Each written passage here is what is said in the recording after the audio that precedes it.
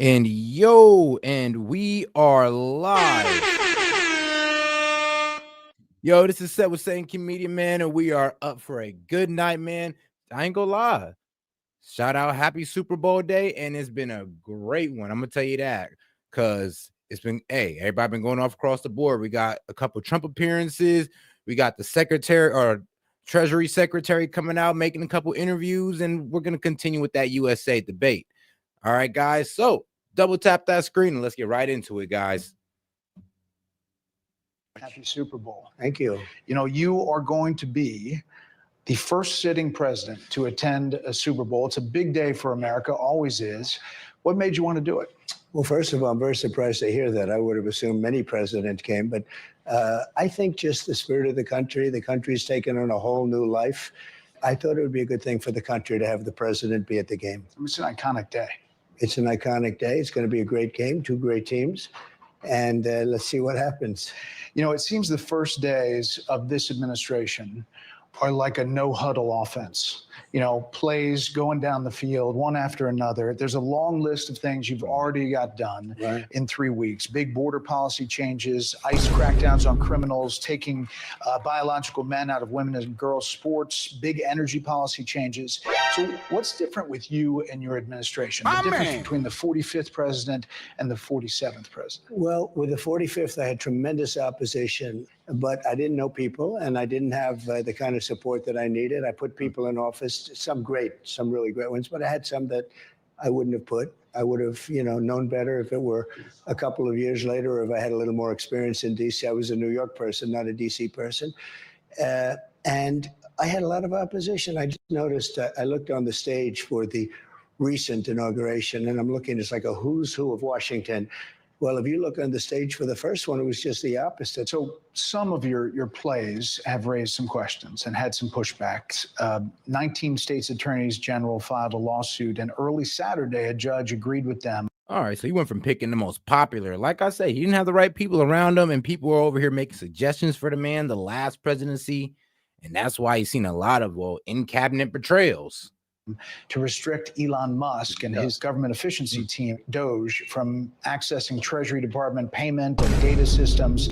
They said there was a risk of irreparable harm.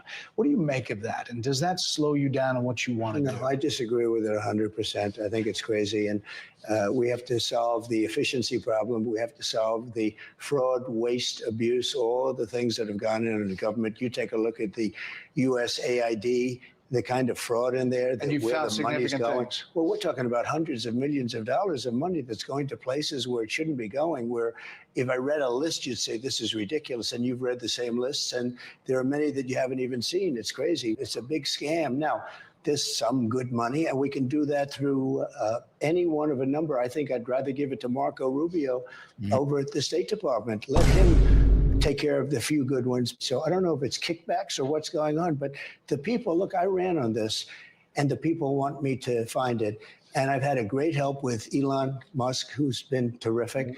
Bottom line, you say you trust. And that's the best part about it, is that he ran on it. He just didn't come out of surprise. He didn't just pop this up out of nowhere and say, yeah, well, here's Elon, here's Doge, and, on day one of his presidency. Nah, this was like midway through. He said, yeah, Elon's teaming up with him. Damn, they're actually close to the end of the election.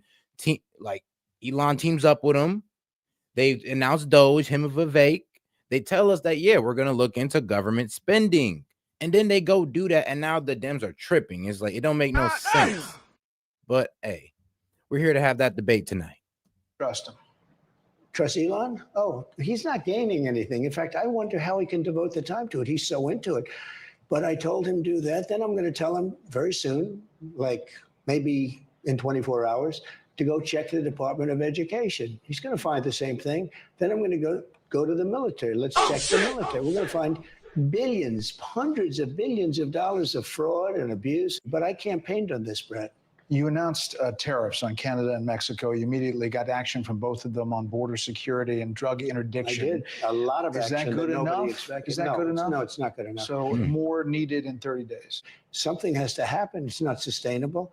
and I'm changing it. You know, the prime minister said this weekend to a group of And make sure to double tap the screen and like the video, guys, or hit the 3 dots up there in the corner. Appreciate the support. Let's keep it going. Canadian businessman. He was at a private meeting. He said that your wish for Canada to be the 51st state is a, quote, real thing. Is it a real thing? Yeah, it is. I think Canada would be much better off being a 51st state because we lose $200 billion a year with Canada, and I'm not going to let that happen. It's too much. Why are we paying $200 billion a year, essentially in subsidy to Canada? Now, if they're a 51st state, I don't mind doing it. You said the tariff is a beautiful word. There are some signs in the markets, consumer confidence, that they're a little jittery. So if all goes to plan, when do you think families will be able to feel prices going down, groceries, energy, or are you kind of saying to them, hang on, inflation may get worse until it gets better? No, I think we're going to become a rich. Look, we're not that rich right now. We owe $36 trillion. That's because we let all these nations take advantage of us. Same thing, like 200 billion with Canada. We owe 300. We have a deficit with Mexico of $350 billion. I'm not going to do that. I'm not going to let that happen. Sports has always been something that Americans rally around to come together. They really do. You won the popular vote. You won all the swing states. Have you thought about how to try to bring the country together, to reach out or to find common ground? Have you thought about that or how that might go? I'd love to do it. But I would say this. We have to come together. But to come together, there's only one thing that's going to do it, and that's massive success. Success will bring the country together, but it's hard.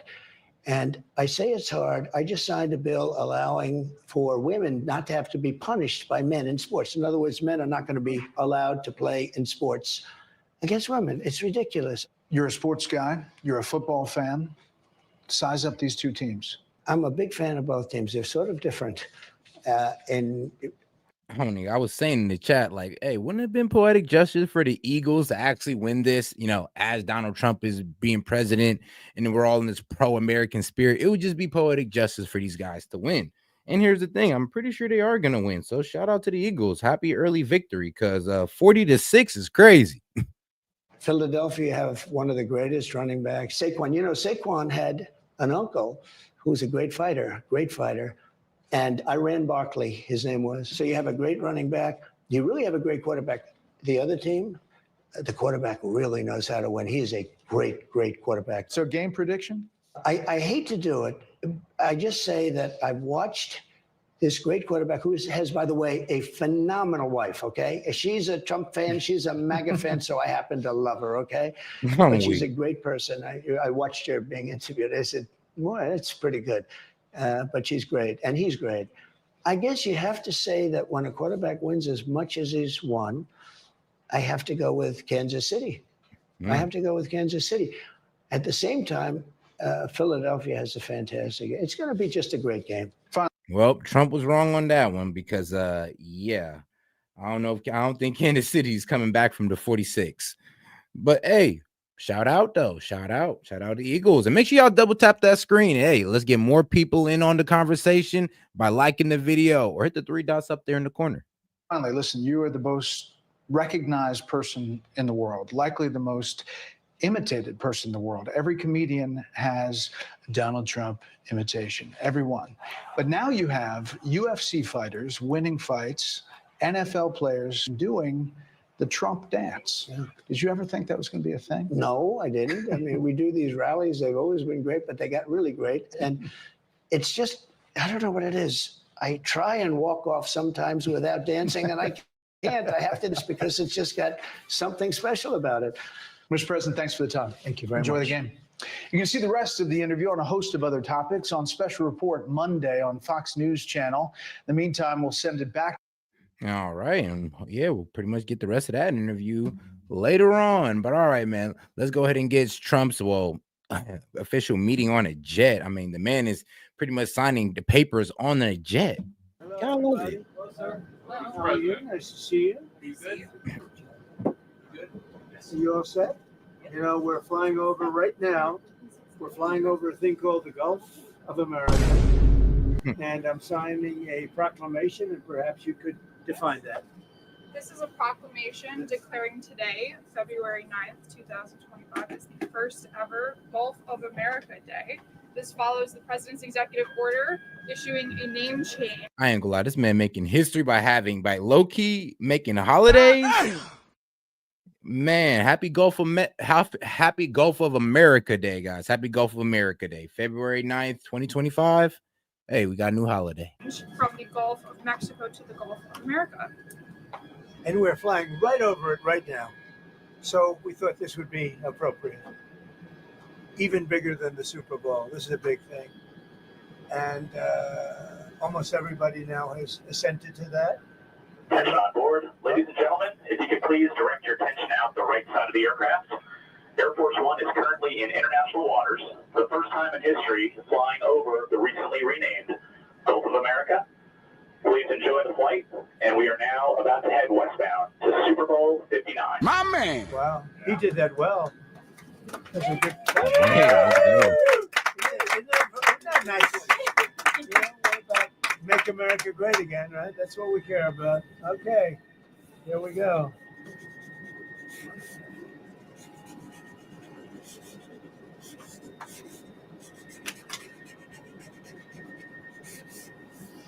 So this is a famous pen now, and we'll put it with something. I'll ask you to do whatever you think we should do with it, Mr. Secretary. Do you want to talk about, Doug, Secretary of the Interior, and also working with Chris Wright on extracting vast amounts of oil and gas and making our country rich? Would you like to say something? My man. With the Gulf of America, this is a historic day. We want to thank President Trump. His executive order is what set this in motion. We signed a secretarial order as Secretary of Interior directing the U.S. Geologic Survey, who is responsible for the database, which is the Geographic Names Informational System. And so just prior to this signing, if you will, the button was pushed. It became official with this proclamation to call today Gulf of America Day. But now it's going out. As we're sitting here right now, our team is calling all the map providers. So Google Maps. You know, so crazy. I'm actually happy he didn't run on this. Can you imagine, like, if he'd have ran on this, they'd have been calling this man racist the entire election. Oh, he's trying to take the Gulf of Mexico away from Mexico. He's a racist. They had it for so long. He's such a racist. He wants to, what? I'm sorry, but they're pretty much going to say, this is white supremacy and all this wild stuff. So I'm actually happy this man did not run on this or did not even say that he was doing this until, honestly, he got in office. This was probably the best strategy, because to say that you were going to pretty much change the Gulf of Mexico to the Gulf of America, I mean, bro, the libs would have ran with that as racist. Me, patriotic, pro-American, nationalist. But to the Democrats, racist. Maps, Apple Maps, all the map people, that change will take effect this afternoon to Gulf of America. So again, fantastic. Thank you, President Trump, for setting this all in motion with your executive order. It's an exciting, fun day, and great to do this as we're flying over the Gulf of America. We thought it would be very appropriate. Catherine, thank you very much for being here. So It's been a very important part of his life. And who knows what would have happened to him without you. It might not have been good. Here you go. Okay. Have you talked to Mexico about this? Actually, interestingly, I've never spoken to him about it. It was our call. And I have not spoken to him about, I've spoken to him about many other things, but I haven't really talked to him about this. They have never brought it up. I'm a little surprised at that, but they've never brought it up. Sir, can you tell us about your conversation with Vladimir Putin? I don't want to do that now. No, we're trying to end that war. It's a war that would have never happened if I were president. And guys, we got over 100 of y'all in here, man. Do me a favor and double tap that screen or hit the three dots up there in the corner, man. Make sure to like the video. Let's get us to 50 likes. Would have never happened. But we're making progress, but I can't tell you. You suffered a couple of court losses, Mr. President, and J.D. Vance said judges aren't allowed to control the executive power. What's your take on that? But we're going to see what happens. We have a long way to go, and we're talking about fraud, waste, abuse. And when a president can't look for fraud and waste and abuse, we don't have a country anymore. So we're very disappointed with the judges that would make such a ruling. But we have a long way to go. We have to find all of the fraud that's going on. We have tremendous fraud, tremendous waste. And I ain't gonna lie, that's why these Democrats are looking, well, they're looking a little suspicious right now, to be quite honest with you, because yeah, why don't you want us to look into this? Like I said, everybody knows, or mostly everybody who has a brain on their head understands that Elon is just looking over. He can't send, receive, or do anything with USAID money. But what he can do is look over where we're sending the money and then report it to the president, and then the president report it to Congress, and they make the adjustments. That's what's supposed to happen here. I mean, it's crazy how everybody's jumping to the conclusion like, oh, he's taking our personal information. Oh, he controls our purse now. It's like, no, y'all are over exaggerating it, and y'all know it. And tremendous abuse and theft, by the way. Mhm. And the day you're not allowed to look for theft and fraud, etc., then we don't have much of a country. So no judge should frankly be allowed to make that kind of a decision. It's a disgrace. Mr. President, Gulf of America, Canada, Greenland, Gaza, all these are very muscular foreign policy. How does this align with America first? Because it makes us bigger, stronger, and better, and more protective. We need Greenland because of national security, international security, world peace. And we'll have to do that. Canada, we'll see what happens with Canada, but the people of Canada would be paying less than half of the tax. If you look at the tax, they're going to be paying less than half the tax. They don't pay very much for military, and the reason they don't pay much is they assume that we're going to protect them. That's not an assumption they can make, because why are we protecting another country? Now, I love the people of Canada. We have a great relationship. But if they became our favorite, yeah, like, but why are we protecting their country and they're not serving us any value? Like, let's be real. I mean, you want to why Japan came over here and kind of is working with us? I'm gonna tell you, because some of y'all, it didn't make any sense to, because we protect these people. We protect Japan, and they don't really give us too much value for it until now.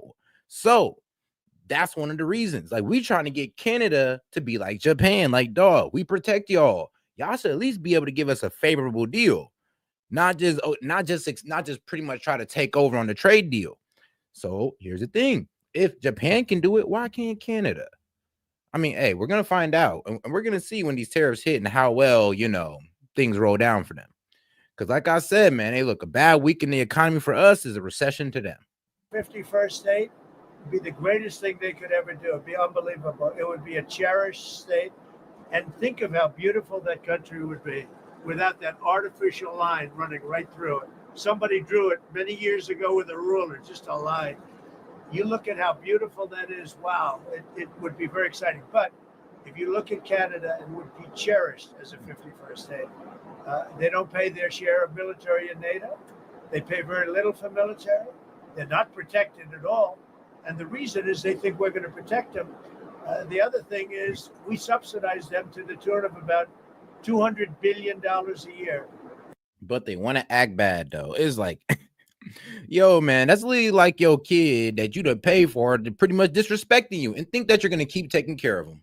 It's like, can you imagine if you just taking care of your kid and your kid just did everything to disrespect you, everything to go against you, but it still expects you to send them that cash app or the bank transfer? Could you imagine? That's Canada right now, acting like spoiled kids. And here's the thing, man. Shout out Trump, who about to unspoil them real quick. If we stop doing that, if we stop allowing them to make cars through tariffs and other things, cars, trucks, etc., what they make, they're not viable as a country. So would you agree that? And shout out Cultural Leotard. Cultural Leotard, she says, why is Maxine Waters' thumbs as long as pinky finger? She's an op, alien watcher. I'm weak as hell. Like MJ. Oh, wow. A more aggressive foreign policy than your first term? And why is that? It's more aggressive. It's better. Why? Because I think I've had a lot of experience. And in my first term, I was fighting everybody because they were very aggressive toward me. I always said survival and taking care of the country, not necessarily in that order. But I had to take care of the country, but I had a bunch of lunatics like Pelosi and all of these people. They fought me, and we won. And, I had a lot of other things that were going on there. This time it's much more, they've lost their confidence. I think they've lost the respect of the American people with, men participating in women's sports, with open borders, with transgender for everybody, for all the things that they're doing. And all that went unchecked. I mean, here's the thing. If they were trying to check it and trying to stamp down on it, I mean, they would have an argument. The Democrats would have an argument. But the fact that one day championed it, they told us it wasn't that big of a problem, and then they called us transphobic for it. I mean, what do y'all expect to happen now? I mean, y'all doubled down on something that was absolutely ridiculous. Is so bad when you allow people to empty their jails into your country with prisoners, killers, their mental institutions and insane asylums into our country. This is what they're doing. When you allow gang members from Venezuela, but many other countries coming into our country, we're getting them all out now. They've lost their credibility, but they've also lost their confidence. So I have more time to do what I want to do. So we're making our country larger. We're making our country stronger. And in the case of Canada, if this should happen, I don't know how they can do it without us, because without the U.S., Canada really doesn't have a country. They do almost all of their business with us. And if we say we want our cars to be made in Detroit, with a stroke of a pen, I can do that. And other things in addition to that would not allow Canada to be a viable country. Oh shit!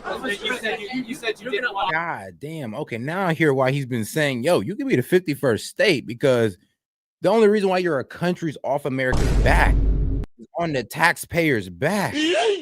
So it's like, yeah, Canada, it's like, bro, y'all really might want to capitulate right now, because the fact that it's being exposed, because now I don't think a lot of people really understood this, unless you did the research, but a lot of people don't understand that, yeah, we subsidize Canada's whole economy, damn near almost half of its economy. So when you have that much control in your economy, it's kind of crazy that y'all would hit us with tariffs. It's like, what? It's kind of crazy. I mean, that they would even threaten to shut off their electric. Or shut off their power. They can't. They're too much in debt to make any threats like that. So yeah, Canada, I mean, like I said, is either you can remain your nationality or you can become the 51st state of America. There's only two other choices here. I mean, there's only two choices right now for you. Honor first responders today, but you pardon hundreds of people who assault. Hey, nah, Big Way Davis grind. I mean, he says, fly, Eagles, fly. Sorry, Swifties. But yep, yeah. It was Taylor Swift's fault. Taylor Swift, the new Kim Kardashian, man. She gonna just as soon as you step around her, everything you got going on just fails. Just goes right down the shitter, man. Just dang. Assaulted first responders. Why did you do that? Who? You were going to meet with first responders today, but you pardoned people who assaulted first responders. No, I pardoned people that were assaulted themselves. They were assaulted by our government. I pardoned J6 people who were assaulted by our government. That's who assaulted, and they were treated unfairly. There's never been a group of people in this country, outside of maybe one instance that I can think of, but I won't get into it, that were treated more horribly than the people of J6. So, no, I didn't assault. They didn't assault. They were assaulted. And what I did was a great thing for humanity. They were treated very, very unfairly. There's never been an incident like this. And guys, there's over 400 y'all in here, man. Do me a favor and double tap that screen and like the video with the three dots up there in the corner. You have any questions, comments, concerns, or disagreements? $2 and up. We'll go ahead and read it out loud, react to it, and post it to the top of the screen. Appreciate the support, guys. Let's go. Two more policy questions. On Putin again, you realize if you don't clarify that, everyone's going to assume you're talking to President Putin regularly. Are you? So is it? It makes sense, but I don't want to talk about it. And if we are talking, I don't want to tell you about the conversation. It's too early. But I do believe we're making progress. We want to stop the Ukraine-Russia war, and I want to stop it just because I hate to see all these young people being killed. The soldiers are being killed by the hundreds of thousands. So you're starting to put together a plan for like a peace formula or for some sort of resolution? We're talking to both sides. And then on Japan, are you okay with having a foreign country having a controlling interest in a U.S. steel company? Well, let's look at this. Oh, wow. When I came here, they were going to buy it, and Biden was going to approve it. All of a sudden, Biden didn't because he heard I wasn't going to. I don't want U.S. Steel being owned by a foreign country. They can have not a. They're not. They don't have a controlling. They have an investment. All they're going to have is an investment. I don't mind. I don't mind an investment in a company, but especially U.S. Steel. U.S. Steel for 15 years was the greatest company in the world, the greatest number one company in the world, and I'm not going to let another country buy it. We had a great meeting on that, but they are allowed to invest in it, and that's different. I mean, man, look, the power of steel originated in America. That was one of our founding industries. Like, literally built the industrial industry or the industrial time off the back of steel. I mean, the railroad and all that, oil, all of them needed steel. We were the powerhouse of steel. We just gave it away, just willy-nilly to Japan and China and other countries. And we damn near destroyed our own steel economy. I mean, like, bro, we used to have so many people working in steel. It was crazy. Now, I mean, I think we have like less than 1 million. Mr. President, on tariffs, sir, you talked about reciprocal tariffs coming in this week. Can you tell us a little bit more about that? And are you announcing a plan for it this week? Yeah, I'll be announcing probably Tuesday or Wednesday at a news conference reciprocal tariffs, and very simply, it's if they charge us, we charge them. That's all. When is it going to affect, sir? Almost immediately, but I'll be announcing the details of it, highly detailed, and it'll be great for everybody, including the other countries. But if they are charging us 130% and we're charging them nothing, it's not going to stay that way. This is on every country? Every country will be reciprocal this way. President, can you confirm that All right, so he's pretty much saying, look, any country that want to hit us with tariffs, we'll hit them with tariffs. Any country that want to work with us, we'll work with them. I mean, bruh. Fair is fair. That's what I like about Trump. Fair is fair, but it seems like the Democrats, they want us in unfair deals, unfair trade, and have unfair policies, especially when it comes to immigration. Everybody, because there's somewhere we have similar tariffs, but the ones that are taking advantage of the United States, we're going to have it's reciprocity, it's reciprocal. We're going to have a reciprocal, but we'll have a news conference Tuesday or Wednesday. And just on the steel question, just so I understand it correctly. We'll be announcing steel tariffs on Monday. Tomorrow? Monday, yeah, tomorrow. What countries will those go on? Everybody, steel. Including Canada and Mexico. Yeah, any steel coming into the United States is going to have a 25% tariff. Yeah, and that's any steel. So, I mean, Japan steel, China steel, anywhere that's not American steel is going to get the tariff. I mean, dang. Yeah, so pretty much we're telling these steel companies, so it's either going to bring your business in here or we're going to make your steel unappetizing. Like, what's it going to be? What's it going to be? As I'm saying, you can bring it in here or we can just, make your product unappetizing to the American consumer. What about aluminum, sir? Aluminum too. 10%? No, 25%. 25 for aluminum. 25 for both. Yo. On steel, sir, are you ruling out then Nippon Steel having a 51% stake or higher? They won't have. Okay, shout out Big Wave Dave. He says, "Cry more, trolls. We will harvest your salt." I mean, no, for real. We definitely gonna harvest your salt because boy, y'all crashing out in the chat right now. But it's okay though. It's okay. Just rock with me, and maybe we can convince you of something. Hey. Have a majority stake. Nobody can have a majority stake for U.S. Steel. They can for other companies, but not for U.S. Steel. I think you agree with that, Doug. U.S. Steel was one of our great companies, and through a lot of stupidity and bad government and also bad management of the company, it lost that luster. But it's going to gain it back, and tariffs are going to help. Tariffs are going to make it very successful again. And I think it has good management now, too. Yeah. President, may I ask one, please? Can you confirm that you'll be meeting with MBS and Sisi of Egypt soon? Will that be at the White House? Well, I'll be meeting with all of them numerous times, by the way, but I'll be meeting with all of them. And yeah, I think that it's a big mistake to allow people, the Palestinians or the people living in Gaza, to go back yet another time. And we don't want Hamas going back. And think of it as a big real estate site. And the United States is going to own it and will slowly. Yo, I ain't gonna lie. Look, is it me or this man has been on his imperialist shit? Like, bro, this man has been talking about taking Canada, Greenland, now the Gaza Strip. Like he already got he already took over like a bunch of water and airspace. But now we're talking about that little Gaza Strip right there. Yeah, that's all us. That's gonna be real estate for us. Now, as far as Hamas goes, they're not gonna be allowed back in. But this is the problem with saying that, though. I mean, first off, how many of the Palestinians are we sure does not sympathize with Hamas? They may say they don't, but how many are we sure about? Remember, we never dealt with the Palestinian plight, so Hamas could still be around. I mean, like I said, they wanted a two-state solution, and we really just gave them a hostile takeover. So, how long would that last? I don't know. I believe Trump is honestly making the wrong call on it, and he could be putting American lives on danger in the long run. But hey, that's to be foreseen, and we'll just see how it goes from there. We got to see how the military is gonna take effect and all that good stuff.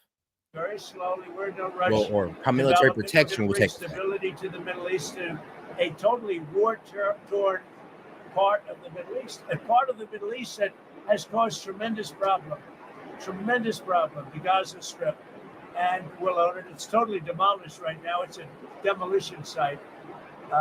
It'll be reclaimed. It'll be leveled out, fixed up. There won't be anybody there. Hamas won't be there. We'll be building. And guys, if you have any question, comments, disagreements, $2 and up, I'll go ahead and I'll engage with the question or comment.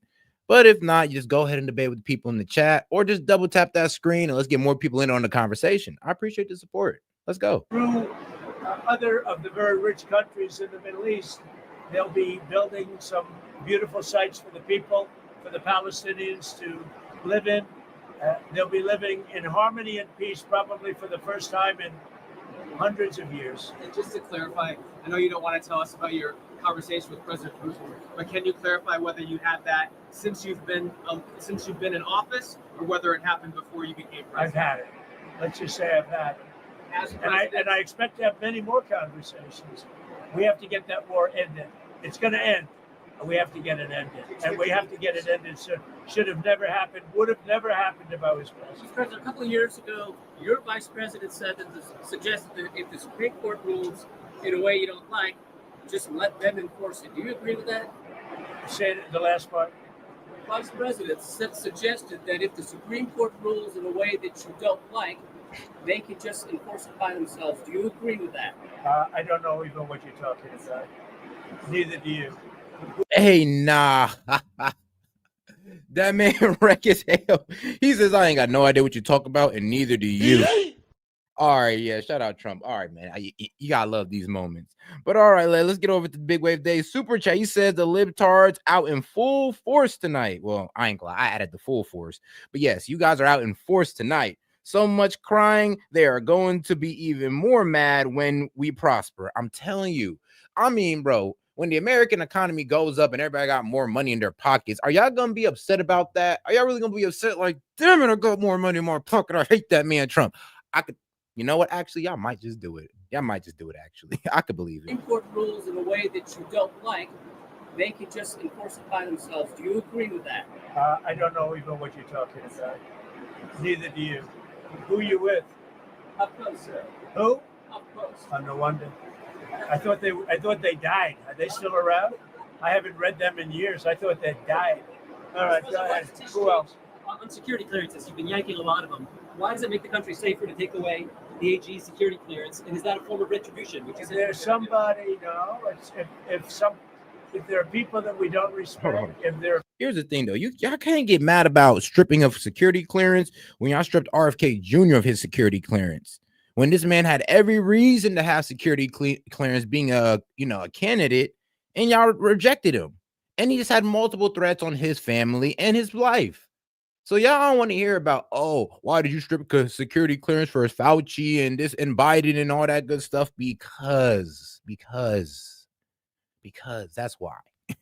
For people that we thought that were breaking the law. Remember RFK Jr. Just look. When why they're stripping security clearance, RFK Jr. Came very close to it in previous years. We do it. And we've done it with some people. We've done it with Biden himself.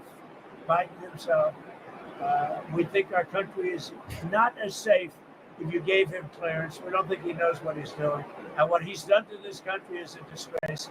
And what he's done in terms of allowing criminals, murderers, drug lords into our country, people from mental institutions into our country. He should be ashamed of himself. Is that a legally valid reason? On deportations, there's been some reporting that you've been upset that there haven't been more deportations. Can you clarify that? I think they're doing an incredible job. It's very tough. Deportations, finding murderers. And shout out Big Wave Dave for the chirp. The chirp is not easy. Some of them are actually very smart. They shouldn't be in our country. They wouldn't have been. We had beautiful, we just set records for closure.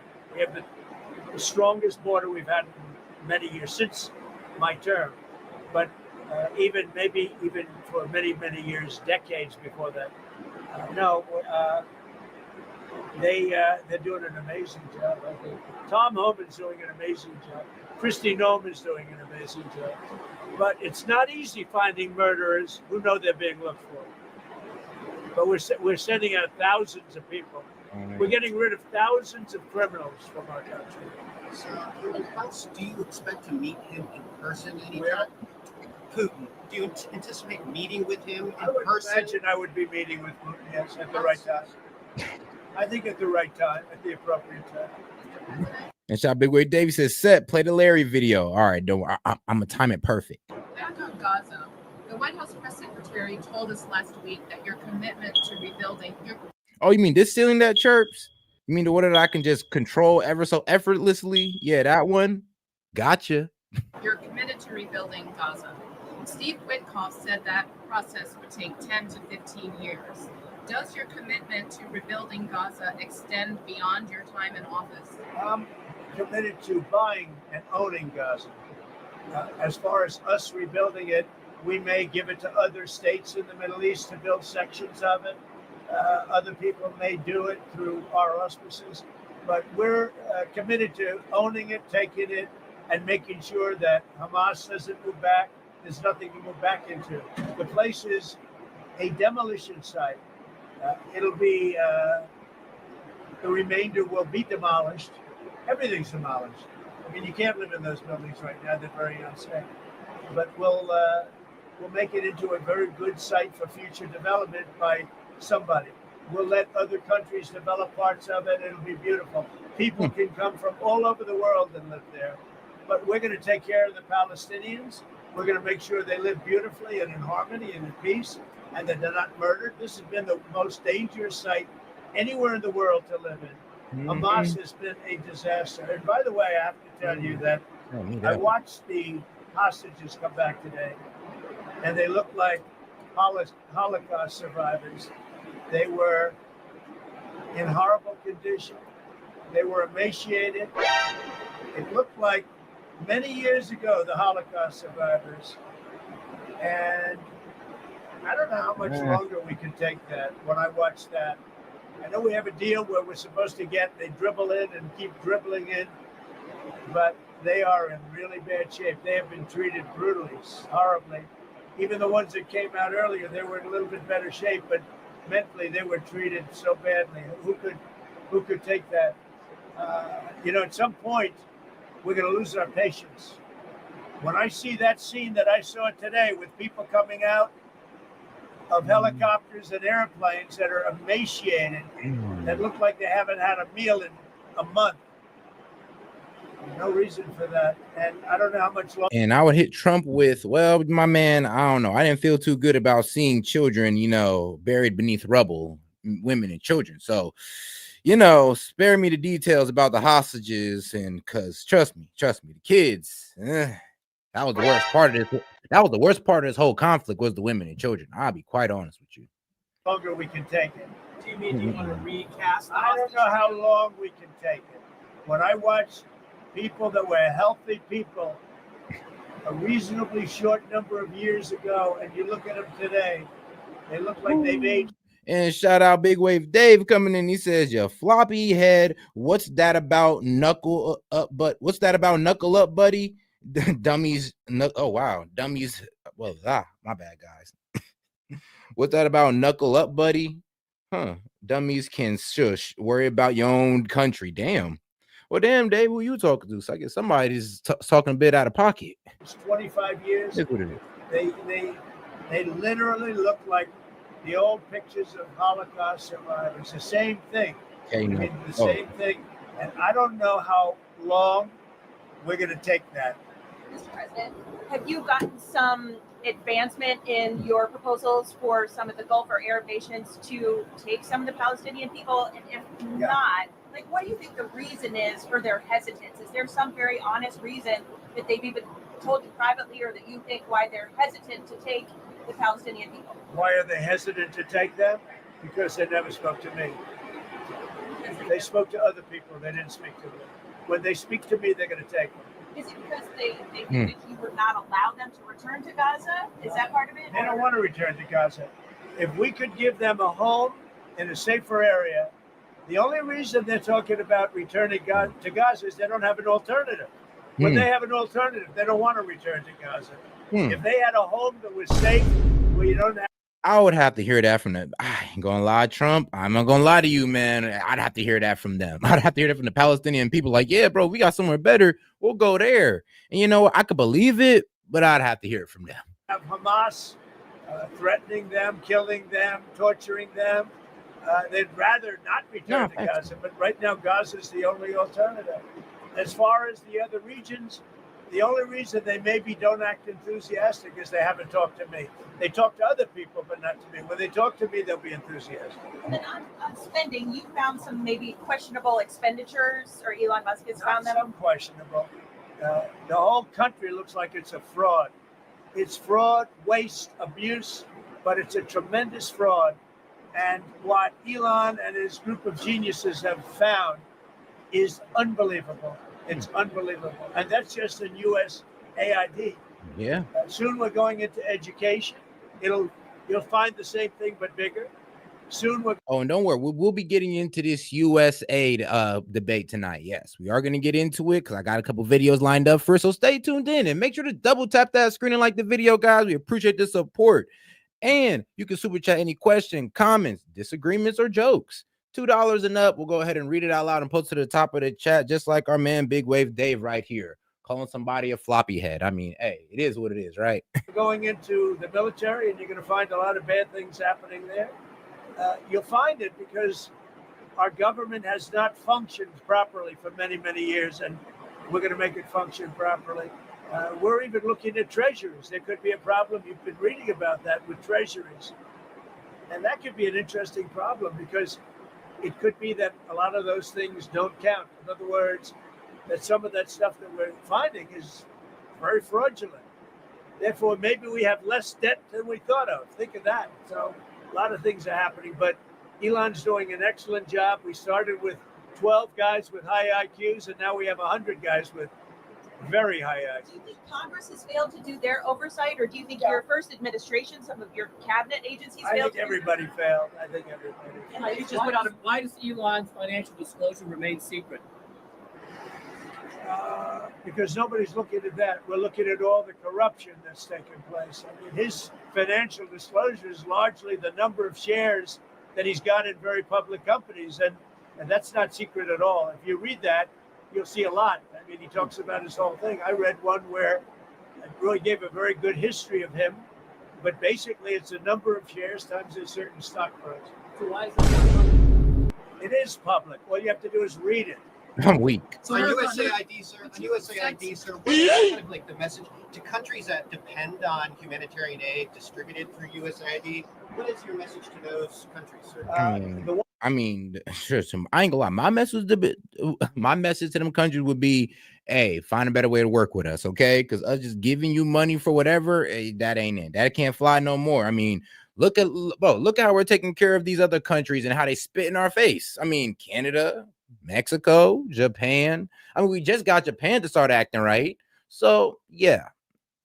Ones that have been, the few that have been legitimate in terms of getting legitimate money, we'll probably put it through the State Department. It'll be handled by Marco Rubio, highly respected man, Secretary of State.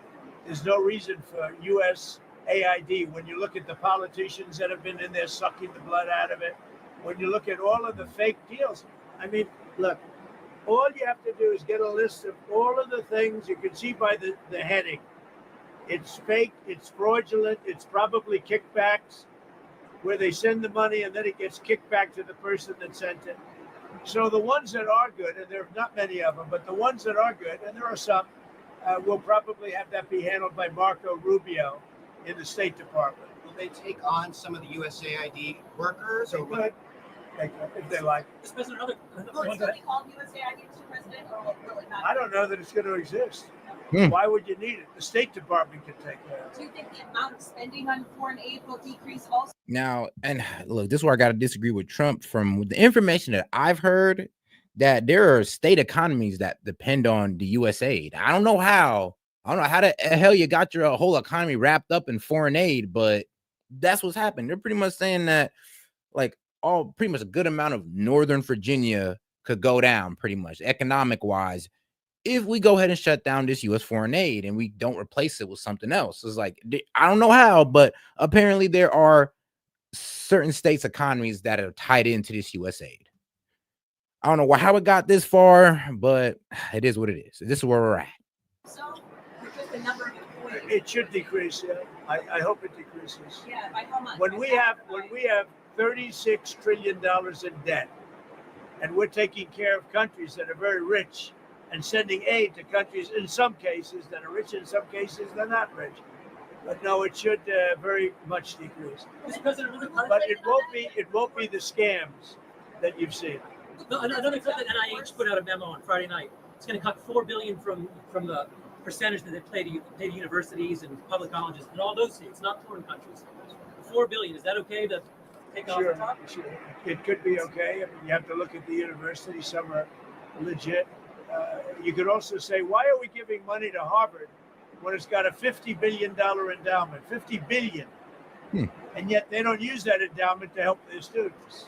This is for research like biomedical research and whatnot. That's fine. Look, we want to take care of research. We want to do a lot of things. But when you look at the USAID and you look at all the things and all the scams that was with, I don't have to go through it now, but I'll get you a little list, and you'll see one after another. There were very few legitimate. It was the opposite. Usually you find something wrong, like 1 out of 100, but this is the opposite. Here, almost everything was wrong. You find very few that were good, but there were some that were good. That'll be handled by the State Department, I assume. That's not final yet, but I think the best would be Marco Rubio at the State Department. 1 or 2 more.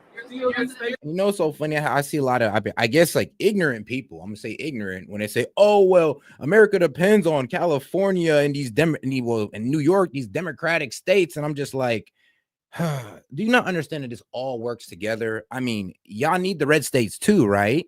The red states help y'all with logistics, food production, and a lot more other things that help these inner cities, these democratic states and inner cities prosper.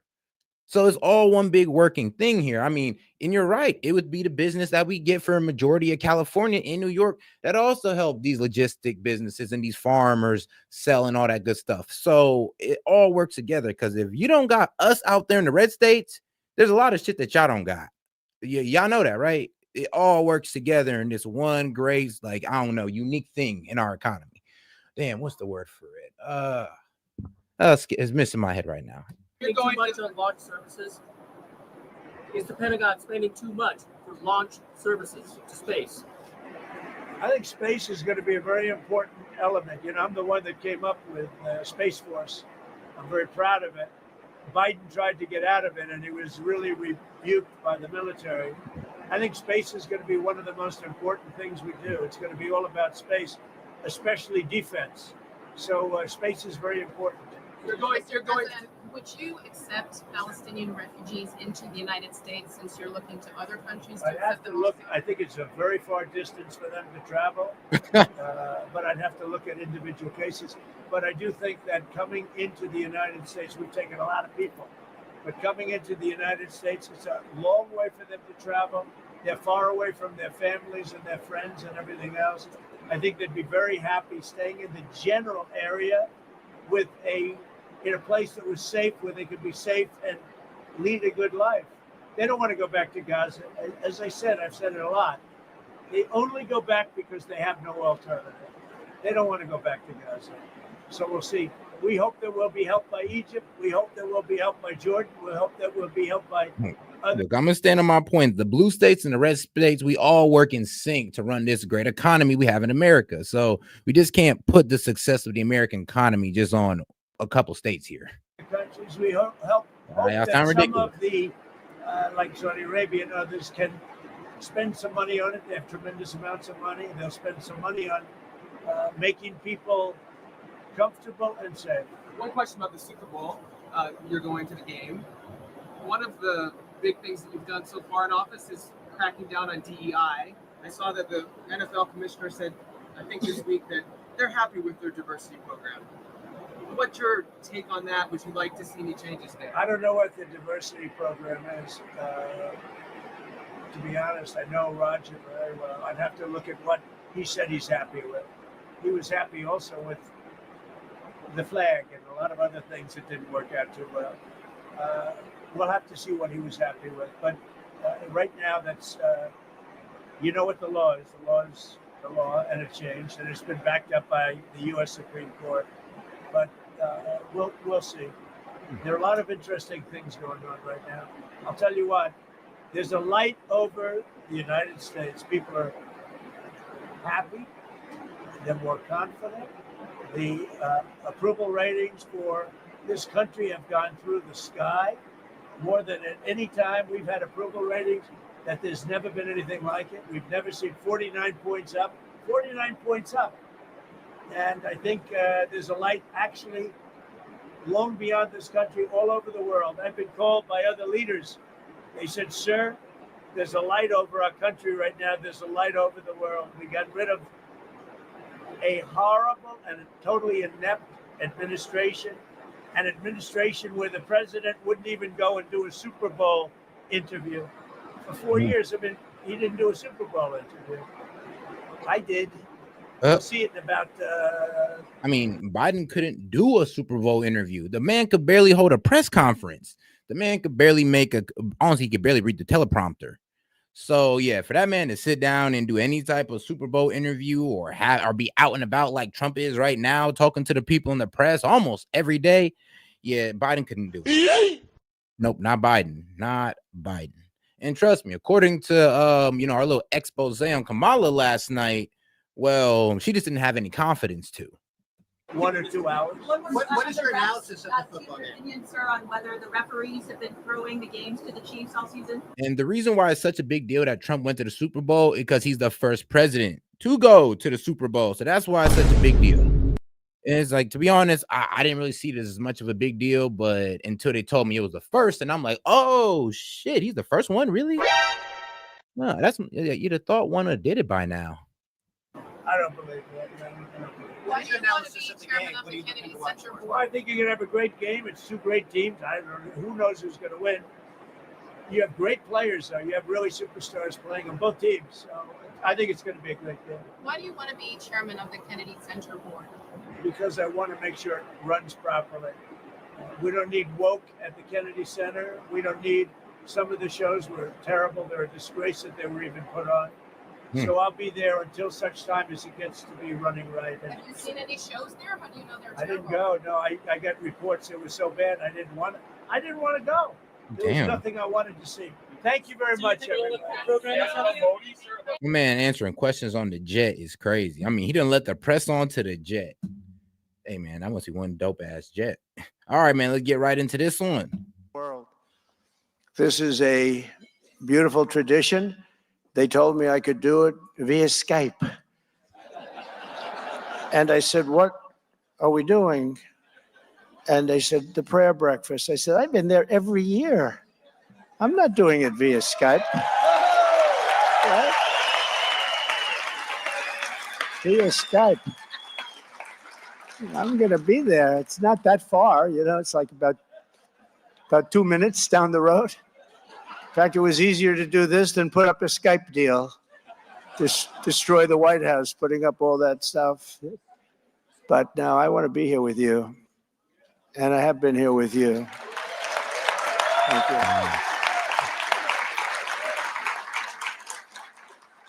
And I do that despite the fact that they say I can't run again. That's the expression, sir. Then somebody said, I don't think you can. Oh. Now, I want to be with you regardless, and it's an honor, and it's something I've enjoyed. I've actually met some very nice Democrats here. It's true. I have. But this is a beautiful tradition that started with President Eisenhower in 1953, and I wouldn't miss it for the world. After 4 long years, really, they were very long, dark years, in my opinion. It's great to be back at the prayer breakfast, and I hope you all agree it's nice to once again have a president that... Now we're gonna get back to this video. I just had to set up the next one there. All right, so we're about to go ahead and get into this whole Doge debate and the USA, well, the USA debate as well. But first, let's hear from the Democrats and let's see what they got to say about it. Now by Democratic Congresswoman Ilhan Omar of Minnesota. Good to have you here. Yeah, I mean, from Minnesota makes sense because Tim Walz actually let the Somalians take over Minnesota. You have spoken quite a bit this week about what USAID meant in your life, particularly when you were living in a refugee camp for 4 years. And USAID, you talked about helping to keep you alive. We know this week a federal judge will come to some kind of hearing and decision, perhaps, on what happens to all those government workers. Bruh. Are the courts the main line of defense here? Yeah, I mean, what we are witnessing is a constitutional crisis. We are seeing an executive branch that has decided that they are no longer going to abide by the Constitution in honoring Congress's role in the creation of the agencies, in their role in the... And here's the thing, though. So, and this is what just kills me, because y'all say, oh, well, this is Congress's thing, but Congress is not holding them accountable. So doesn't that mean that Congress need to fall under some need to be looked at for corruption as well? Because let's be real, we're looking into the USA and they're crying about it. We're finding out all our taxpayer money is going to BS, and they're supposed to be the one to tell us. Elon Musk should not have been the one to tell us this. It should have been one of them. It should have been her. So the fact that they're crying, calling it unconstitutional when they wasn't trying to look into it them damn selves is crazy. Deciding where money is allocated. And so the only recourse we have, since our congressional leadership, the speaker, will not stop the executive, is through the judiciary. And this is, when you think about the checks and balances that we have, the courts are the only recourse we have at the moment. And we have seen, and when we talk about the illegality of what the executive is doing, we have seen every single executive order that has been challenged in the courts was found to be illegal. And that, I think, should give faith to the American people. Hold on, sweetheart. Everyone, that's no. That's a lie. That is a definite lie. He's saying every one of these executive orders is illegal. I mean, so him saying that you can't put men in female sports is illegal, is unconstitutional. Yeah, you're gonna have to explain that, sweetheart. You would have to go down every one of his executive orders and be like, yeah, explain how that's unconstitutional. Illegal. And that, I think, should give faith to the American people that our courts are working as they should. The checks and balances are working. What is not working? No. I don't have faith in y'all. I'll be quite honest. How could I have faith in these people when they're not the ones telling us this? But they have complete control over this. Congress got complete control over this purse, right? Not the president. But I mean, isn't it kind of crazy how they're trying to tell us that the president can't look into where the taxpayers' money's going? I mean, he can run the government, but he can't look into the government. Like, what? Bro, that's like saying you can own a house, but you can't check your electric bill. And shout out Big Wave Dave, man. He says, music interlude now, please. Slayer, Rain of Blood. Oh, wow. Shoot. All right, Big Wave Dave. Let me finish this one and I got you. Is the way that the executive is behaving and the congressional leadership that is failing the American people. Well, some of these court cases are ongoing, so we'll have to see where they end up. The ones that have already been adjudicated, every single executive order has been halted at the moment by an order. Many of them Republican judges who've also made that decision. Trump appointed judges. It was interesting to hear Congressman McCall. Here's the thing, though, and this is how sore losing Democrats, because It's going to get taken through the courts. They're going to find that it's constitutional. And then they're going to say, oh, well, it was Trump's appointed judges. It's Trump's appointed judges. I'm like, bro, y'all just cannot take a loss. And what was the point of even fighting it if y'all knew this was going to be the end result? What was the point of fighting it if y'all knew that it was going to go to Trump's judges then? What was the point? Call indicate that when it came to breaking up an agency that was enshrined in law, that maybe there is some resistance there. Senator Haggerty, however, thought that Congress would be supportive of dismantling USAID after I read that description of the statute. It seems, though, that Democrats don't have a lot of leverage here to push this argument forward in Congress. Do you think you do? Well, they don't have the numbers in order to dismantle through Congress. That's why they are going through this illegal. That's why they're going through this illegal route. We know that USAID has support, not just with Democrats, but with Republicans. Mm-hmm. I can't see McCall taking a vote to dismantle USAID. So we know that the votes are not there to dismantle the Department of Education. We know that the votes are not there to grant security clearance. Oh, here's the thing, though, and this is what you got to kind of blame our Congress on. So if we're seeing corruption and y'all are fighting the fact that we're trying to find this corruption, then who y'all working for? At the end of the day, I mean, y'all supposed to be working for the people. It don't sound like it. People asking questions. Elon Musk is giving us those answers, and y'all mad about it. I mean, who are y'all really for at the end of the day? If y'all ain't looking into if the people are complaining about the Department of Education and Congress ain't looking into it, then who are they really aligning with?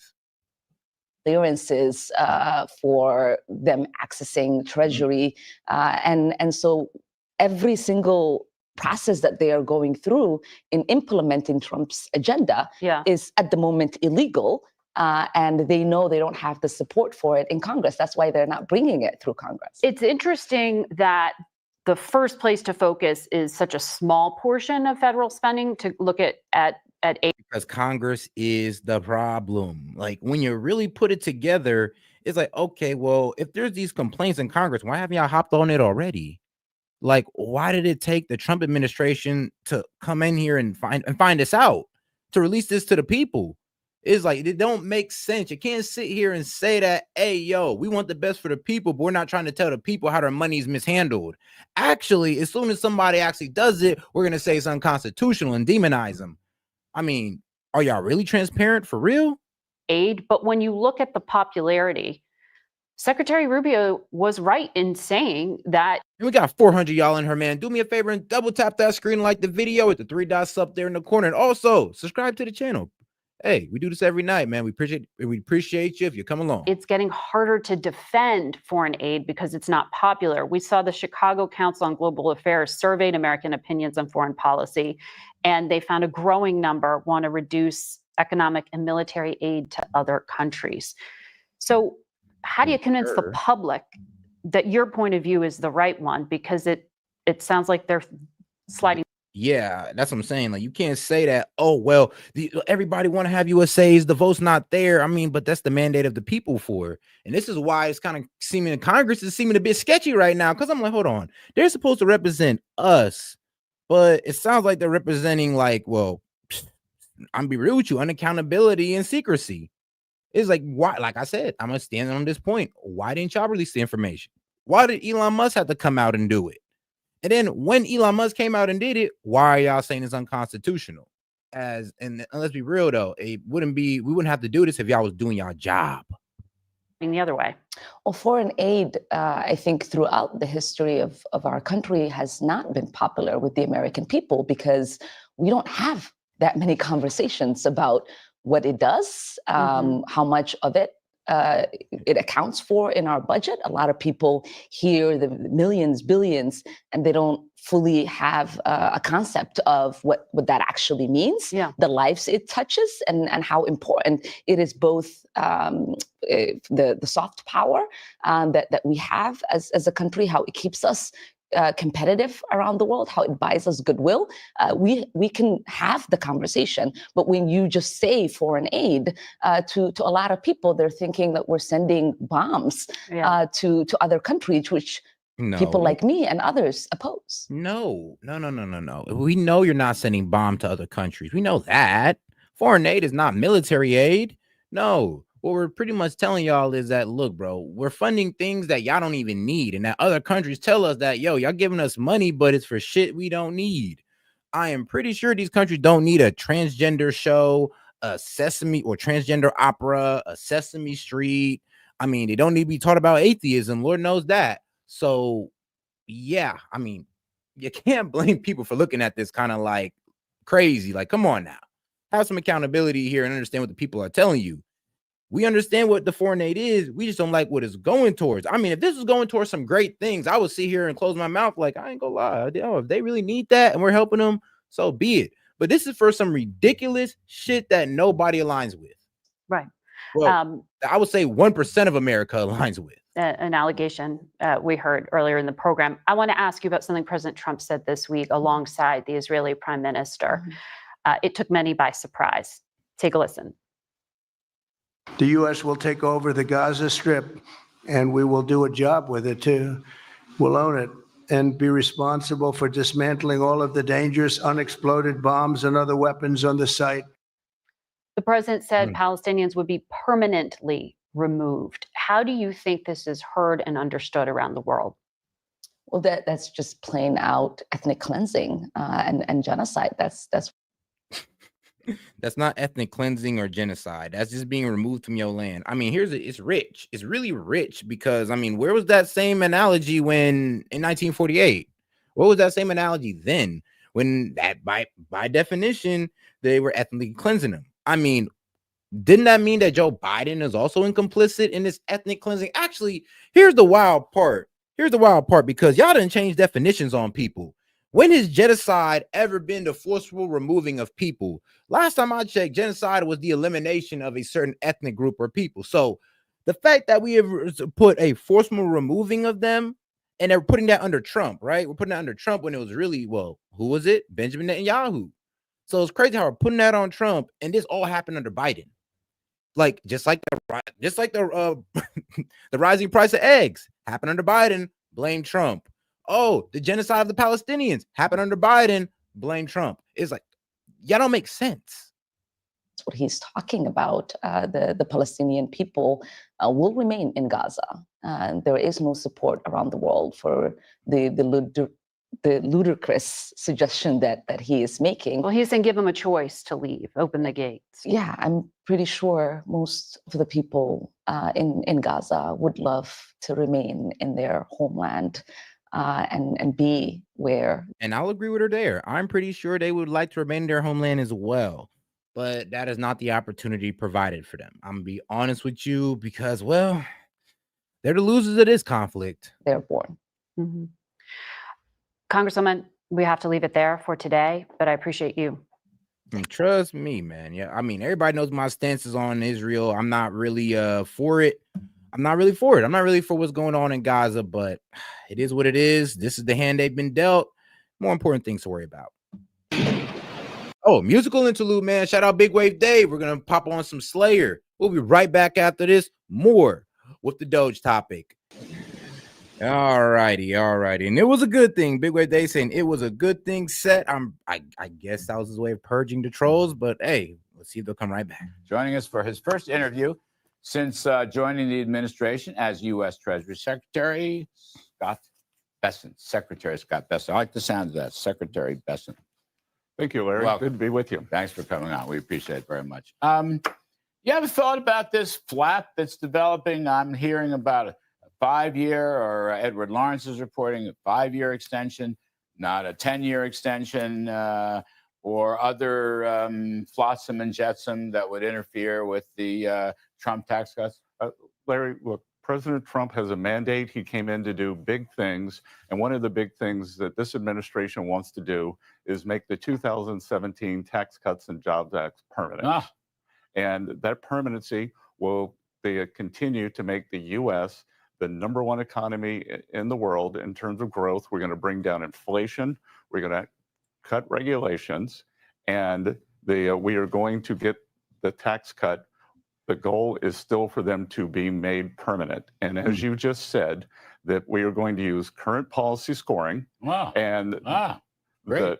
the scoring that, up until a year ago, I was a civilian. I'd been looking at CBO numbers for 35 years in my day job in the investment business, but I never understood the way this scoring worked. And it is tilted towards spending. And that is why the spending has gotten out of control here in Washington. And as I understand it, you all, from the president on down, but especially you want to lower spending and lower the tax rates. I mean, and what law says you can't do both? Is there some biblical chapter that says you can't do both? Seems to me it's the right thing to do. Well, Larry, look, the U.S. doesn't have a revenue problem. We have a spending problem. Right. And I think we can up the revenues, we can up the growth, and most importantly, President Trump got elected because of this affordability crisis. And as the discussion, as Carolyn Levitt was questioned recently, what is he going to do for the affordability crisis? Real wage growth for working Americans is the best way to fix this. So yes, it's not just tariffs, it's the tax cuts, it's cutting regulations that all work in with the tariffs. I mean, let's be real. You can't really walk back inflation. What you can do is increase wages. Will contain prices. And I mean, with these tariffs being used as a negotiation tool, we can bring back some jobs as well. We will cut regulation, but real wages for hourly workers in the first Trump administration, which you're a key part of. Hourly workers' wages, they outdid supervisory wages. And as I've said, Wall Street, where you and I came from, has had it great. Wall Street can continue to do just fine. And now under this administration, it's Main Street's turn. Let's go back. So now you're the Treasury Secretary. You were a key advisor during the campaign, and you talked about 3-3-3. And Mr. Trump repeated 3-3-3 at a number of occasions. Tell us about 3-3-3. Do you still believe in it? What does it mean? What should people think about? Larry, I believe now that I'm in the seat, I believe in it more than ever. And look, we didn't get to the debt and deficit problem overnight. And I noticed that Senator Schumer, who is now screaming about debt and deficits, when it was time to break open the piggy bank during COVID, and we moved from rescue to recovery, and the economy was already recovering, and the Democrats blew out the deficits, and they continued doing it right up until this past year. So as I've come into office, we are going to have the highest deficit to GDP we've ever had when we weren't in a war or a recession. So, but 6.7, 6.8% of GDP. So 3 means over the next few years, by the end of President Trump's term, getting the deficit to GDP down to something with a 3 in front of it, 3.5%. That's our long-term average. I think by cutting regulation, by sending the right signals to the market, we can create 3% plus economic growth. Non-inflationary economic growth, which is, again, what you and the economic team and President Trump did last time.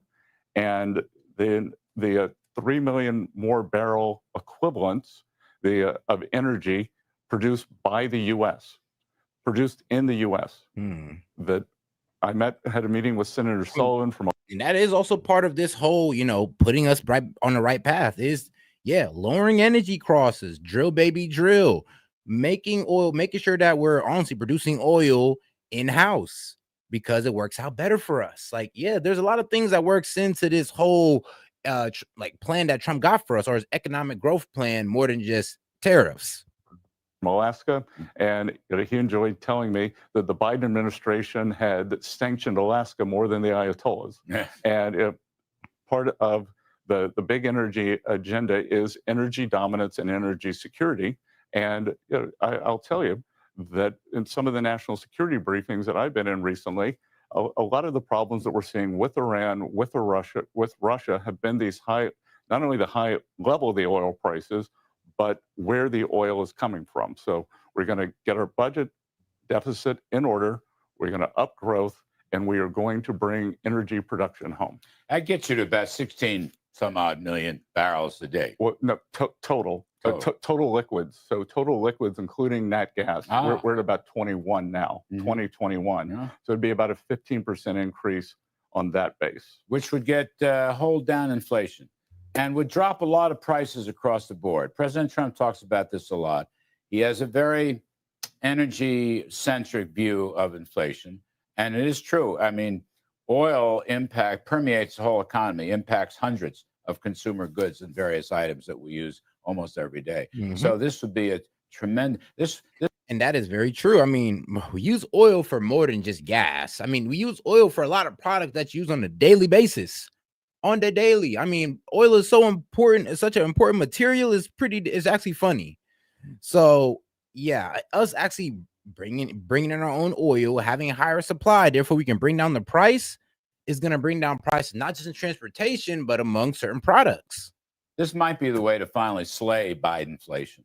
Oh, look, I couldn't agree more. And I believe that, as you said, when we talk about food prices, a big component of that is transport. And the inflation, the actual inflation number, only single digits of that is energy.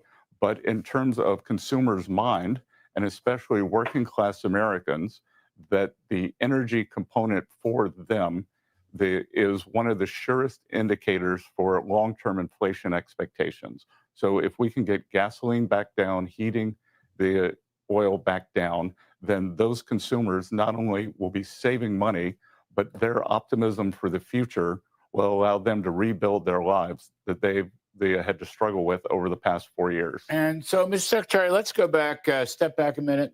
How do you see today's economy right now? Growth, inflation, interest rates. How do you look at it when you speak with the president, more or less? What are you suggesting to him? Well, Larry, what we've seen is this gigantic government spending that has been fueling the growth. And I've talked about several times on your show during last year, we're reprivatizing the economy. And we are going to have private sector jobs. We're going to do that, obviously, be in the energy sector. We are going to have smart, safe, and sound bank regulation that gets small, medium banks lending again to Main Street. And we're going to bring manufacturing home again. So I think that we've had. Yeah, instead of letting China be the manufacturing superpower of the world, like, yeah, we have all the power to do that, but we just don't utilize it. Yeah, it's kind of crazy. An economy that's been supported by the. We have all the potential to be the manufacturing power in the world, just not utilized. Why? Because we just rather run off with Chinese products and destroy our own economy, and pretty much like destroy our own economy while doing so. I mean, some of y'all people honestly are kind of like traders because y'all y'all care more about how expensive your Chinese made products are than American jobs. Like, you might want to check yourselves. The government. We are going to slowly torque that back to the private sector. We're going to bring down the government spending, get up the CapEx, and bring good paying jobs home. Because the reason under the Biden administration you haven't gotten real wage growth, the government doesn't give government jobs doesn't give real wage growth because they increase with the inflation level. So this is basically. You want to reprivatize. What you're saying is you want more business investment, and the business investment creates jobs and higher wages. And that was the point of the Trump tax cuts going back 8 years ago when some of us first started working on them. And the thing that drives me crazy, God, I hate to revisit this, but this CBO stuff and some weird things I'm hearing from some of our Republican friends. The Trump tax cuts didn't produce growth. Yes, they did. Didn't raise wages. Yes, they did. Didn't enhance productivity. Yes, they did. But hang on a second. Didn't raise revenues. Yes, they did. Why are people panicking on Capitol Hill? Why am I hearing 5-year extensions? As you say, the president hasn't said that. Why are we hearing about why are we hearing the tax cuts blow a hole in the budget deficit? I'd say tax hikes would blow a hole in the budget deficit. Look, if you want to look at an analysis, what's going to blow not only a hole in the budget deficit, in the economy, and in the lifestyles of working class Americans. If we do not get this tax bill done, and as I said in my Senate hearings, this is pass fail for our side of the aisle, and we will have the largest tax hike in history, and that will be on the people on our side who do not try to move this forward. Yes, sir. Now, Trump critics say he always wants lower interest rates, and he always wants a cheaper dollar. Do you have a riposte to that? Or maybe that's true, or what do you think? Well, low interest rates stimulate borrowing, which stimulates economic growth, or at least stimulates entrepreneurship or reinvestment. So, yeah. Larry, that's just business 101. That's economics 101 right there, man. The president wants lower interest rates, and what he sees, in my talks with him, that he and I are focused on the 10-year Treasury and what is the yield of that. So the purpose of lowering interest rates is to lower interest rates. The Federal Reserve, and I will only talk about what they've done, not what I think they should do from now on. They did a jumbo rate cut, and the 10-year rate went up. Now I've seen this year, despite the growth estimates going up, 10 years coming down, because I believe the bond market is recognizing that, as you and I talked about, energy prices will be lower, and we can have non-inflationary growth. We cut the spending, that we cut the size of government, we get more efficiency in government, and we're going to go into a good interest rate cycle. But Scott Bessent, it seemed like that the president was conditioning lower rates on lower oil prices. That's what it seemed. I didn't see him. I know he's had some Truth Social postings about all this in the Federal Reserve. I didn't see him attacking the Fed so much on an interest rate basis. He attacked them for permitting higher inflation, which turned out not to be transitory. But it seemed like that he really wanted to keep King Dollar. He wanted to keep the dollar as the world's reserve currency. And at the particular moment right now, he wasn't blasting. He wasn't demanding for lower rates unless and until we get the oil prices down. Thoughts? Look, you're exactly right on his view on the U.S. as a reserve currency. That excellent speech he gave at the Economic Club of New York, you and I were there in August. They explicitly said he wants the U.S. to remain the reserve currency. Yep. You and I know that you can be a reserve currency, and the price is going to fluctuate based on the market. And as I said, he wants lower rates. He is not calling for the Fed to lower rates. He believes that if we do all the things that you and I have talked about today, if we deregulate the economy, if we get this tax bill done, if we get energy down, then rates will take care of themselves, and the dollar will take care of itself. But he insists on it being the world's reserve currency. He said he would tariff 100% some of these BRIC countries if they actually went through and created another currency. They haven't yet, but he seems pretty adamant about what I call King Dollar, but what is says keeping the dollar the world's reserve currency. Yeah, the dollar being the world reserve currency, being the reserve currency is a plus for us. Yes, the fact that they need our dollar to purchase oil and all that good stuff, yeah, that's a plus. And it helps our dollar, and it helps our overall economy. So us keeping that standing is vital. Larry, I've been in the currency markets for 35 years, and I can tell you there is no alternative to the dollar. Right. These other countries can talk about it. They may try to take away our reserve currency status, but there is no other reserve currency on the horizon. Let's shift gears a bit. Much in the news until today, tariffs. And Mr. Trump has had actually some success with his tariff threats, although I think he's quite serious, and at some point we'll come back to that, and tariffs will go up, not down. But how do you see, as Treasury Secretary, you're going to be a key player, according to the president, how do you see the tariff strategy right now? Yeah, I think it's there's several different aspects to the strategy. We saw what happened with Colombia. The president threatened tariffs, And the president of Colombia not only allowed illegal immigrants back into his country, he offered to send his own plane. He threatened tariffs on, or signed an order for tariffs on Mexico and Canada over the weekend. And then on Monday, President of Mexico offered 10,000 troops at the southern border. And Justin Trudeau, virtually the same thing. And this is in response to the fentanyl crisis. Also, tariffs on China.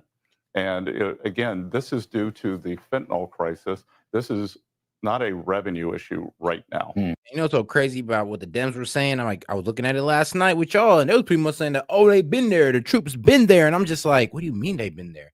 How did they been there? Like, you tell me that Mexico been had troops there, Cuba would, well, I'm sorry, but Colombia was been taking back their immigrants. So why do we have such high numbers? Why do we have such high number of border crossings if we got not only our, border patrol, but Mexican soldiers? Like, like I said, it's either that they help get some of these immigrants in here, or they came and then they left and they just neglected the position. Well, Mr. Trump seems to be moving. I mean, Steve Miller said this yesterday, but I've heard from President Trump. He seems to want to move the system towards more tariff-related revenues and fewer income tax-related revenues. And universal tariff seems to be out there, whether it's 10 or 20%, I don't know. What can you tell us about that? Well, Larry, I think tariffs are a means to an end, and I think that end is bringing the manufacturing base back to the U.S. That, in theory, tariffs would be a shrinking ice cube, that you would tariff a country, and then as the production comes back to the U.S., the income tax, the corporate revenues, and the pay income tax goes up, and the tariff income would go down. The current account deficit goes down. Our trade deficit goes down. So tariffs are a means to an end to reshore, economic. And like I said, you can't talk about the tariffs if you don't know about America's trade deficit. You cannot speak on the topics of tariffs if you do not know our trade deficit in the global economy. I mean, if you don't know that we're $1 trillion in the negative when it comes to trade, then yeah, you don't need to be speaking about tariffs because you truly don't understand what they're for. Economic security in the U.S. But he's still concerned about reciprocity and unfair trading practices. Completely. Yeah. And look, we saw several things. Probably the only good thing that I can say about the COVID crisis was it was a test run for what a hot war could look like, a deeper economic war could look like. And we realized that optimal supply chains are not secure supply chains. So, we want to bring back medical supplies. We've got to bring back shipbuilding, things like that. So we know that we have a group of industries that we were very vulnerable during the COVID crisis, that places like China, the most imbalanced economy in the history of the world, most unfair trade practices in the history of the world, were not reliable suppliers. And I point everyone, there's a very good article in the Wall Street Journal today that talks about the China shock and how much worse it was for working Americans than anyone had thought. We're really interested in an economics article, National Bureau of Economic Research. Very interesting, the China shock. Last one, Treasury Secretary Scott Bessent. It's just in the headlines today. Elon Musk's influence on the Treasury, Doge's influence on the Treasury. You're the Treasury Secretary. What can you tell us about this? Larry, that Elon Musk is the greatest entrepreneur of this generation. And the Doge, outlook and their brief from the president, the Department of Government Efficiency, and we had the Grace Commission. You and I are old enough to remember. You were in the administration. The Grace Commission in the 80s failed. Reagan years. Yet Bill Clinton, Al Gore set up a commission on government efficiency, failed, and Doge is not going to fail. And that they are moving a lot of people's cheese here in the Capitol, and when you hear this squawking, then some status quo interest is not happy. What I will tell you that at the Treasury, our payment system is not being touched. Everything we process 1.3 billion via payments a year. There's a study being done. Can we have more accountability, more accuracy, more traceability, that the money is going where it is? But in terms of payments being stopped, that is happening upstream at. It's funny that the Treasury Secretary is pretty much saying, I have no problem with this. Like, I have no problem with this. None of the payments has been paused. This is coming from the man himself. The man himself is pretty much saying, well, what CNN and the rest of them have been reporting to you is a lie. Yeah, like I said, he just got the read only on it. He can't move payments around. He doesn't, bro. There's no payment system that's been stopped. So shout out to my man coming out here making these interviews, because I mean, let's be real. Without him coming out, y'all have been running with the same narrative. So, hey, and don't worry, we got another interview with this man coming up. The department level. All right. Well, I just essentially you're saying you're cooperating on this government downsizing with Elon Musk and Doge. What I'm saying is that at Treasury, our motto is to move deliberately and fix things. I like that. Okay. Treasury Secretary Scott Bessent, thank you for. All right, let's hear another one he did with Bloomberg. Well, Bloomberg. Yeah, Bloomberg. Yeah, Bloomberg. All right, let's get into it. Thank you for joining me. So good to see you. Mr. Secretary, we are inside the cash room at the Treasury Department. It is almost impossible to overstate how important the work that is done in this building is to the U.S. financial system. Yet right now, there is widespread concern about the Doge team's access to sensitive payment systems. Are you worried at all that that access and that tinkering of the payment systems could affect the Treasuries market or cause any disruption? Good. Well, Soleil, thank you for asking me about that, because there's a lot of misinformation out there. First of all, when you say the Doge team, these are Treasury employees. It is 2 Treasury employees, one of whom I personally interviewed in his. Hold on, the Doge team is 2 Treasury employees. So these 19-year-olds that they're complaining about, 19, 22, is actually employees of the Treasury. You see how they kind of skip out on information? So shout out my man Scott, U.S. Treasury Secretary, the guy who would know this. His final round. There is no tinkering with the system. They are on read only. They are looking, they can make no changes. It is an operational program to suggest improvement. So we make. Yeah. Let me just. Treasury employees. It is 2 Treasury employees, one of whom I personally interviewed in his final round. There is no tinkering with the system. They are on read only. They are looking, they can make no changes. It is an They are looking, they can make no changes. Just like we said. I mean, look, man, I've been said it. If the U.S. Treasury Secretary is saying it too, and y'all still running with this, I don't know what to tell you, man. At this point, you just want to believe anything. Stupid. But hey, that's you. Operational program to suggest improvement. So we make 1.3 billion payments a year.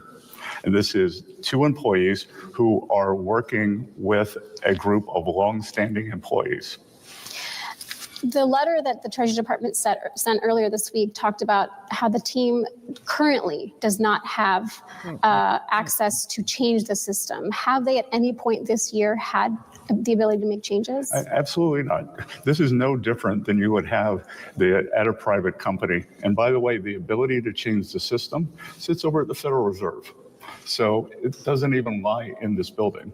So they could make suggestions on how to change the system, but we don't even run the system. And if they ask for, And shout out Cultural Leotard. She says, keep giving these receipts so I can send them to people in Chicago who don't believe they in a bubble. I'm telling you, man. I'm telling you, it's crazy. It's crazy. Request the ability to change the system, would you grant that?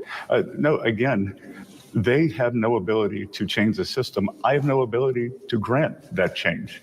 That they could make suggestions, then it would go to the Federal Reserve, and just like any large ERP system, there would be tests, there would be this, there would be that, and then the Fed will determine whether these changes are robust or not.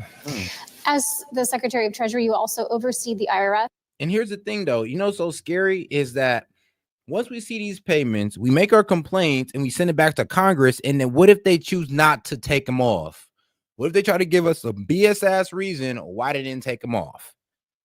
So, like I said, like Congress is supposed to be the one being held accountable for not catching this. But instead of them coming to us like, oh, we're sorry, we should have been caught this. No, we're mad that somebody caught us. We're mad that somebody looked into it. And we're so mad that we're going to frame it as if they done took your personal information and have access to the purse. That's how mad we are. We're just going to frame it as for something that it's not. There would be this, there would be that, and then the Fed will determine whether these changes are robust or not. As the Secretary of Treasury, you also oversee the IRS. Do you know what kind of access the team has to IRS data or individual taxpayer data? Well, I'm glad you asked that too, because look, the IRS, the privacy issue is one of the biggest issues. And over the past 4 years, we've seen a lot of leaks out of there. The IRS systems are quite poor. When I started in college in 1980, I learned to program in COBOL. I think there are 12 different systems at the IRS that still run on COBOL. But as of now, there is no engagement at the IRS. And if they request that access, would you sign off on that request? They haven't, so we'll take that when it comes to it. I think there is a lot to do there. But the president was elected with a big agenda, and to the extent that getting the IRS in better shape is part of that, sure. Because look, with the IRS, what am I concerned about? I am concerned about collections. I'm concerned about privacy, and I'm concerned that the system is robust and customer service. But do you think that if they ask for access, that is something you would consider signing off on? There are a lot of things I would consider, but look, we're in the middle of the tax filing season right now. We even, with the government buyouts that expire at midnight tonight, we have mandated that the IRS customer-facing employees, that they're not eligible for that until May 15th. So I don't imagine anything's going to go on at the IRS until then or beyond. Elon Musk just half an hour ago tweeted out that Treasury needs to stop approving certain payments. Has your staff tried to block any payments here at Treasury? We have not, and I'm glad you asked that too. Nope. And just to put in perspective, Elon and I are completely aligned in terms of cutting waste and increasing accountability and transparency. Hey, yo, so y'all really can't say anything. What? So the U.S. Treasury Secretary is aligned with Elon Musk. He don't even care. He don't care. So why do y'all care so much? Like, that's what I'm saying. Y'all looking kind of guilty. Oh, shit. Oh, shit. Like, I ain't gonna lie, that kickback, I mean, maybe some of y'all getting kickback from teaching atheism in other countries. Maybe some of y'all getting that kickback from transgender operas. Maybe y'all getting kickback from Sesame Street in Iraq. But guess what, man? It's gonna come to the light. We're gonna find out who y'all are. Or y'all can keep it hidden and y'all can fix it and make sure y'all never do it again. Turn a new leaf. That could always be a thing. Transparency for the American people. I believe that this DOGE program in my adult life is one of the most important audits of government or changes to government structure we have seen. That when I was in my 20s, we had the Grace Report, and there's some great suggestions. And shout out Big Wave Dave. He says, "S.E.T, this guy's making ears bleed." Also, where's the call in? I got you, Big Wave Dave. And hold on, my brother, hold on. Let him cook. He's releasing some high value information here. That came out of that never implemented under Clinton and Gore. I think it was to government efficiency or reduce government. Nothing happened. So President Trump came in, there's a big agenda, and I think that there are gigantic cost savings for the American people here. And I think it's unfortunate the way the media wants to lampoon what is going on. These are highly trained professionals. This is not some roving band going around doing things. This is methodical, and it is going to yield big savings. At any point, would you heed what Musk just tweeted and stop payments from coming through Treasury? Look, most of that happens above us. That it comes from the departments and the agencies. We are doing a complete review, and I want to emphasize to you and everyone watching that it is an operational review. It is not an ideological review. We want to make sure that the American people are getting the best practices, and I don't think that's happening right now. The systems here at Treasury, they're All right, guys, and I went ahead and added the call-in link in the community tab. Remember, this is a call-in show, which I had to be reminded of, sadly. But yes, it is a call-in show. So if you are a member, you already know what it is. You can just go ahead and hop in there. And if you're not a member, please, I'm going to go ahead and do y'all a favor. $2 for any naysayers. And if you're not a member, just $2. You can go ahead and hop on the call-in line. Let's go. known to be a little antiquated, but very, very sensitive, but also they're working. I'm hearing, at Bloomberg, we hear a lot about investors being concerned that this could hit markets in some way or start to cause a loss of confidence. What, as a longtime hedge fund investor, do you have a response to those concerns? People shouldn't be concerned. That at Treasury, we move deliberately and we fix things. That's the way we work.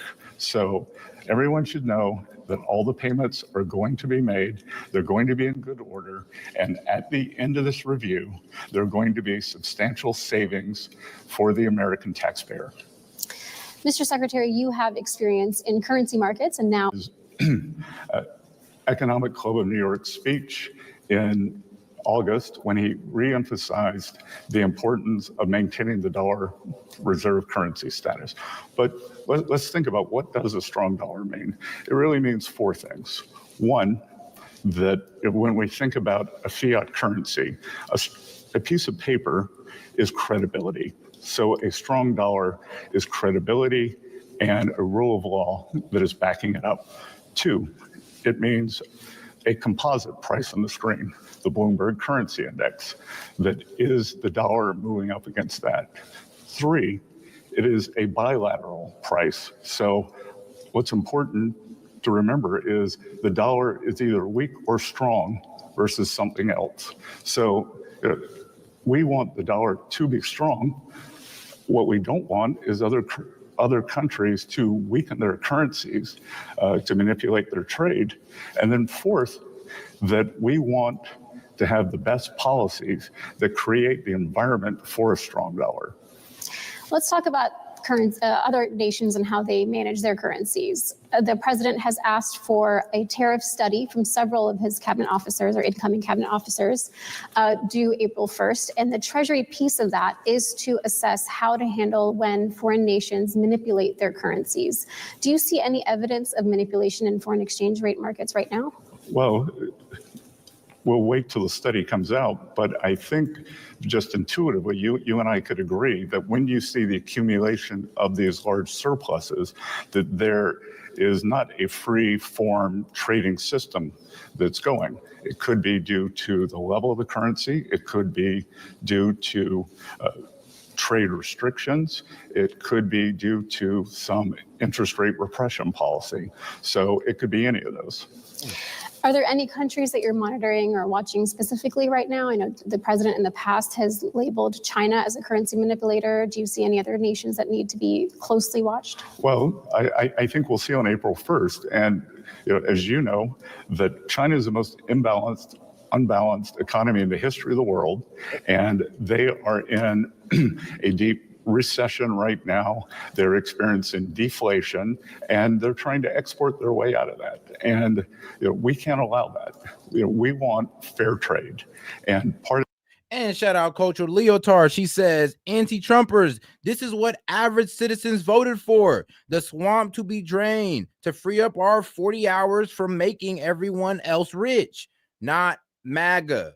I mean, I'm gonna be real with you. This is what the people voted for. Like, yes, there are people who are hardline Donald Trump supporters, which is MAGA. Like, trust me, I mean, agree with this man on every single point, even to Israel. So trust me, I can't be MAGA because I'm not pro-Israel. So hey, it is what it is.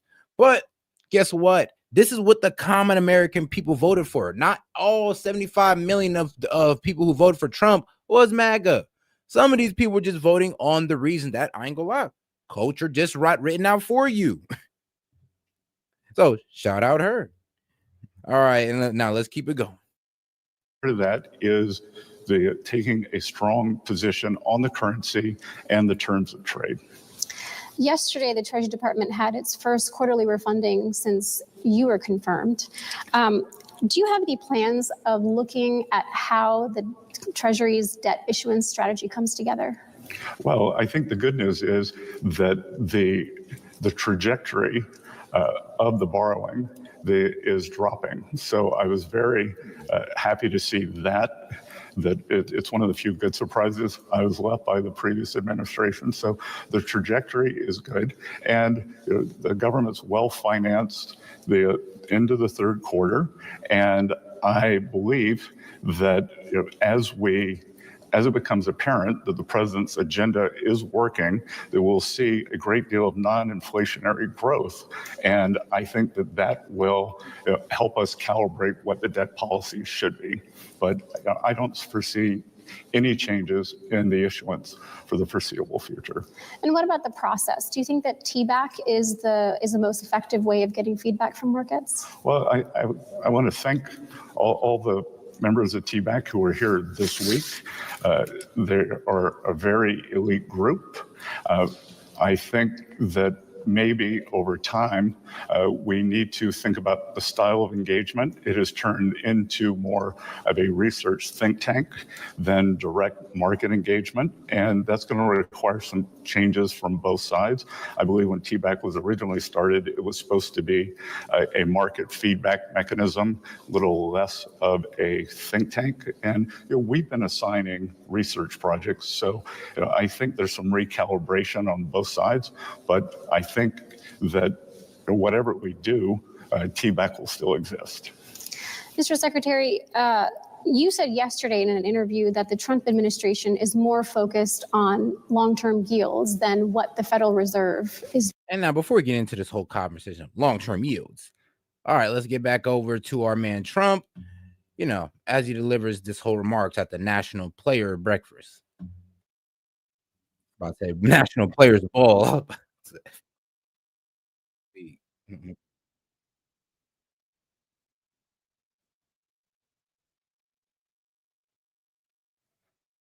Oh, cool. And shout out James Foley paying for UTZ if he grows up hair and doesn't have the funds to call in. So yes, you've been called out, my man. UTC, which is you right here. Yep, right there. Trump has opened the floodgates for conflicts of interest, exploding power in the office in the hopes of making billions of dollars. Oh, okay. Basic Trump TDS. Okay, I get you. AID. It came all this out of U.S. aid, right? U.S. AID. It came out hundreds of just tremendous amounts of money, had nothing to do with anything. This is a terrible thing that was experienced, but we're catching them left and right. We're catching them. We're catching them to a point where they don't know what the heck is going on. They can't believe they're getting caught. And I have great respect for the people that are doing it. Elon Musk is helping us on it. And he's pretty good. He's pretty good. He's pretty good at it. But the numbers are astounding. They're astounding. Even Doug was shaken up by what he heard. Do you believe that, Doug? What you've been reading? It's just very dishonest stuff. But it was faith that led the pilgrims to cross an ocean and settle this majestic continent, and we're going to keep it majestic. It was belief in our Creator that moved the patriot farmers to stand strong for liberties at Concord Bridge 250 years ago this April, and we're going to have a big party next year. And we have the Olympics coming in, and we have the World Cup coming in, and we have the 250th year celebration, all three. And you know, when I was president, I got the Olympics and I got the World Cup. 250 years I had nothing to do with, just happened to be. But it all came due the presidency after what should have been mine, really should have been. And they had a little election that, let's just say, didn't work out too correctly. A lot of things have been found out about that. But so I got forced to run again, and I ran again. And now I have the Olympics, I have the World Cup, and I have 250. So I said, this is interesting, you know? When I got him, I said, you know, the only bad thing about the Olympics is I won't be president. The only bad thing about getting the World Cup, I worked hard to get the World Cup because everybody wants it. Everybody wants the Olympics. But the only bad thing was I said, you know, I won't be president, and I might not, you know, when you're not president, you might not even be invited. I said, isn't it sad? Then all of a sudden I run and I win, and then somebody says, sir, you're going to have to start thinking about the Olympics. I said, you know, you're right. I never thought about that during the campaign. I'm going to be here for the Olympics and the World Cup. How about that? God works in very strange ways.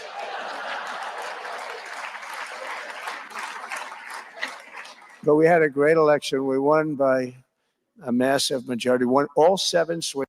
I'm weak as hell. James Foley going off on this man. UTZ, he says, UTZ is secretly Hunter Biden. It's too late, guy. It is too late. States. We won the popular vote by millions and millions of people. We have a mandate, and some say the most consequential election in 129 years. And that's good because I'm a believer, like you're a believer, and we want to have a believer in this position.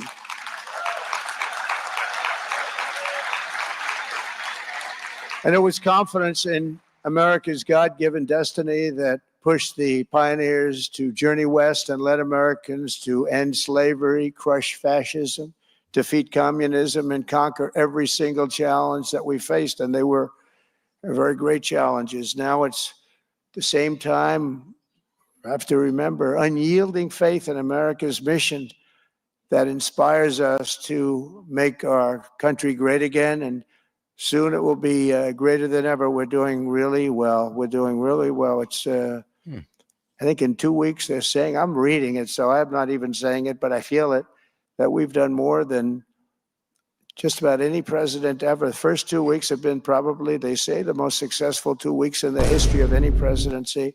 Now all we have to do is keep it going for another couple of 100 weeks.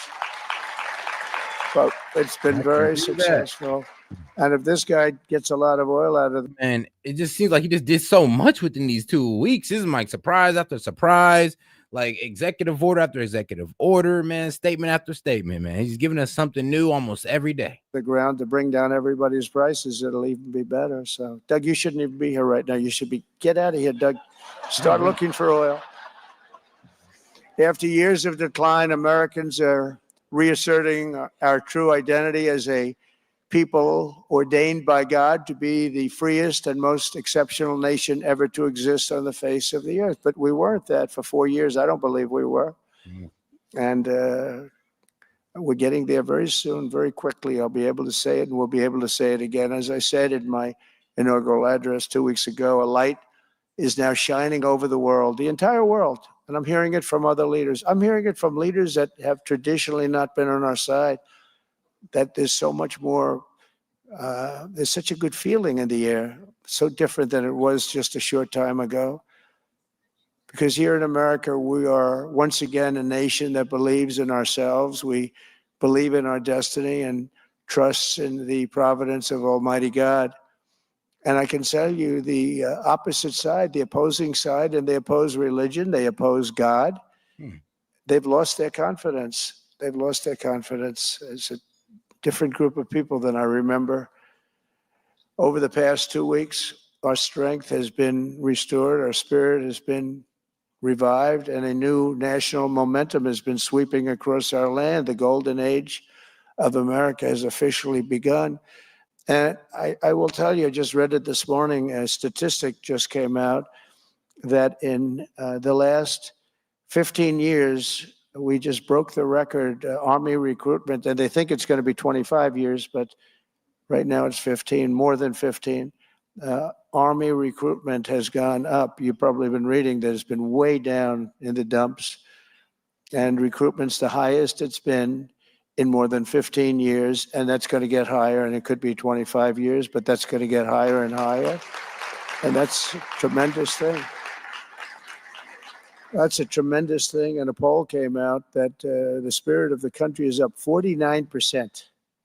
Where did you hear that? That's a record that's never gone up, and that's gone up over just since the election, since November 5th. What a great day. Was that a great day? Was that great? Because we're going to make our country great again. After years of stagnation, our economy is roaring back to life. Optimism is soaring. Hope is returning. And we have brought back the words common sense to our government. We had a big day yesterday. You saw that, having to do with men in women's sports. No longer. It's over. Hey, shout out.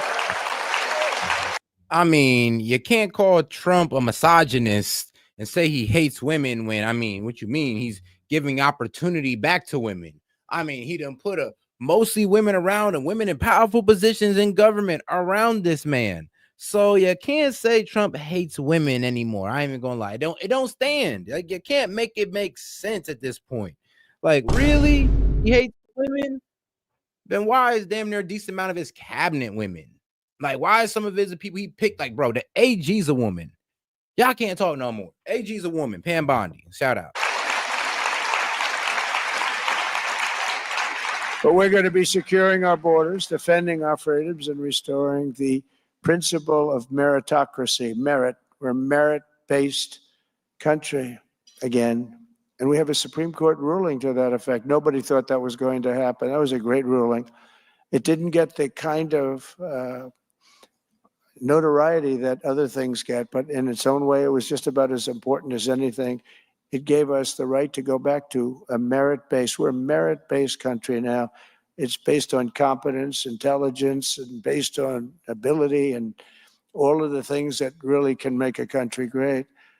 Around the world, America is being respected again, and you are already witnessing some very incredible results. Just days before taking office, my team negotiated a breakthrough ceasefire agreement to stop the bloodshed and killing in the Middle East and return the hostages held captive by Hamas back home to their loved ones. And as the Bible says, blessed are the peacemakers. And in that end, I hope my great. Now, I do want to get into the next video, right? Now, in this next video, Dave Smith kind of goes off on this whole, the truth about the Department of Education. So let's hear Dave Smith kind of rip into it a bit. According to disclose.tv, and this is as of 2 hours ago, the White House is preparing an executive order to abolish the Federal Department of Education. And they said this is NBC News is where they got it from. So how about that? Where will the kids go to get the shit kicked out of them by bullies?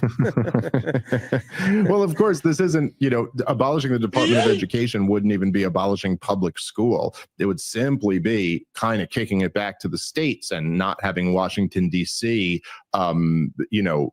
centralize the control of education and the, what's the word that I'm looking through? The curriculum. It is, first of all, just because a few people, and I know particularly this is, I've seen some libertarians who are saying this, it is true that doing this through an executive order is not as ideal as doing this through an act of Congress. The concern being another Democrat could come right back in and then just undo all of Trump's executive orders. While that is true, it is still preferable to not doing it at all. So this is, I don't know why. I'm telling you, I'm going to have to get out of the game of making this exact point because I just make it too much that it's starting to drive me crazy. You know what I mean? Like, it's like, yes. Okay.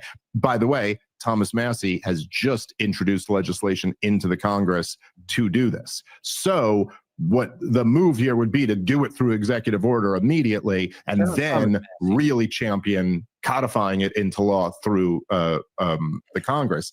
But this would just not for real though. Shout out Thomas Massie, the most impressive. I believe he's a governor or a senator. I'm gonna have to look him up again, but he's probably one of the most impressive people I've heard speak. I'm be real with you. One of the most impressive people I've honestly heard that build a house for himself.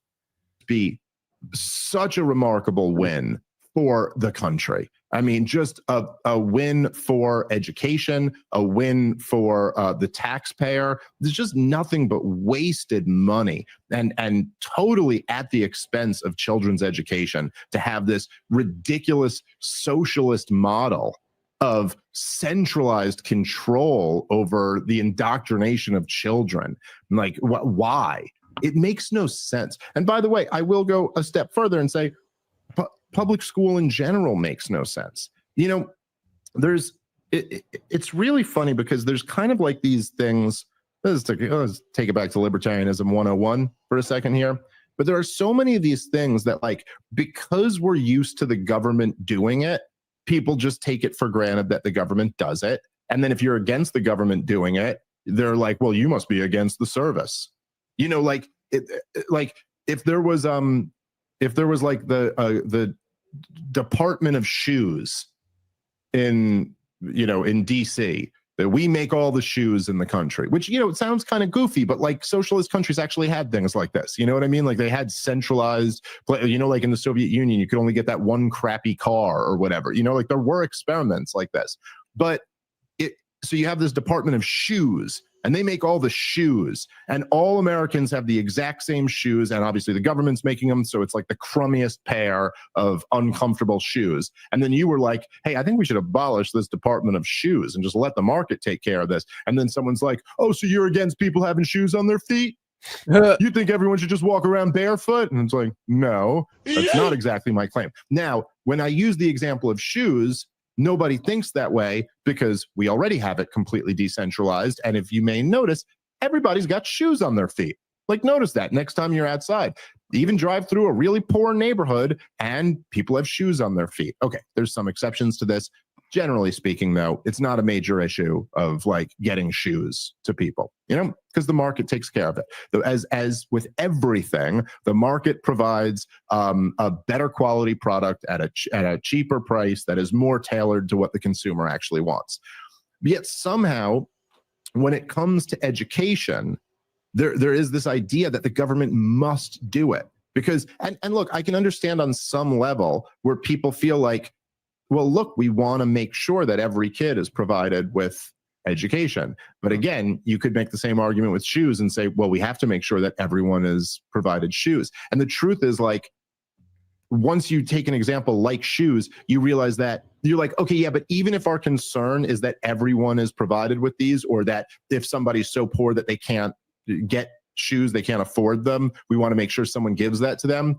That you can't jump from that to therefore it must be centralized in Washington, D.C. You just be like, yeah, we could have charities do that. We could raise money for that. You know what I mean? Like we could have, you know, the companies themselves can do things like ask you if you want to pay $1 more when you get your shoes, because that goes toward the shoes of less fortunate people. Like there's just lots of other options. And likewise with education, when you think about it, when you think about public education, government schools, the idea that you're going, hey, there are these like, there's poor people and they can't afford school, so the government comes in and gives it to them. That is just not what happens.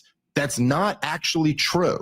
The truth is that in all of these neighborhoods, even in like poor communities, in poor neighborhoods, in poor towns, the people there are paying taxes. They're paying for the schools. And you could say like, maybe these people maybe they're unemployed, or maybe they make so little money that they don't really pay any federal income taxes. But what's paying for the schools is the property taxes. And all of them are paying that, either directly or indirectly. You know, like even if you rent an apartment, you are paying for the property tax, because that has to be that has to be factored in to the rent price. You know, like if somebody is paying, you know, $500 a month, and a landlord, let's say, just to keep the numbers easy, or say they're paying $1,000 a month for their mortgage, and then another $200 a month for the property tax. Well, they've got to charge you at least $1,201 to make a profit off that. It's not a business otherwise. It's a charity. And so you're paying for the property tax. So really what the government is doing is stealing your money from you and then coming in, paying a whole bunch of bureaucrats six-figure salaries, and then with the crumbs that are remaining, giving you these government schools. And again, if your argument was the problem, and the way he's explaining, it seems like the Department of Education has too much kickback going on. That we're giving you a whole lot of money. We're giving you tons and tons of taxpayer money. I'm gonna be real with you, even in these poor areas, I'm pretty sure there should be enough money to honestly give these kids a great education. There should be. So if you're telling me that, oh, but there are these superintendents and all this crazy stuff that are like getting 400K salaries, which I'm not sure, to be honest. If anything, I'm pretty sure superintendent probably makes that around that low six figures. And I mean, and there are also other people in the Department of Education that's overly paid. So yeah, if we got these people in there and they're taking their kickback and then they're giving our kids the crumbs, then yeah, they're stealing. They're stealing from us. Like, we're paying for our kids to have an equal opportunity in education. We're not paying for you guys to live a lavish lifestyle while giving our kids a BS ass education or a liberal washed education. That you know, like, well, the you know, there are some people who just can't afford to educate their children. We must have the government come in and do this. Ask yourself a follow-up question. How's the government doing at that? You know, could you say right now that, like, you know, in America, we have some poor neighborhoods, we have some high crime areas, but at least they're all getting a great education in their government schools? No, they can't even read at grade level. They're graduating illiterate kids. It's just the wildest failure. It's every bit as much of a failure as that shitty Soviet car that everyone makes fun of. I can't remember the name of it.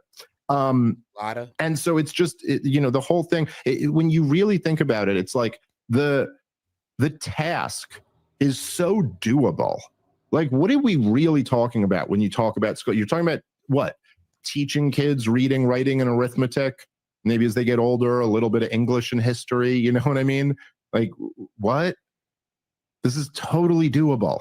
Communities can come together and do this. This does not need to come from Washington, D.C. and have orders barked at, you know, like from bureaucrats in D.C.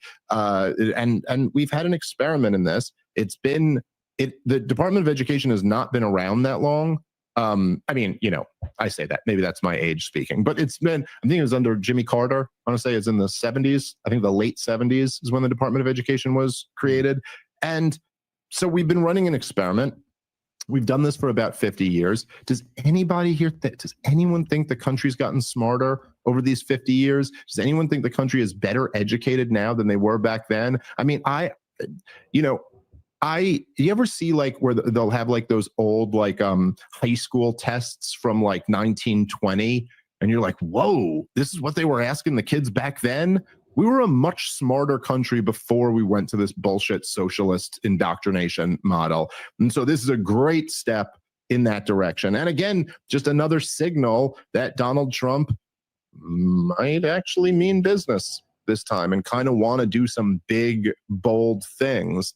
And again, between Doge and this move and the USAID stuff, and like, it's not just that he wants to do big legacy building things, but it's like he wants to do big legacy building things, and he sees the way to do that as like draining the swamp, cutting the government, exposing the corruption. Every president always wants to do big legacy building things. That's why George W. Bush wanted in 2008 at the Bucharest summit. That's why. You know what? I did look in a little bit into the Department of Education, and you know, it does have a decent amount of offices.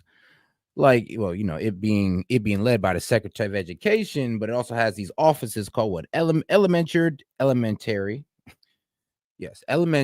and secondary education, special education and rehabilitative services, innovation and improvement, English language acquisition, which is actually pretty funny, and post-secondary education, career, technical, and adult education. Is like, so these are all offices within the Department of Education. Now, is there any one of these we could lose?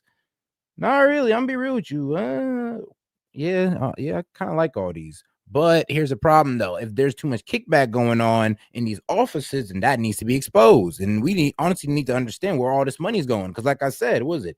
$500 billion? I mean, no, my bad. They said $250 billion goes into the Department of Education. 250 billion, and our kids are dumbasses.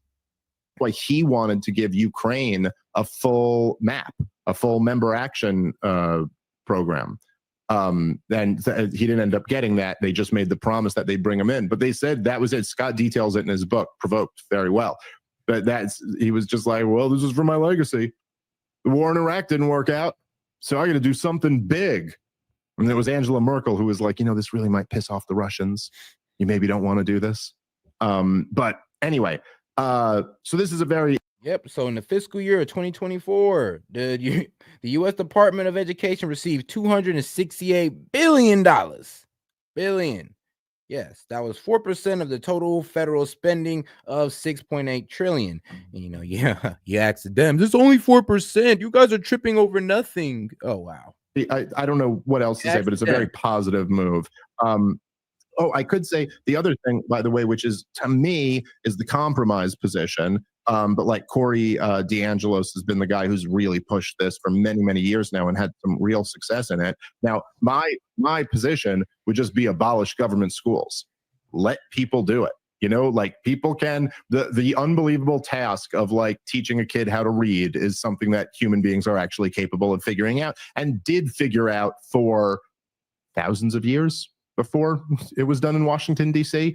But his whole like school choice thing is... And make sure to like the video, guys. We got 300 plus of y'all in here, man. So let's get it to 150 likes. And also any question, comments, or disagreements, just send it in the super chat, $2 and up. We'll go ahead and read it out loud, react to it, and post it to the top of the chat. Just like, James Foley. Shout out my man, James. It's almost impossible to argue against. Like essentially what the school choice idea is that you basically just look at, so you could look at how much money say given in a state, there's a certain amount of money that they spend to educate the kids. So there's a certain number like per student per year. It's outrageously high. I think in New York City, I think it was $20,000 per student per year was the cost of educating kids. And so Corey DeAngelis and other school choice advocates just say, okay, so you're spending $20,000 per student per year. Here's what we're going to do. You're just going to give that as a voucher to the parents. Okay. I mean, we spend more on prisoners. Okay. They get this voucher that's worth $20,000 a year, and they can choose which school to use it at. And now you'd have a situation where you empower the parents rather than empowering the teachers union, rather than empowering DC, and you let the parents have the chips, and the schools have to compete now over getting the parents to give them their voucher because they get $20,000 for each parent who gives them their voucher. And so you immediately would just introduce market forces back into school. And now at least the schools would have to demonstrate some value. Now the school goes, hey, everyone in our school is reading at grade level, and there's very little bullying. They're going to have to bend the knee. Like, yeah, everybody's reading at grade level. We got the best math scores in the city. Also, we have a great sports system. Like, oh, yeah, and we teach your kid coding and all this crazy stuff. It's like, yeah, y'all going to have to start selling yourselves back to us instead of allowing us to just accept BS, accept scraps. Because that's what we've been doing. The American people has been accepting the scraps that the Department of Education has been giving us. So I like his idea. With these vouchers, they would have to, I ain't gonna lie, they're gonna have to show out for us. They're gonna have to talk to me nice. Bullying, or there's very little violence, and there's very, you know what I mean? Like they have the same thing that private schools do right now, right? Which is why wealthy people send their kids to private schools when they have the option to.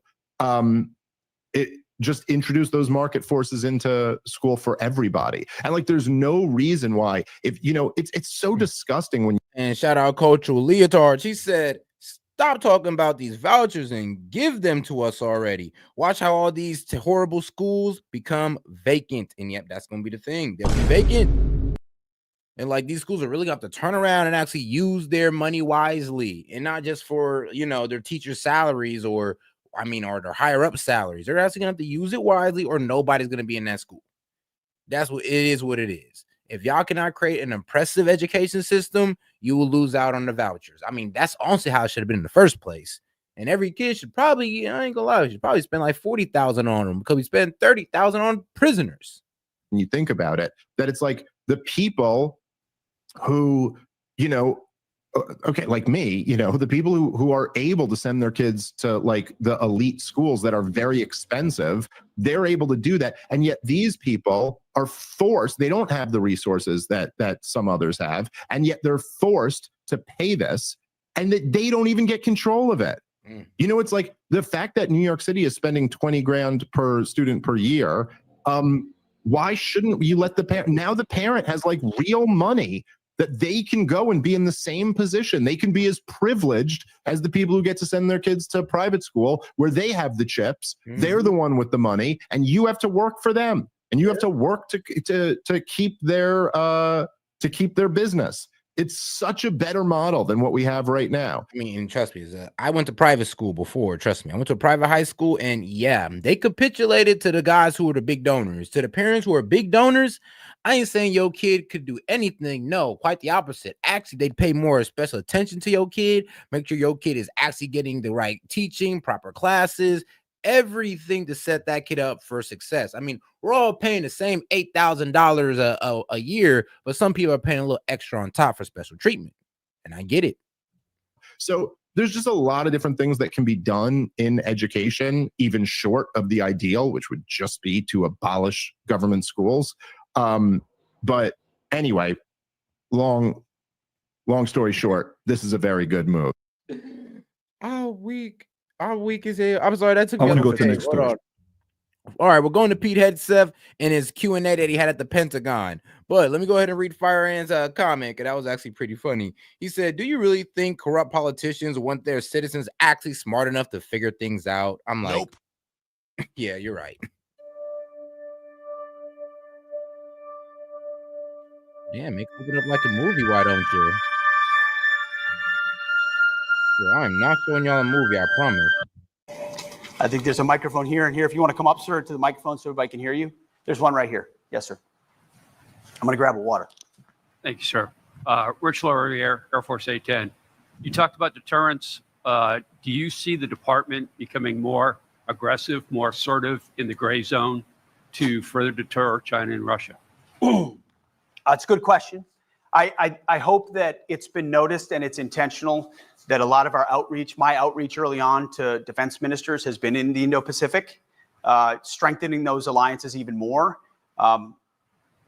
There's gray zone activities that exist, some of which you can acknowledge, some of which you cannot. But certainly we want to send the signals to China that that area will be and continues to be contested. Our allies and partners, we will stand with them robustly in real time with defense capabilities. And we're not just going to allow them to perpetually sort of de facto gobble up more of that contested space by the routines that they conduct to sort of demonstrate that all is normal in an increasingly escalating way, maybe even to mask efforts they might be undertaking. So we're definitely keeping an eye on that. We're clear-eyed about the Communist Chinese, the PRC, but we're also not attempting to initiate conflict or create conflict where it otherwise doesn't need to exist. We're going to stand strong with our partners. And then President Trump at his strategic level is the one who's having the conversations to sort of ensure that we don't ever have a conflict. We don't want that. They don't want that. We just have to remain strong in order to be in the best possible position. Thank you. Sir, Kevin Daniels, Army IG. So I'm really happy to hear you say standards, going back to standards. That's critically important. I'm involved in senior official investigations for headquarters DA. And by and large, our military leadership is doing the right thing. I'm proud to say that as an Army IG. what can we do with the service across the board to better the standards across the whole formation? Like, so we have some examples of improprieties and things that have metastasized over the last decade.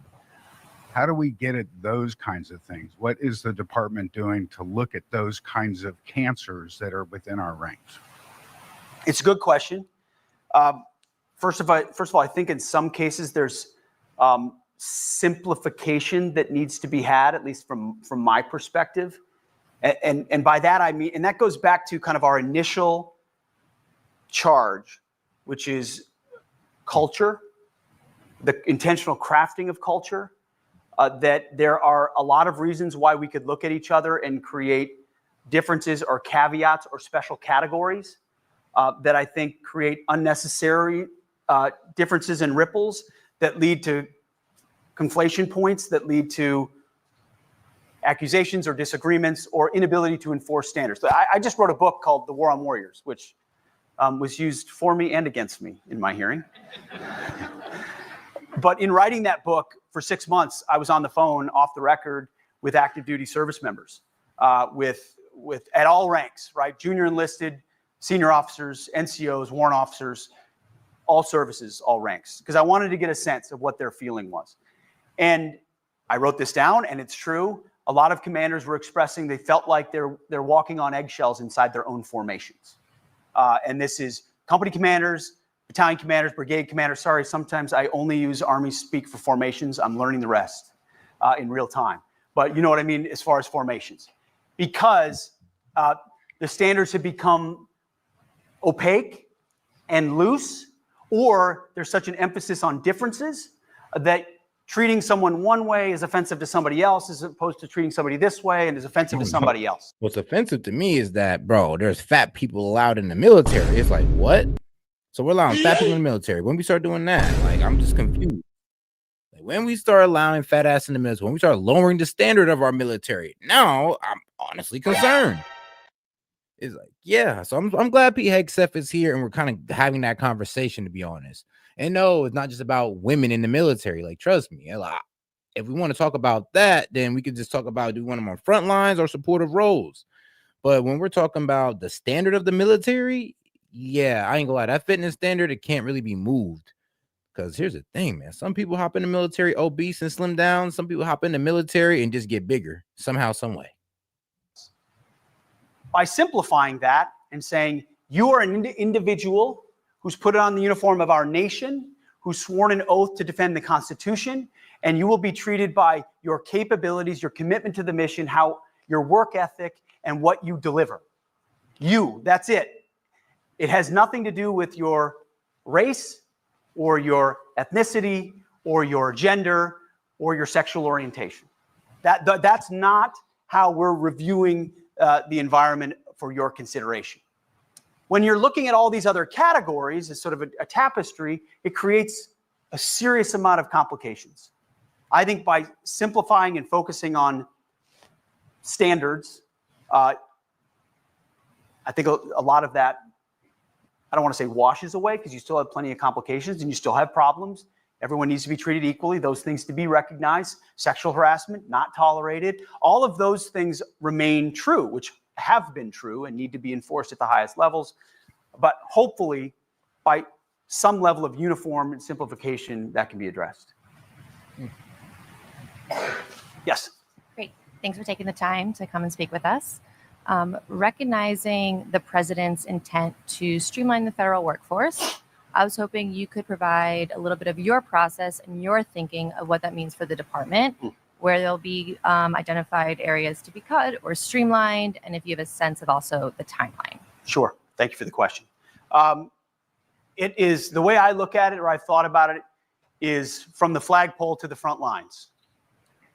There are thousands of additional, and I'm not saying that just because we're here in the Pentagon, but there are thousands of additional Pentagon positions, headquarters positions, others positions that have been created over the last 20 years that don't necessarily translate to battlefield success. Additional staff, additional layers of bureaucracy, additional flag officer positions that we would be remiss if we did not review. We also live in a budget constrained environment, and that's politics that I thankfully don't have to worry about anymore. I have my opinions, but that's not my job. My job is a ready force. We will have to live inside the constraints of the past. I mean, we were down at Fort Bliss recently, and the unit there, the armored cav unit there, relayed that they've had to cut an FTX, a series of training exercises coming up because of budget constraints. Well, when you're living off of continuing resolutions and caps, and then you have contingency operations and things that change, suddenly you have shortfalls, and now unit training falls by the wayside. From my perspective, that's completely unacceptable. What are we spending elsewhere that can be targeted efficiently? And it's not just the fraud, waste, and abuse stuff. It's systems, it's hierarchies, it's layers that we can review, reduce, recommend those reductions. That then allows us to ensure that training and readiness in the frontline units and the COCOMs is even increased. I want more of that. So it's interesting. Former Secretary Rumsfeld gave a speech on September 10th, 2001, that was about acquisitions and reform and Pentagon bureaucracy that, overtaken by events the next day, September 11th, 2001, was quickly forgotten and really never addressed. I feel like I could give about 85% of the same speech today that Secretary Rumsfeld gave on September 10th, because a lot of those processes have become even more systemic in taking root here that cause delays, redundancies, and bureaucratic red tape. We're looking at the headquarters level. We're looking at the highest levels. I said this in my hearing as well. We won World War II with 7 4-star generals. Today we have 44. God damn. Do all of those directly contribute to warfighting success? Maybe they do. I don't know. It's worth reviewing to make sure they do. Yeah, it definitely is worth reviewing. I'm like, hold on. We we was in one of the worst wars in history. In a lot of people's opinion, the worst war in history. The worst war in history in a lot of people's opinion, and we only had 7, and we ain't even been in no bigger conflict since that. And now we got 44. Bruh. Like, bro, what are they running? If we ran the whole military with just 7, then what the hell we need 44 for? So we're looking at all options. What we're not going to be is hasty about it, because we're in the business of national security, and something that may not look like it's contributing may be incredibly important to the effort. And so whatever we do is going to be done carefully. Thank you. Yes, sir. Morning, sir. Based on what you said about maintaining American dominance in the world, our adversaries, especially Chinese and Russians, they have a 20-year strategy, a 30-year strategy, and they look that far ahead. How do we change our approach to maintain U.S. dominance abroad? That strategy is more than 5 years, more than 10 years, and also ensuring that our resources are prioritized and allocated to maintaining our U.S. dominance in decades, sir, not in years. How do you tell me? That's what I'm saying. I'm about to say Sounds like you need to come work for me. All right, no, for real though. I was asking the same thing. I'm like, bro, that's a good question, but I don't know who can answer that. You're telling me to make a plan for the next 10 years, and I don't know what's going to happen in the next 10 years or the next 20, 30, 40 years. It's like, I can give you a plan, but bro, if things change, then we're going to have to go ahead and mess around with the plan. I mean, I think it's pretty damn arrogant that they're making these 30, 40-year plans. And I'm like, yo, y'all don't know the future like that. Now, making those 5, 10 years plan, there's nothing wrong with that. I mean, if you have goals, chase your goals. But to make an entire plan as if all these pieces are just going to fall into place ever so effortlessly, I mean, man, what are you like, bro? Give me the crystal ball you using. Or maybe you already do, and thank you. I'll give it back. I'm figuring it out. I found out where the bathroom was. That, sir, indeed, is the key question. Autocracies have an advantage, not just because of the top-down nature in which they organize. I mean, they have disadvantages for obvious reasons, but because they have the convenience of planning without political, the pesky people problem of voting and ballots. They can plan 15, 20 years and then drive that plan without consequence to their own population. which does have strategic advantages, no doubt. I actually think that system loses in the long haul because of its inherent weaknesses, but it militarily has advantages. I think you're going to see a defense strategy coming out of our office that tries to look that far down the line, tries to make disruptive changes to how we acquire and rapidly field, and look at systems that are not about congressional districts or budget line items for FY26 or FY27, but try to look toward what. Because I ain't gonna lie, to ask this man to give you a 30-year plan when technology changes every 5 years, damn near every 2, is wild. Is wild. I'm talking about a military plan where technology is upgraded almost 2 years, where we're just now discovering we got some crazy technology that nobody really knows about or that's hidden from us. I mean, it's pretty hard to come up with that 30, 40-year plan, my man. I wish he could. Shit, I wish I could, but I could not give that to you. Strategically we're going to need 5-10 years down the line, looking ahead at what the emerging threats are and what a shifting in the balance of power would mean. Like that. I mean, when we're in a different world than we were at the end of the Cold War. We're now at a near peer or peer environment, which changes a lot of the dynamics of how we need to plan, specifically to maintain American strength around the world, because it is not hyperbole to say, without America, the rest of the world acknowledges there's nowhere else to look as far as actual leadership and capabilities in the defense space. It's us or us. And then our robust allies and partners who we incentivize to come alongside us. And that's how you create a Western force capable of ensuring not just our country and our hemisphere, but the world remains free to trade, travel, all the things that we share. So I think we have to be willing to look further than any time this president would be in office or I would be in office and set the department up to do that, knowing that at any time, 2 years from now or 4 years from now, the American people can make a different choice, and that can lead to different views of that. But we're trying to take a America first strategic perspective at how we maintain our dominance. And I think you see some things already changing in that.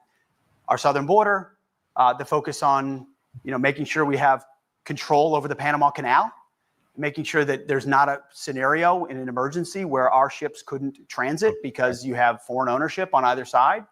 Those are sort of America first views that we're willing to look into. And guys, let's get the likes up, guys. Go ahead and double tap that screen or the 3 dots in the corner, because I'm looking at them likes like, ugh. Brother, ugh. What's that?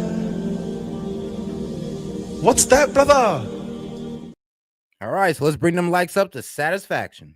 Look further into the future than just that. Should there be a contingency, while looking to the Indo-Pacific and realizing the aspirations of the CCP, which are real and could drive a decision point vis-a-vis something like Taiwan. So you're right. We are trying to think that way with how because dollars drive a lot of those decisions. And so the budget. And shout out my man Guest, he says everyone has a plan until you get punched in the face. And that's what I'm thinking too. I'm like, bro, things to be going great for the next 4 to 6 years, and then boom, you get hit with something. Shit, it might be your first 1-2 years, and boom, you get hit with something. So when he said, yeah, I like a 30-year plan, a plan to give it out for decades of security, I'm like, bro, do you not know that military technological advancements are happening every goddamn day? Like, I could not promise you that. And I could not promise that man and be a truthful man at that. As much as I thought this was a job about, strategy and people, it's a job about budgets, and what you fund is a reflection of what your priority is. And so we're spending a lot of time looking at that. But thank you. That's the key question, sir. Pentagon smoke detector. Sir. One more. All right. Yes, sir. Hi, sir. Thank you for your time today. My question is more about the families of the military and the civilians that support the family of the Department of Defense. Shout Big Wave Dave. Chirp. On God. Chirp. Because so often frequency of moves, the unsettled nature of what we do impacts the families, and looking for your comments on how we plan to continue to take care of those. Oh my goodness. You're 100% right. By the way, we're in a reconciliation process right now, which is a unique funding situation, in not just looking at budget cycles. And as a former, 04 who spent most of his time as an 02 and an 03, I spent most of my time with E4s and E5s and E6s and have heard robustly the frustrations they and their families have, which is a massive readiness and retention issue and a morale issue.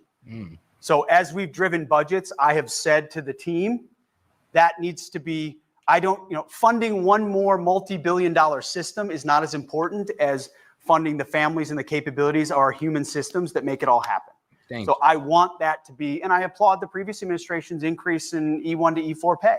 I mean, shoot, if you don't fund the family system and the human service system, you won't have too many soldiers. It's like, yeah, you got to take care of the people for the people to serve the country. Like that stuff is really important. We need to do more of that. That trickles to the family and how they're cared for. And then, yeah, we have to look at all aspects of how we interact with families, from childcare to DoD schools. And the president signed an EO, talking about choice in schools. Military families should have choice. If it's great on post or on base, great. If not, do they have a robust opportunity to seek education or childcare for their? And shout out my man King, just pretty much rejoining the family, man. We appreciate you here. Shout out my man King. Wait, yeah, you already here. Yeah, shout out King. Kids elsewhere. That matters a lot. Making sure BAH matches. All of these things are important. And my wife's going to be traveling with me to. We're going to the NATO ministerial. We're not going to the Munich Security Conference. We're instead going to Poland to see the troops out there. And we're going to Germany to see EUCOM and AFRICOM. I would much rather talk to troops than go to cocktail parties. That's my job. And we're going to meet with military families. She's going to meet with husbands, wives, and spouses on that trip. Go see schools, go see faith groups, childcare centers, to get a real pulse of what that is, and then make sure we're funding it. So I want you to know that's something that matters a lot to us. I appreciate the question. So we have one more? Oh, go ahead. Let's do one more. All right. Ricky told me I couldn't, but why not? Good morning, sir. Appreciate you taking the time. My name's Ellen Harnish. I'm from OSD Cape. And my question follows up on your point about the acquisition process. We're in a day right now that we have a lot of dangerous powers that are rising, and we're trying to figure out what to focus on in the acquisition process. And us as civilians, we want to be there to support the warfighter and get them the capabilities that they need fielded in the fastest time possible, but with the appropriate amount of testing and making sure everything works when it gets to the battlefield. So I guess my real question for you is kind of what's your focus when it comes to the acquisition process and reforms and the trade-off between faster capabilities that are probably smaller and could be, fielded quicker versus these larger scale capabilities that we really need for that deterrent effect? In a perfect world, I would say both, right? You recognize, first of all, listening to the COCOMs, listening to the people on the pointy end of the spear, watching what's happening in real time on the battlefield. Take Ukraine as an example. A lot of people, we're learning a lot about what low-cost systems UAVs can do to high-cost systems that we have invested a great deal in. And the question is, do you keep investing in those or not going forward? Listening to the services, also making balances and it's not necessarily choosing between services, but recognizing capabilities of services vis-a-vis prospective upcoming fights. And then I think we have a unique opportunity to tap into industry, Silicon Valley, obviously we've got massive organizations that have helped create big platforms that are incredibly important for deterrence. We also have some really fast-moving, newer contractors that are willing to work, that have already put a lot of money into R&D, that want to help us rapidly field these new systems that we're going to need for fights in the future. So funding even more robustly, and I don't want to name check anything and say that's the only route, but things like DIU and others, where you can experimentally, rapidly field new technologies and then find a way to make sure they're funded so that they can be scaled and tested even in real time out with COCOMs, as opposed to a 18-month testing process, kind of merge things together so they're happening more quickly. And we're hearing a lot of that from commanders in the field who are saying, hey, skip this, and that process. Let us figure out how it works, and then we can scale it once we know it does or does not. But I also want to underscore that a lot of these major platforms, and that was a wonderful part of doing the advise and consent process in the U.S. Senate. Yes, there are senators that are invested in certain platforms or systems from their home state or their district. But when you actually dig underneath it, they understand the strategic deterrence effect of these big systems we spend a lot of money on, oftentimes too much money, over budget, and too long. And that's something. And you know, it's funny, I heard somebody talk about that in the military we overspend on, I mean, the planes, the tanks we build, and that they build and all that, or would they get built? And they pretty much say, yo, we could build it for less, but for some reason we always pay more. I mean, it pretty much goes to with the whole, $10,000 for a toilet thing. Like realistically, no, there's really I can't really find a toilet that costs 10,000 unless you want to put that mug in solid gold or marble. Now this is going on the same thing with the military. They're getting overpriced, or they're pretty much writing out overpriced budgets on building planes, on building boats and all that good stuff when they don't need that much. So yeah, there needs to be people who go in, make these evaluations, and not the military just writing blank checks for whatever. We are definitely going to address for reasons of urgency and for reasons of taxpayer respect for taxpayers. But we need and want those systems, because without them, we don't have the umbrella that allows us to do so many other things. So we're looking at both, but we're trying to get outside the box and be disruptive on both, recognizing we won't be able to do everything in every way. But thank you for the question. Appreciate it. I just want to thank everybody for your time. I appreciate what you do. We'll let you get back to work. I know, again, I can't even fathom the size and scope of this building and what everybody does. I know that. I know what I don't know. But we're trying to hire the best and brightest to come alongside all of you in the work that you're already doing. And I'm just honored to be a small part of it. So thank you very much. Shout out that man Hegseth. Well, hey, I'm glad he made it. Well, let's get into the FBI. Actually, I do have a couple more videos here, so let's get into this one.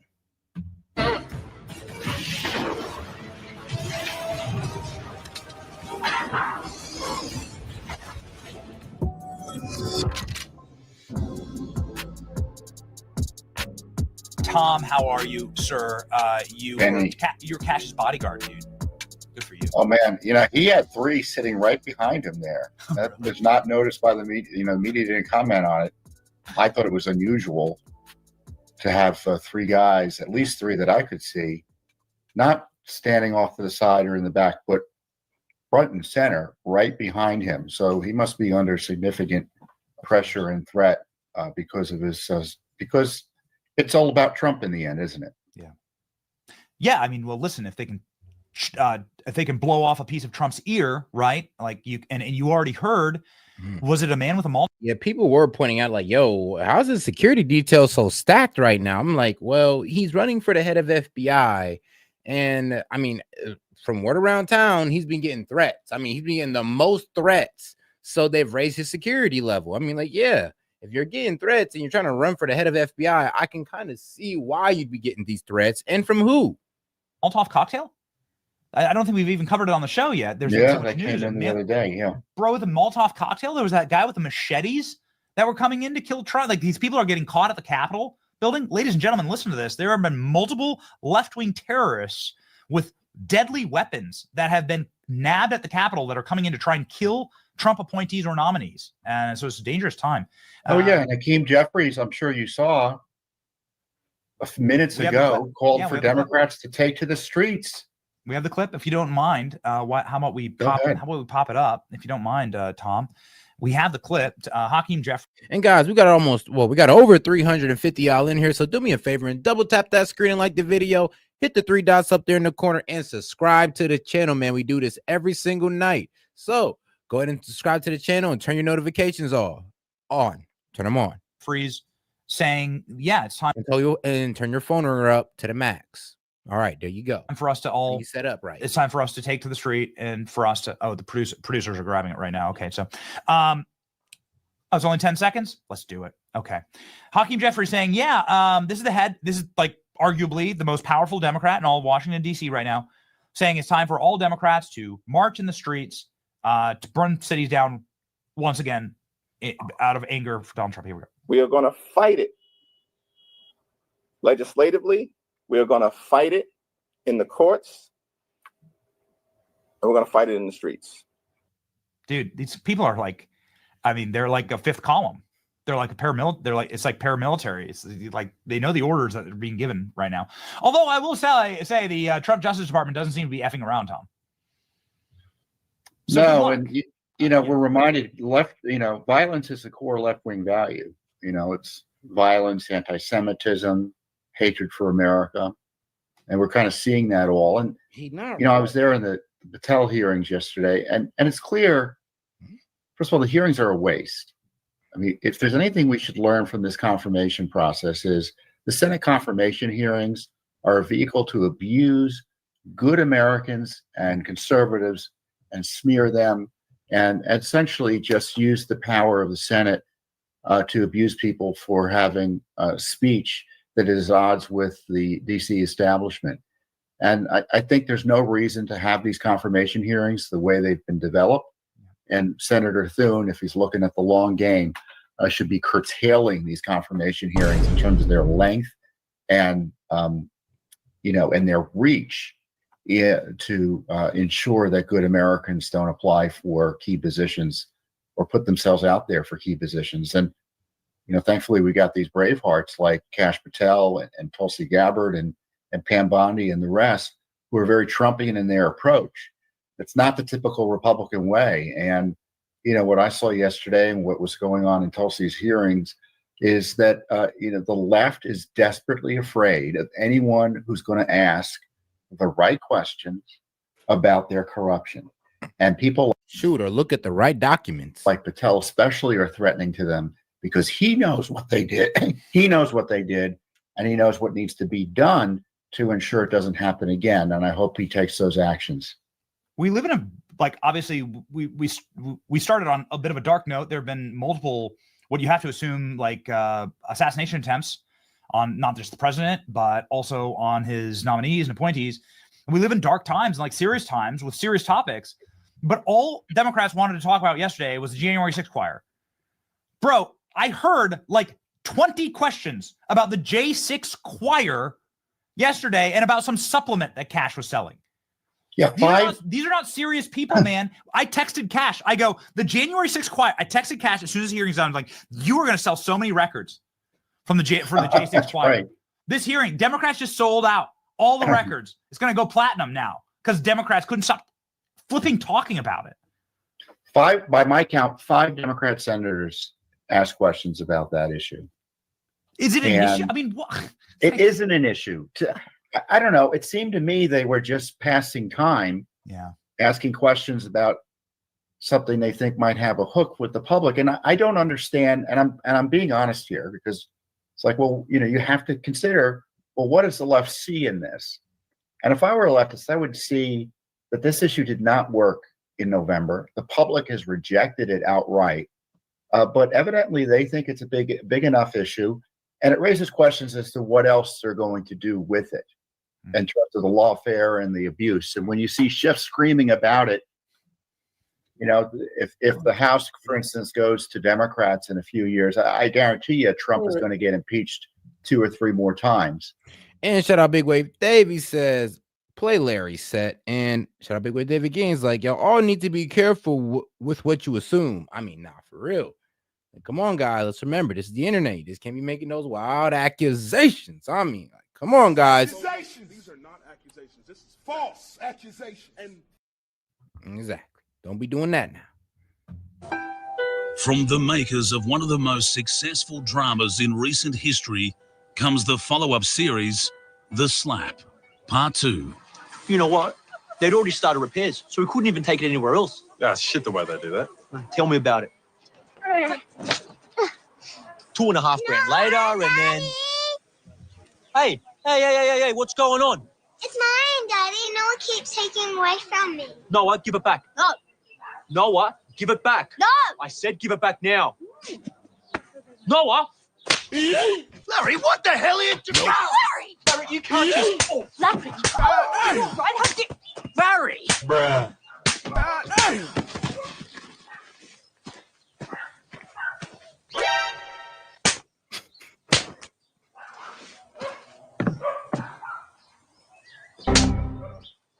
Righto. What's going on here? Bruh. I'm arrested. Nope.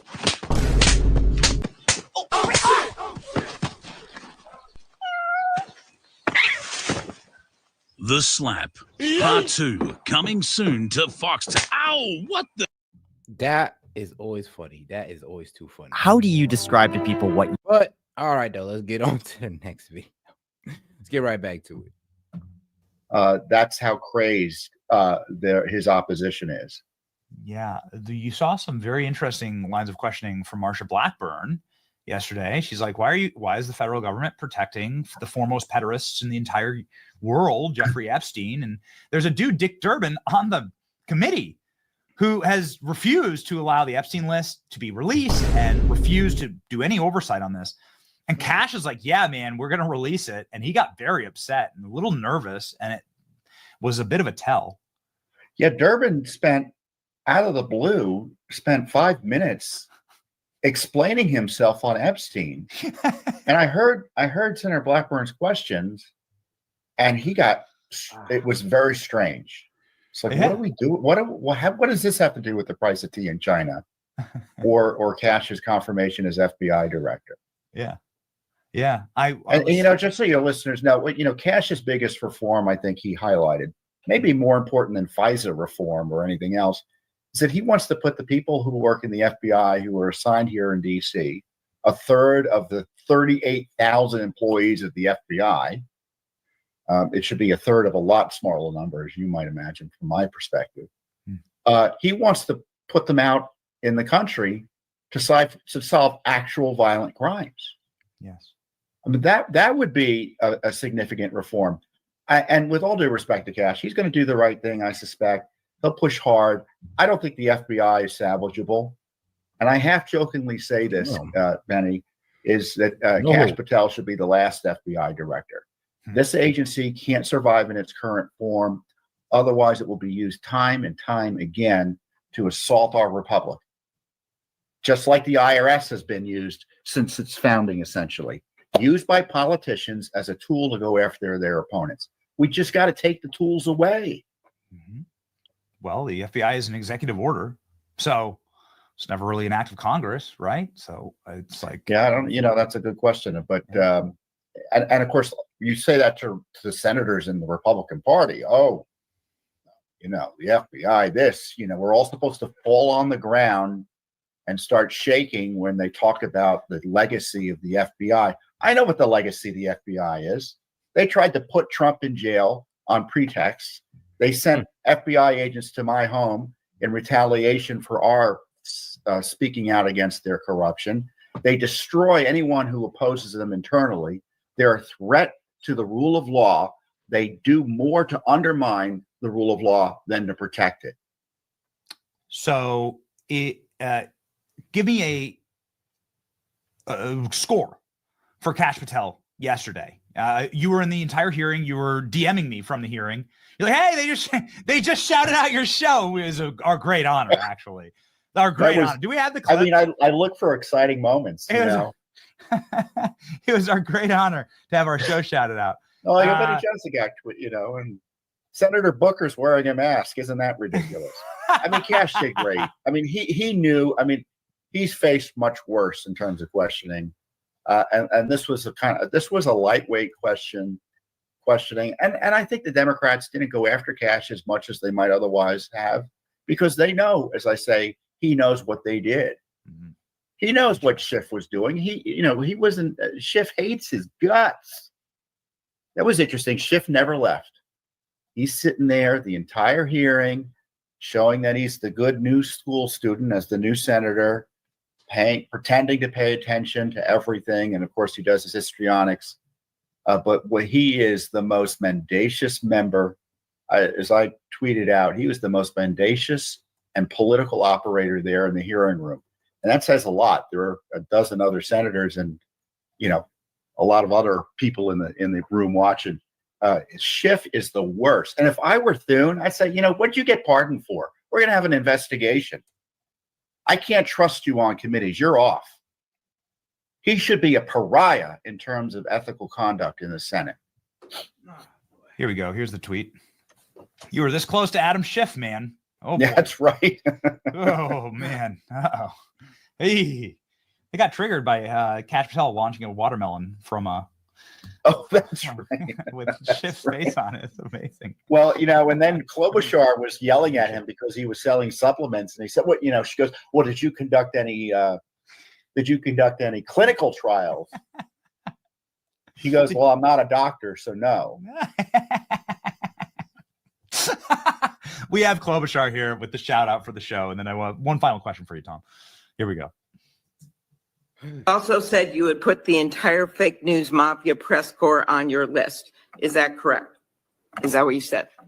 I don't have that in front of me. Danny Johnson's podcast 82123. You have said that the FBI, including today. It is our great honor. It is our great honor to trigger your unhinged, psychotic cat lady meltdown. Reach for your box of wine and your comb to eat your salad with, and whatever other abuses you will visit upon your poor, sad staff. I pray for them. They were asking you about his enemies list. I don't know what the enemies list he's talking about. It was probably a list of deep state actors. I can guarantee you it's too short. Yeah. Well, okay. So 10 would you say 10 out of 10 for Kash Patel yesterday? Oh, sure. Yeah. Yeah. Durbin started off with the questioning, and I thought, oh, well, this is over already. They don't have anything. Yeah, because they was like, you're a racist and white supremacist. Yeah, I mean, the interesting thing about being in the room, the TV helps focus on the drama, right? Yeah. But when you're in the room, you see it's all an act. Yeah.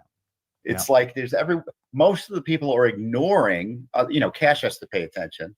Everyone else is thinking this is ridiculous. When is it going to end? And as I say, it's a way not to stop Kash Patel, but to try to smear him and prevent him and caution him against doing the right thing. So this is a tool for the left.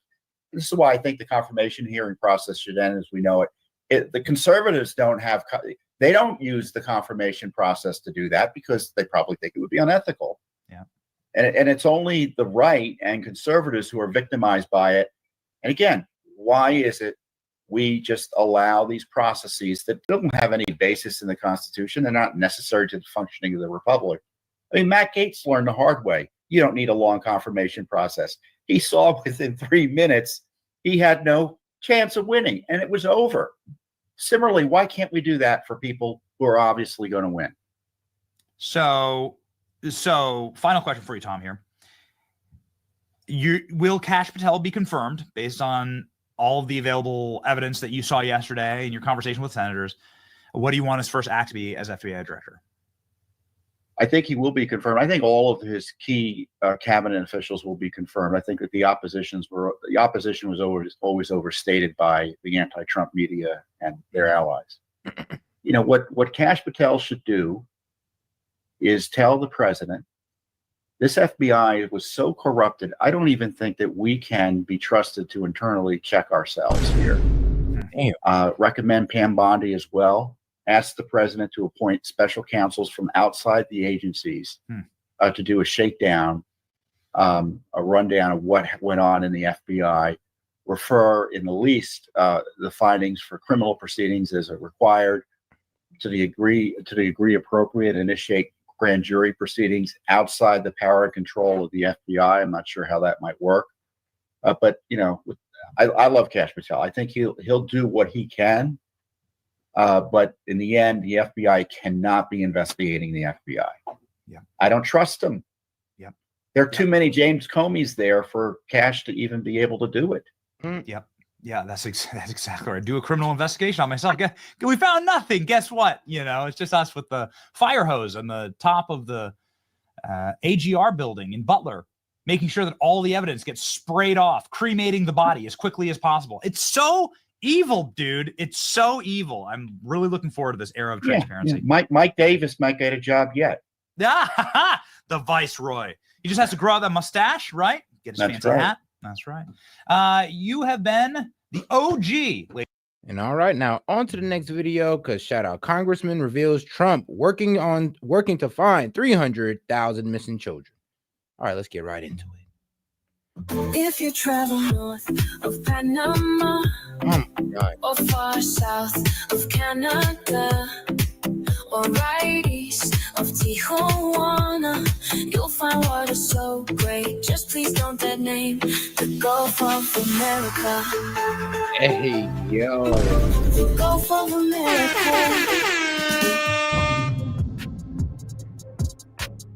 Congressman, this is a glorious day. You've been on this program many times talking about the horrors of the open border, and you've been on the show for years saying how bad it is, and this must be just a really exciting moment for you.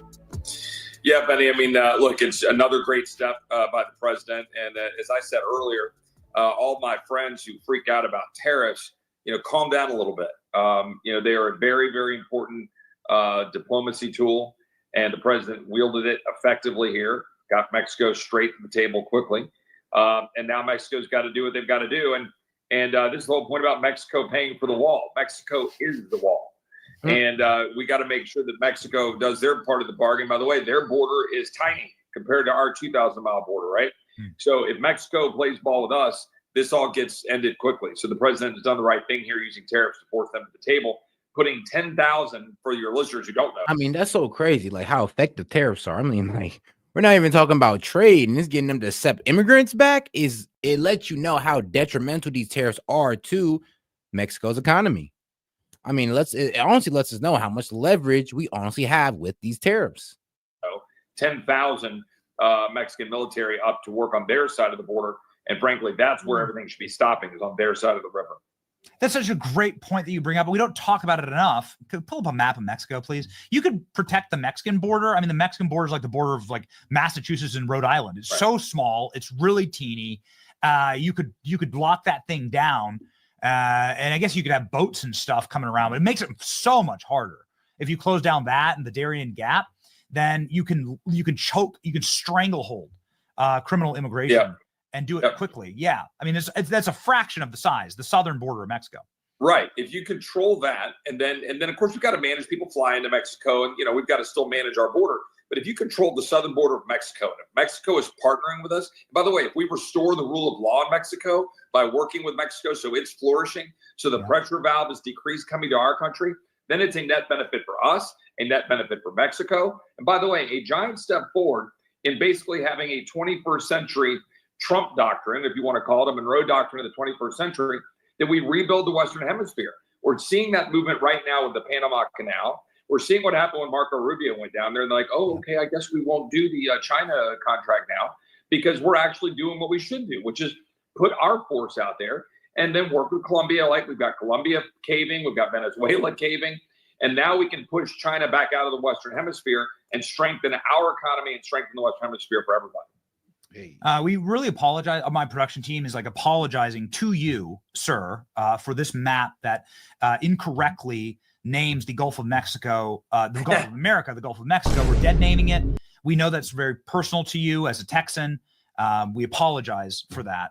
Yeah, I mean, the only quibble I might have with the president is that it should be the Gulf of Texas. But, hey, we'll take it. The Gulf of America, that works. And I was, I'm trained to look at the camera, not get distracted by the maps. Right? That's right. We can't wait for that switch to happen. So you talked about some of the various ways that people are effectively ushered.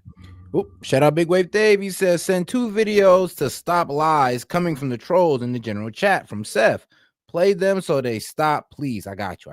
Can we play the truth? They do tend to scatter to our border, to commit crimes, and government-funded NGOs are a huge part of that. You're on the Judiciary Committee. You have the capacity to look into and criminally investigate some of these non-government organizations who have taken billions of dollars to effectuate the largest criminal human trafficking and smuggling operation in world history. Yeah, let's understand. Perhaps it's time to put people in prison for what they've done here, including some of the bureaucrats that allowed it. No? Well, and I want to say a couple things here. Number one, yes, we need to look at it at the Judiciary Committee. I've talked to Jim Jordan about this. We're committed to doing that. Obviously, the Oversight Committee, Jamie Comer, they've got a lot of jurisdiction on that. So we'll obviously let them lead where they need to. But we need to uncover all of this to show where the money's flowed. But let's understand the importance of what the Office of Management and Budget did with their memo last week. And it's been maligned by some in the press. But let's understand why it occurred and why it was important, and why the White House did it, why OMB put it out, was to go after these abuses, to stop these NGOs, to stop these grants. You're now seeing what Elon's doing with respect to USAID. and all of the corruption there and the money that's flowed through that in the State Department. We've got to stop the money from flowing. And by the way, I have been, and you know, and we've been on this show talking about it, trying to get Congress, Republicans in Congress, to stand up during the Biden administration and use the power of the purse to stop it. It shouldn't have had to wait 4 years for President Trump to do it. We should have cut the funding off. But now we've got the president, lifting the lid on all of this garbage.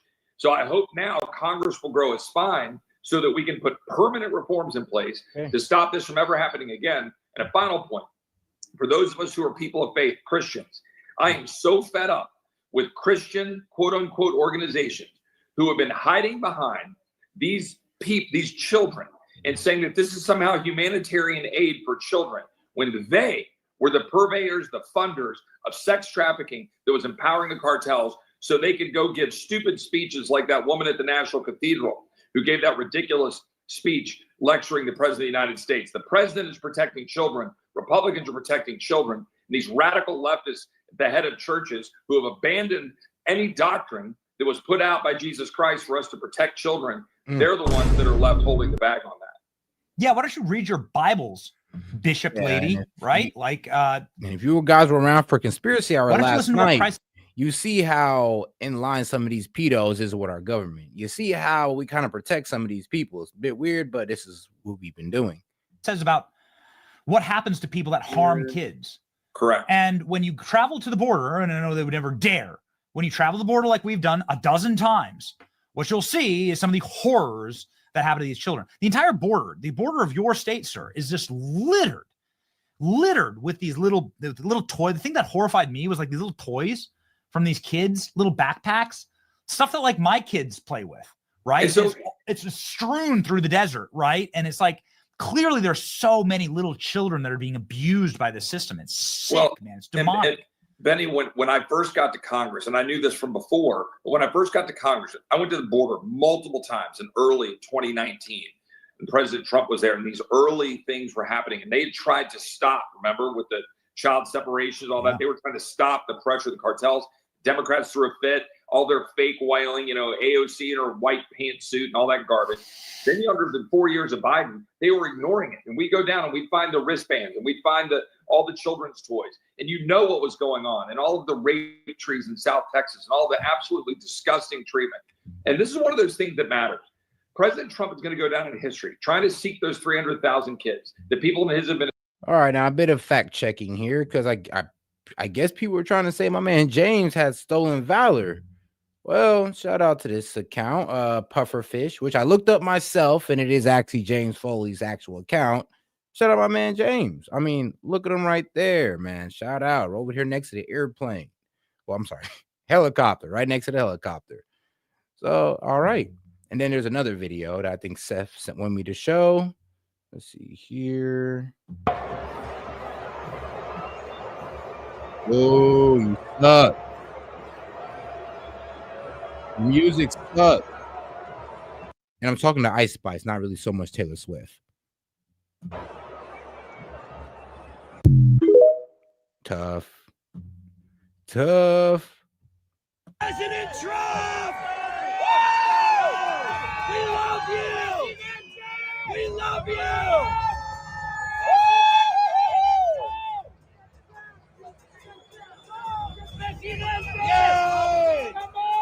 Yes! Yes!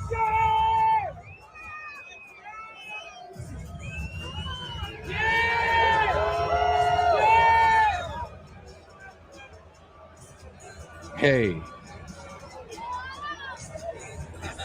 Yes! Woo! Yeah! And all right. Let's see here, and let's get right back to it. Administration, the Department of Homeland Security, and Tom Homan, trying to find those kids that have gone missing. They're not all in the sex trafficking trade, but some of them are, and we got to find them. And they're going to go down in history as protecting children, protecting the most vulnerable. Because if you think about DEI and you think about wokeness, and importantly, the transgender nonsense and what's happening, and you listen to someone like Chloe Cole, what the Biden regime and radical progressive Democrats have done to children.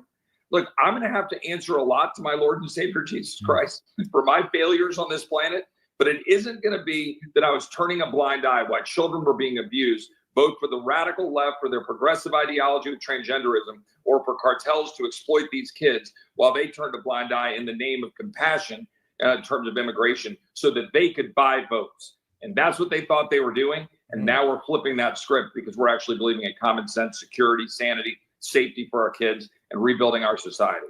Yeah, it's amazing. You actually see images like this, and you saw Selena Gomez crying this weekend. Yeah. And you see these images, and you're like, you've never done this for Laken Riley, right? They screamed when Laken Riley's name was mentioned to Joe Biden during the State of the Union a year ago.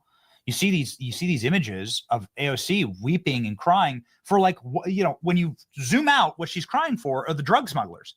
She's like very upset. She's very upset that criminal cartels can no longer operate with impunity. That's what she's. I'm done. The drug smugglers, though. Yeah, that's wreck as hell to say that, but I get it. Sobbing over. That's what she's very upset about, right? She's like, Selena Gomez is upset that the criminals are being deported, Congressman. Well, and by the way, all of that stuff with AOC at the fence, there was nothing across the other side of the fence. That was all acting. And, and where is all of the concern for, as you said, Laken Riley's family? Where was the concern for Alexis Nungray, whose daughter was taken from her last July? A true, courageous mom from Texas who is. That's what I'm saying. These people have more sympathy for illegal immigrants, for people that aren't even born in their country, than their own natural born citizens. This is why we don't trust the Democratic Party. Y'all showed complete allegiance to transgenders and illegal immigrants, and a complete disregard for the American people. Stood up to defend her daughter's legacy, campaigning with President Trump, campaigning with Ted Cruz, going out to bring awareness to all of this. Where was the radical progressive left? If they had an ounce of any kind of sincerity, they would have said, look, we want to make sure immigrants can come here, but that should never happen. They can't even say that, right? And so this is all getting flipped on its head. Now people are seeing it. This is like COVID, right? COVID opened up people's eyes to our corrupt education system. We still need to deal with that.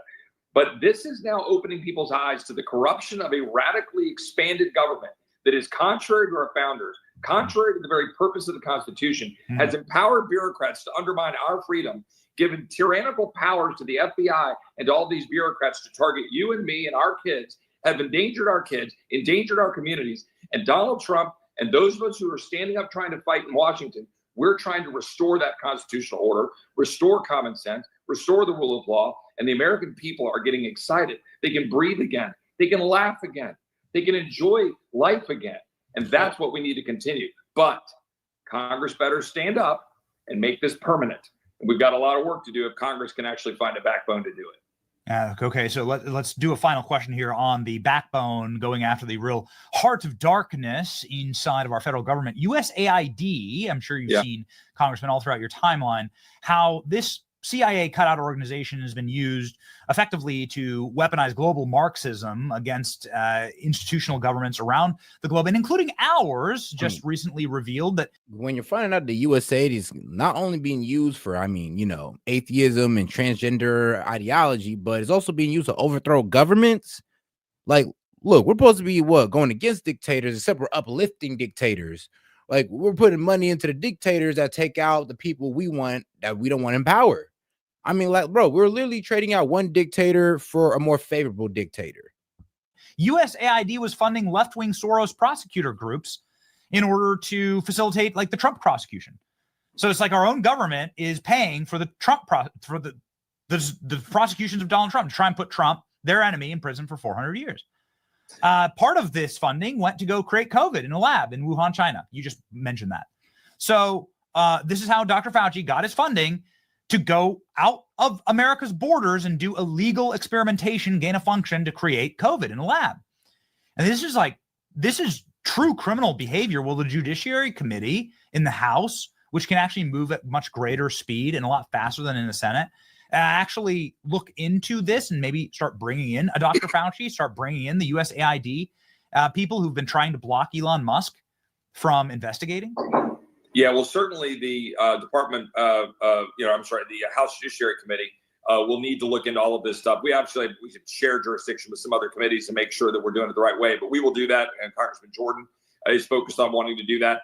And importantly, understand this is just the tip of the iceberg. Elon tweeted out I don't know if you saw it, a picture of an iceberg or showing the corruption that we've encountered and then all of the massive corruption under the water. USAID is a big vehicle for it, but that's not the only place, right? And what we're seeing is happening. Things like the FCC and what's going on with George Soros' own Odyssey and what they need to do to stop that. What's happening with like the United Nations generally, which I've proposed defunding and getting out of, but particularly UNRWA, which was funding the Palestinians, the China, one child policy, all of these things. We've been funding that, as we already said, the NGOs moving people into our country, funding the people that are targeting us and that are funding the groups. Yep, there you go. There's the image of the iceberg. We are just seeing the tip of the iceberg. A lot of us have known this. We tried to expose it, and I'll say in some modest defense for some of us. No, I mean, that's a very good representation. Like I said, it's the government corruption we see, the government corruption we haven't seen yet. Because let's be real, like I said, the fact that the Dems are crying about us just looking into this lets us know how much kickback they're really getting. It lets us know how much, I'm gonna lie, their salary hinges on this corruption going on. Because if everybody want to make the argument that, oh, this is for Congress, then why hasn't Congress been fixed this? Why does it have to be? Why do we have to go outside of Congress to get this looked into? People say, well, you're grandstanding. You go out and you give these speeches. Well, God Almighty, I've been trying to get this stuff out for people to see. And we've done some of that, which has led to this, right? Hammering UNRWA, hammering the United Nations, hammering these grant programs. But it is so corrupt. And by the way, the founders knew this. It's why we were not supposed to create this fourth branch. We weren't supposed to create a bureaucracy that's unaccountable to either the president or us. And right now, everybody. Yes, USAID is unaccountable because when Trump froze all payments, they didn't listen. They were still sending out payments. They had to walk up in there and directly do it. So, yeah. Like, talk about bureaucracy that has no accountability. That not even the president can stop. Like, that should have been suspicious all right there. Like, every Democrat should have shut the hell up as soon as we said, yo, the president told them to stop sending out money, and they kept going. Freaking out about the president's use of power. It is a unitary executive. The president of the United States can hire. And shout out Big Wave Dave, man. How's it going? Yo, what's up, brother? It's all good, man. Just, thugging it out. All right. So, first of all, that whole thing with the stolen valor, don't ever say that if you don't know. Nah, for real. Because I'm not even military, and I will come after you if you spout that shit and you're fucking full of shit. Thank you. And on top of that, hey, we're gonna keep going after us here. All right, so I'm sorry, I'm just gonna have to go through the chat here. So the Dems want to raise the wage, conservatives vote no. You realize when you raise wages, everything else goes up. Because when you raise wages, then the company that's hiring these people, they need to raise their prices, and it's a fucking cycle. Like, you do not understand how this little circle works. Like, are you talking about like raising minimum wage, or just in general? Wages? Oh, just in general, raising wages. Like when a company has to raise wages, they're going to start charging more, which makes the person that's getting the service or whatever, they have to spend more. It's a giant fucking circle. Like, I don't get what they don't get about it. Now, I have to give you a little pushback on that one. Like, I would say, well, hold on, isn't there a way where we can raise wages without raising prices? Like, isn't that what the whole lowering of taxes was supposed to do? That's a different story. I'm talking about like specific companies, right? Oh, if they have to pay their employees more to stay profitable, they have to up their prices, right? Okay, I get what you're saying. The standard business model. I got you. Yeah. So, okay. And let's move on from that. And then he said, when the Dems want free healthcare, conservatives vote no. Nothing is fucking free, you idiot. Yeah. Well, where do y'all think this free healthcare is going to come from? Like, it comes from the fucking taxpayer. So free healthcare is not free. It doesn't fucking work that way. Nothing is fucking free. Stop with that nonsense. You already know what they're going to bring up. Well, other countries can do it. Why can't we? We're how many countries that do that have as many in our country that they do. Oh yeah, like yeah, most countries don't have that. Well, 300 million plus population. Can I jump in real quick on that? Oh, go ahead. Have at it. So I lived in Belgium, and all the Belgians said you do not want free healthcare. Exactly. And then I had an opportunity to sit with COSIs. They were officers. They were from Canada, and we had these conversations about free healthcare. They also said, "You don't want free healthcare. Trust me." So, And again, sis, do me a favor. Sis, Yeah. every time you say free, make sure you say quotations free. yeah, quotation free. Exactly. Okay. So, free healthcare. Quotations. There you go. When you Thanks, Flo.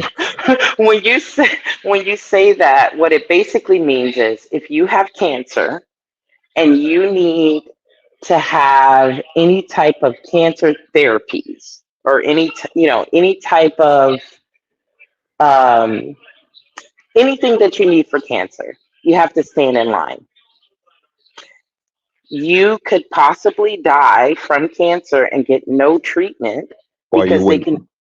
Yep, you have to wait in line. You have to wait your turn in order to get the care that you need for your cancer. Sis, that's every major medical thing with quotations free healthcare. Sounds like you'll have some Canadians running to America to get that quick, swift care.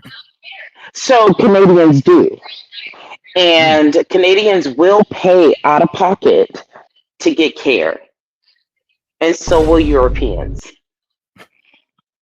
Wow. And so what they're saying is that a lot of people keep thinking that universal health care quotations is going to solve the copay and the expensive. You want to pay for your, like I keep calling everybody bougie in the Discord, but you're paying for quality. Correct. You have got to pay for quality. And that's just all over the all over the United States and all over the world. You have to pay for quality. And if a entrepreneur can be told, do not sell your product for less than what you believe that it should be, like sell expensive shit. That is what the new words are. Because what they're saying is if you have a good service, if you have quality service, then make people pay for it. If you can't pay for it, then you're not there yet. Work yourself up to the point so you can get this quality service. So healthcare in Singapore is great, apparently. Healthcare in Singapore is really great because the doctors don't charge. Well, they have some type of health insurance that you don't have to pay as much of a copay to get the services that you need. So a lot of people keep looking to Singapore to try to figure out how to get better healthcare services here in the United States. But you do not want free college. You do not want free health insurance. Free does not, quotations, does not give you the quality that you're looking for, period. And you will stand in line for free. And we all know that because we all have stood in line for free tote bags, Quotations. free ice cream. We've all stood in line, and you stood in line for a very long time. You're going to croak and die waiting to get the health care that you're looking for, that you can right here in America go and pay your copay or whatever you need to pay. And listen, another thing is Americans do not understand when they go to work and they give them those benefit packages. A lot of people are trying to, I need more money in my pocket to pay my bills than I do my health insurance. So they get the lowest health insurance, and they pay the least amount, and then they realize, oh, my child broke their leg and it's not covered. Well, that's because you're being cheap. You're Might as well trying pay to keep $100. pay whatever you need to pay to have you need first. Well, I really do believe that Americans don't understand their health insurance benefits package at their job. They really don't. Trust me, I have to explain some to a couple people at mine. Exactly. And sis too, that's another thing. You know, I know people want to buy the lowest package, but actually read what you're fucking buying at that point, right? But they don't understand it. They're reading it, but they don't understand the difference between the plans. Yeah, they And don't so they're understand like, like coverage and all that, like how certain yes, procedures be covered under this plan and yes, that plan. They're thinking everything's all one. I'm like, no, it's not. No, exactly. Yes. but that's the problem. Like, you don't have that fucking comprehension. They don't, and they don't understand the difference between an HMO, a PPO, and a like a fee for service and all that stuff. They do Yeah, not understand. that's where it gets rough, and I will agree on that. Not understanding the difference between them and where you can go and where you can get stuff done. Yes. With those, Man, some of these guys are just hopping off mama's insurance. So period. But that's also understanding estate planning and financial planning. We don't know about taxes. Everybody has something to say about tariffs, but they don't actually even understand their own budget. Good call. They don't even understand how they're spending their own money, and they have so much to say about a freaking tariff. It's like, but you don't even know what's going on in your own household. Sis, you seem a little mad, sis. because I work in finance and I see how people just do not understand money. All these wealthy people are making hand over fist. They don't care that BlackRock is in the news every day with their book. They are investing in BlackRock because they want to make money. Oh, I pulled my BlackRock investment a long time ago. You shouldn't have. You shouldn't have. I have morals to think about here too. You know what I mean? Fuck your morals if you want your kids to have freaking a trust fund. No, Fuck your morals. my kid will still have a trust fund, but fuck BlackRock. They will, but I'm just saying, like, at the end of the day, I think people just don't understand they don't understand their own budget. They don't understand a tariff if it came out of their behind. They don't understand how taxes work in the United States of America. And who would if there's 3,000 tax laws? Man, you know what else is funny, sis? They don't understand free stuff either. And then quotations. The best things in life are not free. Nope. I don't know what Luther Vandross was talking about, but he lied. Way to show your age. Good job. That is my age, honey. Okay, he lied to y'all. Okay, it is not free. At least somebody's telling us. He made it sound good though. Said I'm not done though. All right, what's up, man? All right, so I'm going to continue with Utz's thing here. When the Dems want to lower prescription drugs, conservatives vote no. Do me a favor, go take a poll of how many Republicans and Democrats get funding from lobbyists in Big Pharma. Bernie Sanders. Right? Okay. Dems want to help with housing. Conservatives vote no. How about conservatives don't want to give handouts to everybody that don't want to fucking earn their fair share? You all say tax or pay their fair share in taxes, but how about you earn your fucking fair share? How about that? But then also California votes against housing. So they have their $1 million homes and they don't want more housing because they don't like apartments. Oh, so they don't want they don't want an apartment building to be built in the same vicinity of their it'll bring down their property value. So they don't like it, and so they vote out of it. And so now we have a housing crisis. But they're Democrats. Well, since it burned down, well, I mean, since this whole LA fire burned down, I have been hearing about them talking about, well, they need to build mandatory apartment complexes now. Because they want everybody to be a renter, not an owner. Yeah, but that's true. That state like Colorado has the ability to vote whether they want it or not. And that's the problem. The citizens keep voting out Democratic ideology, but they call themselves Democrats. No, wow. Wow. Actually, that is interesting. It's like they say they want this, they'll preach it out public, but then when it comes to that voting booth, though, Yeah. story.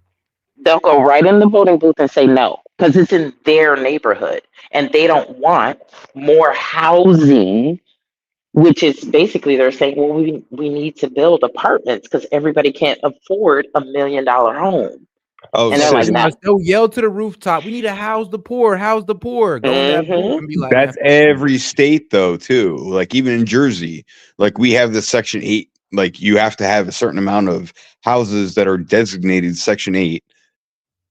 Even if the townhouses and stuff like that, like they have to be designated Section 8, which is, I mean, I get it to a point, but at the same time, like, look, those places that have done that, they turn into fucking shitholes where the fucking people that are getting the Section 8, they're taking advantage. They don't fucking give a shit about that community.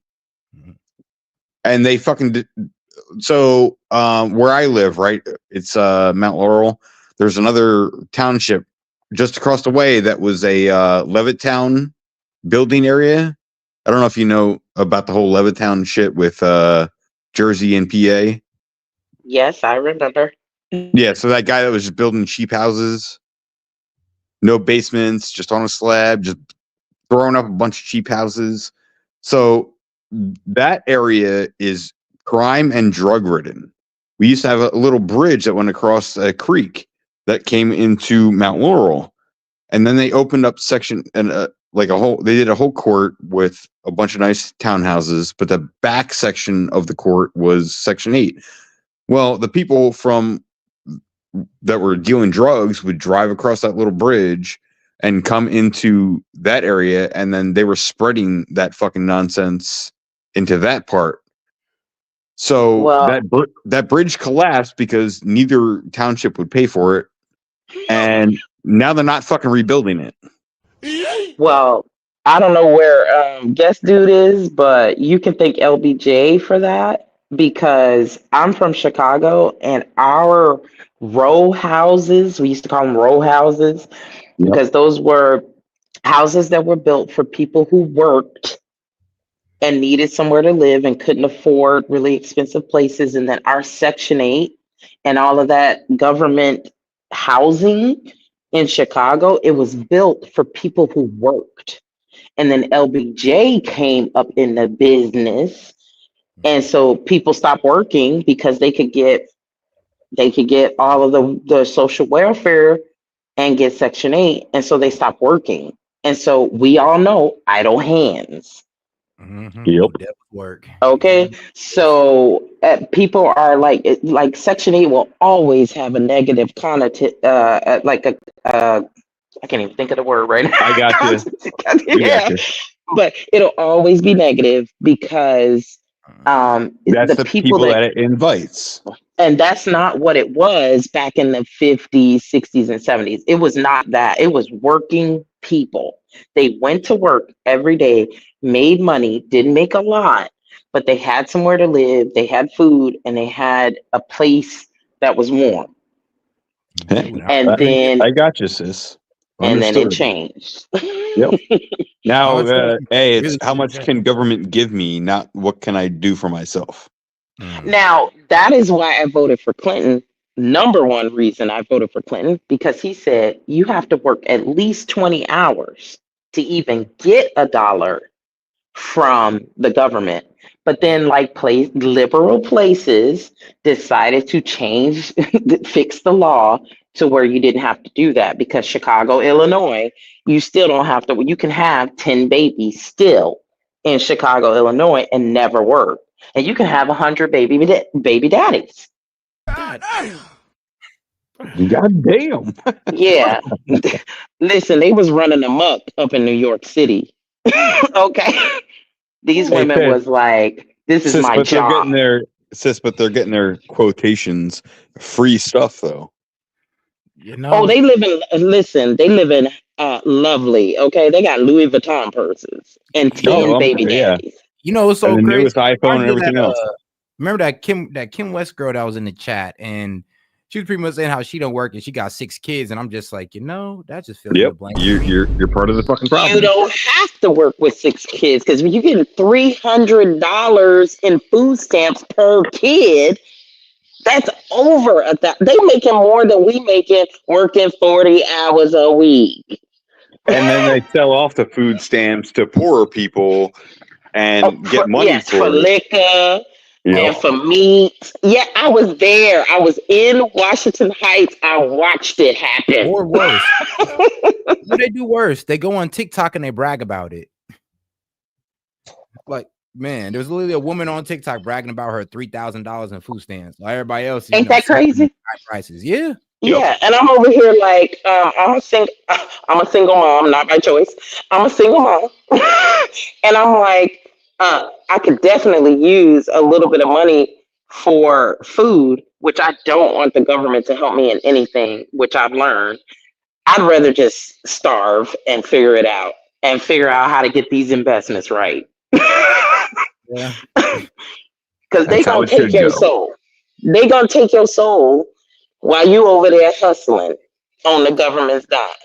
Like trust me, when I had people afraid to make money because they'd lose their benefits, I was like, oh yeah, you're in a trap. Oh yeah, bro. Like right now, right? So because I'm not working for a company, I'm working on my own. Obviously I'm not claiming any of this right now until this company that I'm trying to build with friends of mine takes off. I'm not claiming that shit, so I need health insurance for my kid. I'm going through the state right now, and I know as soon as I get put on some sort of payroll, like I'm gonna have to start paying for that myself. And yeah, it's a little fucking rough, but at the same time, that's only because of how much they're charging for healthcare, and Obamacare fucking ruined healthcare. So I was a retail manager for 23 years. I used to hire people. And when I would hire them, if they were really like, if I saw leadership in them, I was like, look, you need to consider, like moving up in this company. And they'd be like, no, thank you. But you're a leader. And like the retail industry needs leaders. Like there's people coming in here who just hate working in retail. And that's why retail sucks so much. If you have people who want to make money and want to grow with a company, then be the person that inspires other people to want to do that. And they were like, nope, I get food stamps, I get this, I get that, and I'm not trying to get more than this amount of hours. Man. And so you can go to Afghanistan yourself. You can pay for your own ticket and go kick them rocks, because I don't want you to get me in another position. And I was just looking at them like, so you would stop yourself from growing and being successful in a company, even if it's retail, because you want food stamps? Yeah, and taxes. That's gross. And taxes suck apparently. Apparently. I was like, okay, and now I understand the poor mindset. And what do I keep telling you guys? Less government, less taxes. If they stop charging as many taxes, that would be so fucking great. Oh man, it'd be great because because I work really hard for my check. Like my job is not physical labor, it's mental labor. And I'm done. Like I am spent in 8 hours. And I'm like, and then every time I get my check, I'm like, wow, like Those really? taxes come out and you're like, all right. Yeah. I'm like, yo, I get it. I get it. I understand why Social Security was put in place. Old people should not be just thrown to the curb. They did work. Some of them worked and they just don't have the money to take care of themselves, because when you're on a fixed income, you don't get overtime, you don't get extra pay, you can't take an extra shift. Salary is the So, worst. right. But Oh at yeah, the fuck salary. same time, most working Americans are on a salary, and so how do we take care of them when they retire? But then I do understand, well, you should have probably invested in your pension, and all of that. But and again, in retail, I worked with 65-year-olds who still had to work at the Disney store because they couldn't afford food. And I was like, what? This doesn't make any sense. Yeah, it's crazy. It's like you don't want to ask your kids, "Can I live with you?" Because your kids are trying to prosper and build their family and move. But like it's like, oh, well, what do we do with everybody that turns 65, 66, 67 and retire and don't have it? You know, it's crazy. I remember that's what the whole family structure was supposed to be for. Like, our parents are supposed to be able to fall back on us, and we're supposed to be able to fall back on our kids. And I grew up in a Caribbean household, so that's kind of how my family structured was. So when we talked about, well, where's mom going? Where's grandma going? I'm like, duh, they're going to live with you, or are you going to go buy them that crib, and it's going to work out like that. That's how they live in Europe. Europe is 100%. Like, what are you talking about? The grandparents are not raising, the legacy of the kids. Like, no, them grandparents are 1000% included when it comes to raising their kids' kids. They're 100% that entire side of the hemisphere, or not hemisphere. What's the vertical one called? Whatever. But like even India, like the parents go live with their kids. Like they don't even leave the house till they're 30. Yeah, but what I'm saying is, like it turns into that over there, and it shouldn't be that way. Like the parents should not have to rely on their children, and that's how this country has been great. The parents don't have to rely on their children. Yeah, the parents worked hard, built something for themselves, got some assets, and now they're out there helping their children, if anything. Yeah. But I ain't gonna lie. Nowadays, though, as we're progressing forward, people start losing that financial incentive, and yeah, a lot of grandparents, they're not they broke. They broke and they're not doing good. Right. I got one thing I got to say about the chat that's going on right now. Hey Joe, I'm sorry. I pay a lot of taxes in New Jersey, so I should get some benefit of government while I'm waiting for shit to start going right again. Suck my asshole. Thank you. I'm done. Okay.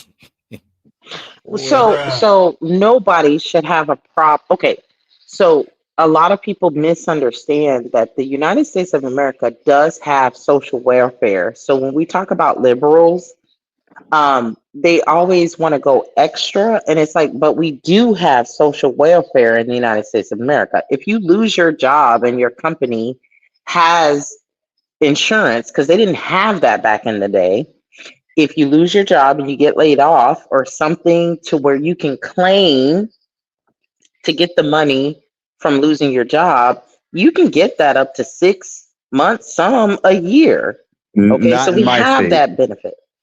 Well, we still have the benefit, though. You understand what I'm saying? Well, like not my state. I didn't work enough the previous year to I tried to get unemployment when my company closed, the one that I worked for previously. But I was trying to help them save the company by not I didn't want to just go in and sit the fucking office and twiddle my thumbs. So, but because I didn't work enough hours, the state denied me unemployment. Oh, because then I got screwed that way. So that's why I had to do the whole healthcare thing for my kid. Yeah, but at the end of the day, nobody should be talking shit about anybody who is in a situation. This is what that social welfare is for. It's for people who are motivated to do better in their life and adversity comes into their life. Yeah. So, but my point was like, right. So, all right. So the company, I was trying to save them by not going in and just getting my 40 hours, which they were required to give me, but I said, no, we're good. Trying to help them out.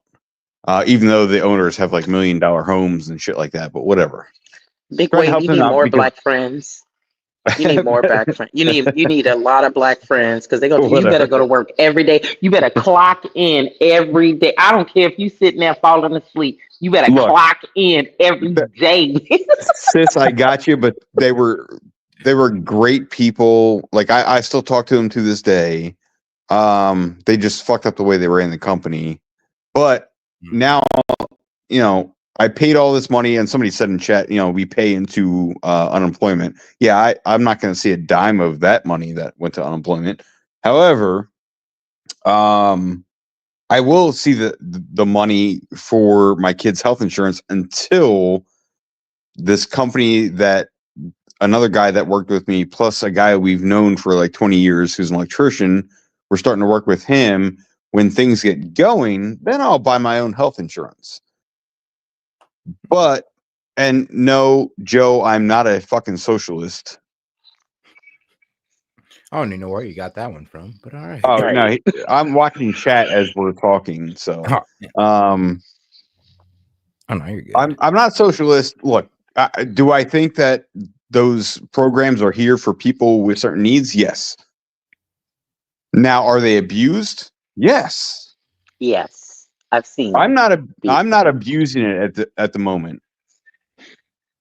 I'm getting what I should have gotten from unemployment, but because I'm such a nice guy, I got fucked on that. But I'm at least making sure my child is taken care of. I don't even have health insurance for myself at this point. Well, you always want to be kind. You don't ever want to be nice. That goes against, look it up. no, I got you. Sis, I got you. Look up the definition of nice and look I up the understand definition of this. kind. I understand, but it goes against the grain of who I am. You got what I'm saying? Nice will get you broke. Kind is a whole different hemisphere of life. I No, I kind of understand. seen it a little different. I kind of seen it just going the extra mile, and a lot of successful people know how to go that extra mile, and that's what I. Because they're kind. They're kind. They're not nice people. They're not wealthy people are not nice. They're kind. That's true. And I work with wealthy people on a regular basis. They are not nice. Because sometimes I really want to be cursing at them. Anyway, I'm sorry. But they're very kind. They're like, look, I just need this done today. And like, I understand. You know what I'm saying? I understand what they're asking for. They're not nice, but they are kind. And that's also something that we need to learn if we ever want to be wealthy people. Be kind, don't be nice. Nice is when you start doing things outside of your benefit. Kind is when you do things that benefits you and the people around you. All right. Well, You're not sacrificing your own. But at the end of the day, all I'm saying is that nobody should have anything to say about anyone who has to take advantage of the social welfare that we have in this country. I am not MAGA. I don't even know if I'm fully conservative. Like I said, I'm a centrist. I believe that, when it just makes sense, it just makes sense. If it can benefit more people than just one community or one group of people, then we got it. We figured it out. But at the end of the day, we have social welfare, we have Medicaid, we have food stamps and those things. When adversity chaos comes into your life, you have an opportunity to say, okay, I'm not going to fall all the way to sleeping in my car. I'm not going to fall all the way to not having a roof over my head. Hey, so all right. So I guess my final point on this topic about what Joe's saying too is, look, either I did it or my soon-to-be ex-wife would have done it. My soon-to-be ex-wife, the illegal immigrant, she gets free health care for herself and her illegal immigrant son, who's 9 years old. So it's either I did it or she did it. One of the two. The reason why I did it is it's also somewhat of a benefit to me, is that I'm providing his health care when we get divorced. Okay. So I'm a big fan of minding my business ministry. I don't care what the illegal wife is doing. Okay, no, I got you. I'm just explaining for No, Joe, and now he's So bringing up the. what I'm saying is, if the illegal wife, so we all would know that everybody's an adult and everybody is going to make the decision. You have to do what is in the best interest of your child. Yeah.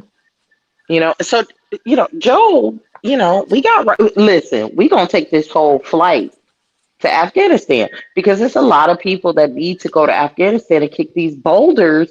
These are mountains. These are big mountains, and when they kick them, they're gonna be kicking them for a long time. And we're gonna put it on live TV. There's rocks that people need to. They get so wrapped up in the political stuff that they forget that there's human beings living real life every day. We do what's in the best interest of what needs to happen in our lives on a regular basis.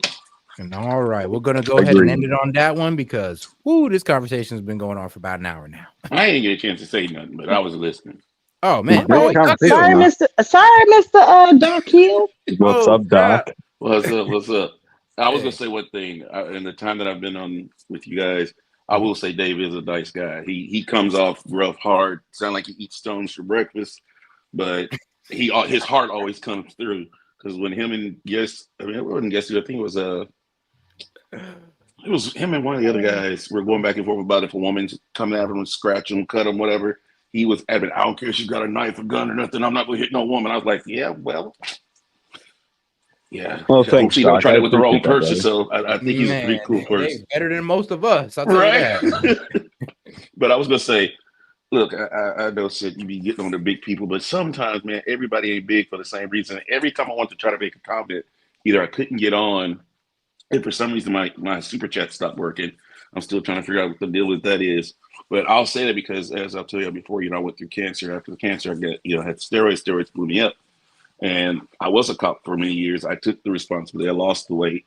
And so, but with every time you go on that tangent about fat people, some people are fat just because they're sick, man. It's not everybody, but some people can't, they can do what they can do. And we've had discussions on things like that, with people who are going through different. Well, look at Dave, he can't control the situation right now. He's got to do what he's got to do. Somebody's going to judge him for that. But I'm all for it because as a single father myself at one point, I had 4 kids and they gave me so little in food stamps. I just pretty much didn't fill the paperwork out the second time because it was an insult. But I knew people I knew people who were getting hundreds of dollars driving Mercedes Benzes and stuff, bro. And I'm like, I'm driving a broke down truck trying to get back and forth to work because it came up before I got into law enforcement. And it was a struggle. And people were like, you get food stamps? Yeah, I got 4 kids and no wife. She don't live here no more. So what you want me to do? You can't let people judge your situation. You got to do what you can. You have actually put into the system. And that's always been my thing. If I'm out here working for it, why can't I enjoy some of the work, some of the fruits of my labor? Which is why I hate Social Security. But anyway, as you said, Seth, man, the time has been well spent. It's time to give the benediction and get back to the people. All right. I appreciate you, Doc. You're a great dude. I'm a Doc Hill. And yeah, it's all good, man. It's all good with the super chat. I don't know what's going on either. I don't know. Maybe your card number changed. Maybe you're, I'll look. I've been looking into it. At first, it required me to re-enter my password. I did that, and I tried to super chat again, and it won't even go past the. Well, I guess you've seen the inside where you type and you hit the go button, and it usually will spin and it'll take me to hit it on the side. It doesn't go. That function's not working. So I might have to I think we suggested they drop the app and then reapply it or something like that. But I'll get back in. All right, no problem. All right, man. Oh, Of course we can. can I Yeah. say real quick, Doc Hill, thank you for your policeman service. My father was a policeman as well in Chicago, Illinois, which was Oh, really God bless hard. him. Bless him. Yes. So I understand how hard your job was. Thank you No, for your no, no, service. no. Nothing's like where your daddy works. No, he can Nah. have my hat. Nah, but you, pay me 2 salaries and I'm gonna be living in Chicago. I know that's right. I know that's right. Yeah, but you were a police officer, so thank you for your service. Thank you for volunteering to keep us safe, and I'm glad that you are fighting through your cancer, and I'm glad that you stood up as a Black man to take care of your children. Hey, I tell people I learned you can learn examples 2 ways, like what people do or what people don't do. My dad wasn't there, and I said, "There's no way in God's green earth that as long as I draw breath, I won't be there for mine." So now I've got grandkids. I'm excited. I'm going to see them in a couple of months. So yeah, it's worth the payoff to do what you can for them while they're young. Congratulations, Doc. Thank you. Thank you. All right. And all right, anybody got anything else to say? Good? Yeah, we're good. All right, that was a nice long conversation. I definitely enjoyed it, guys. All right, guys, I'll see you guys. Well, let me know if you guys want to come back on. We're going to keep the show moving. I'm making tamales, so as long as I'm wrapping tamales, I'll be here. Hey, shout out, Doc. All right. All right, Doc. All right, man, Dave. I'll talk to you on the later. All right, brother. All right. All right, let's keep it going, guys. Let's keep it going. Fire and fire. Okay. And, we, Congress, can then control the purse strings and have hearings. But that's what this is all about. Congress has been abandoning its duty for decades to use the power of the purse to constrain all of this. The president is changing the game. Congress needs to learn from that, put in barriers and guardrails to this ever happening again, and help him break it down. So you would be in favor of a full-scale investigation? No, let's go ahead and move on to the next video. The jackals. Hyenas. And he says Trump dropped Secret Service Super Bowl ad featuring his own assassination. Oh, wow. All right, let's go. Barking at him, laughing at him. They nip his toes and eat the food that's in his domain. They do this, and they get closer and closer and bolder till one day that lion gets up and tears the shit out of everybody, runs like the wind, eats everything in his path. Because every once in a while, the lion has to show the jackals who he is. It's too late to be scared. It's time to kill. What's up, guys? It's Benny. It's like somebody invented a flux capacitor and time traveled all of us back to the 1980s, where our military was actually filled with alpha chads who were lethal, tossing 10 plates on each side of the bar, carrying the entire damn rack across the gym, saying stronger men are harder to kill. Check out the brand new Army banger that just dropped today. Here we go. Hey, bring them back, man. Bring them back.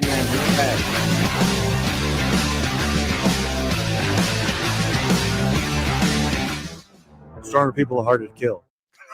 Hey, what year is it? How did we go from Sally has two moms to strong men are hard to kill? It's like an amazing moment that we are currently living in. This was posted by the Army yesterday. No commentary needed. Sound on if you want to hear what freedom sounds like. This doing numbers for the U.S. Army, who hasn't had a viral ad in years, certainly not for good reason.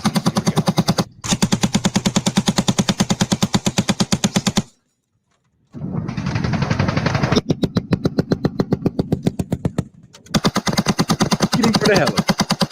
It's like you need war fighters in your military to fight wars, leave the social engineering up to the liberal arts colleges.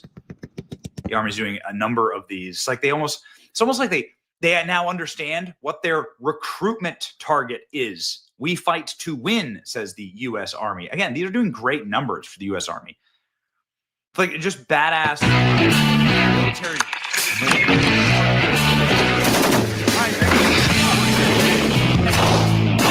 I mean, man, shout out to the military. It seems like they didn't up their campaign again. They didn't up their marketing budget.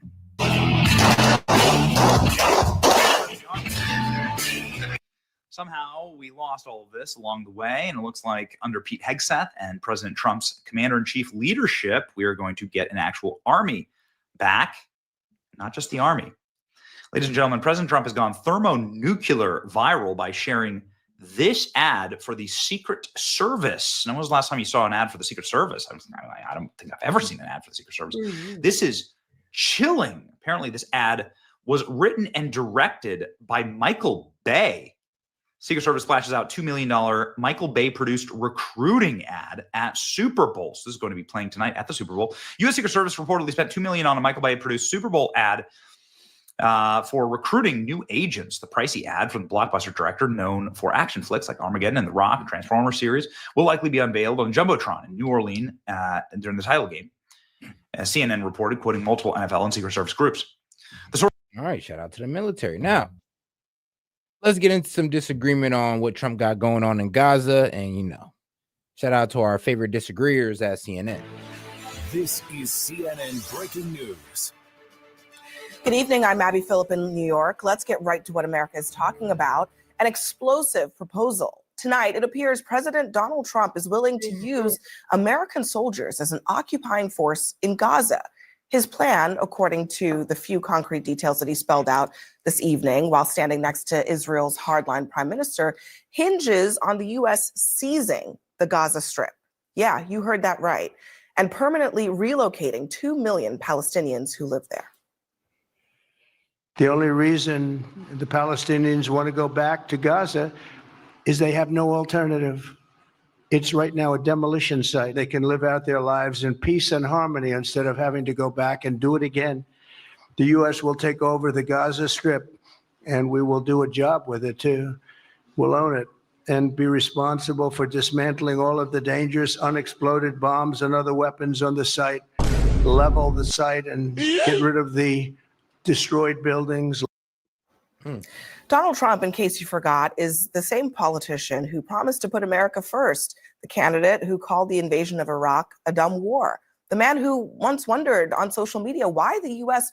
would waste its money rebuilding Afghanistan, the president who is okay with abandoning an American ally, Ukraine, in its war of survival. Tonight, he is something a bit different.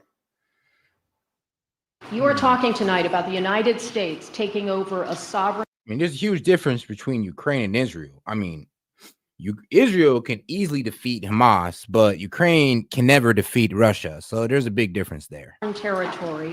What authority would allow you to do that? Are you talking about a permanent occupation there? Redevelopment? I do see a long-term ownership position, and I see it bringing great stability to that part of the Middle East and maybe the entire Middle East. And everybody I've spoken to, this was not a decision made lightly. Everybody I've spoken to loves the idea of the United States owning that piece of land, developing and creating thousands of jobs with something that will be magnificent in a really magnificent area that nobody would know. If the United States can help to bring stability and peace in the Middle East, we'll do that. Now, critics call that the expelling of Palestinians from their homes, ethnic cleansing. Trump calls it a fresh start to remake the Strip into a Middle East Monaco of sorts. All that was missing was renderings for a Trump hotel in Gaza. Loki? We have an opportunity to do something that could be phenomenal. And I don't want to be cute. I don't want to be a wise guy, but the Riviera. So crazy. None of y'all was talking about what was really going on in Gaza, like this whole genocide in Gaza. When I'm be real with you, Biden was president. Y'all wasn't placing this on Biden. Y'all wasn't trying to say, yo, well, due to your lack of leadership, this whole thing in Gaza went down. Nobody want to blame Biden, even though it started up under him, but everybody want to blame Trump for how it ended. I mean, come on now, that's not fair.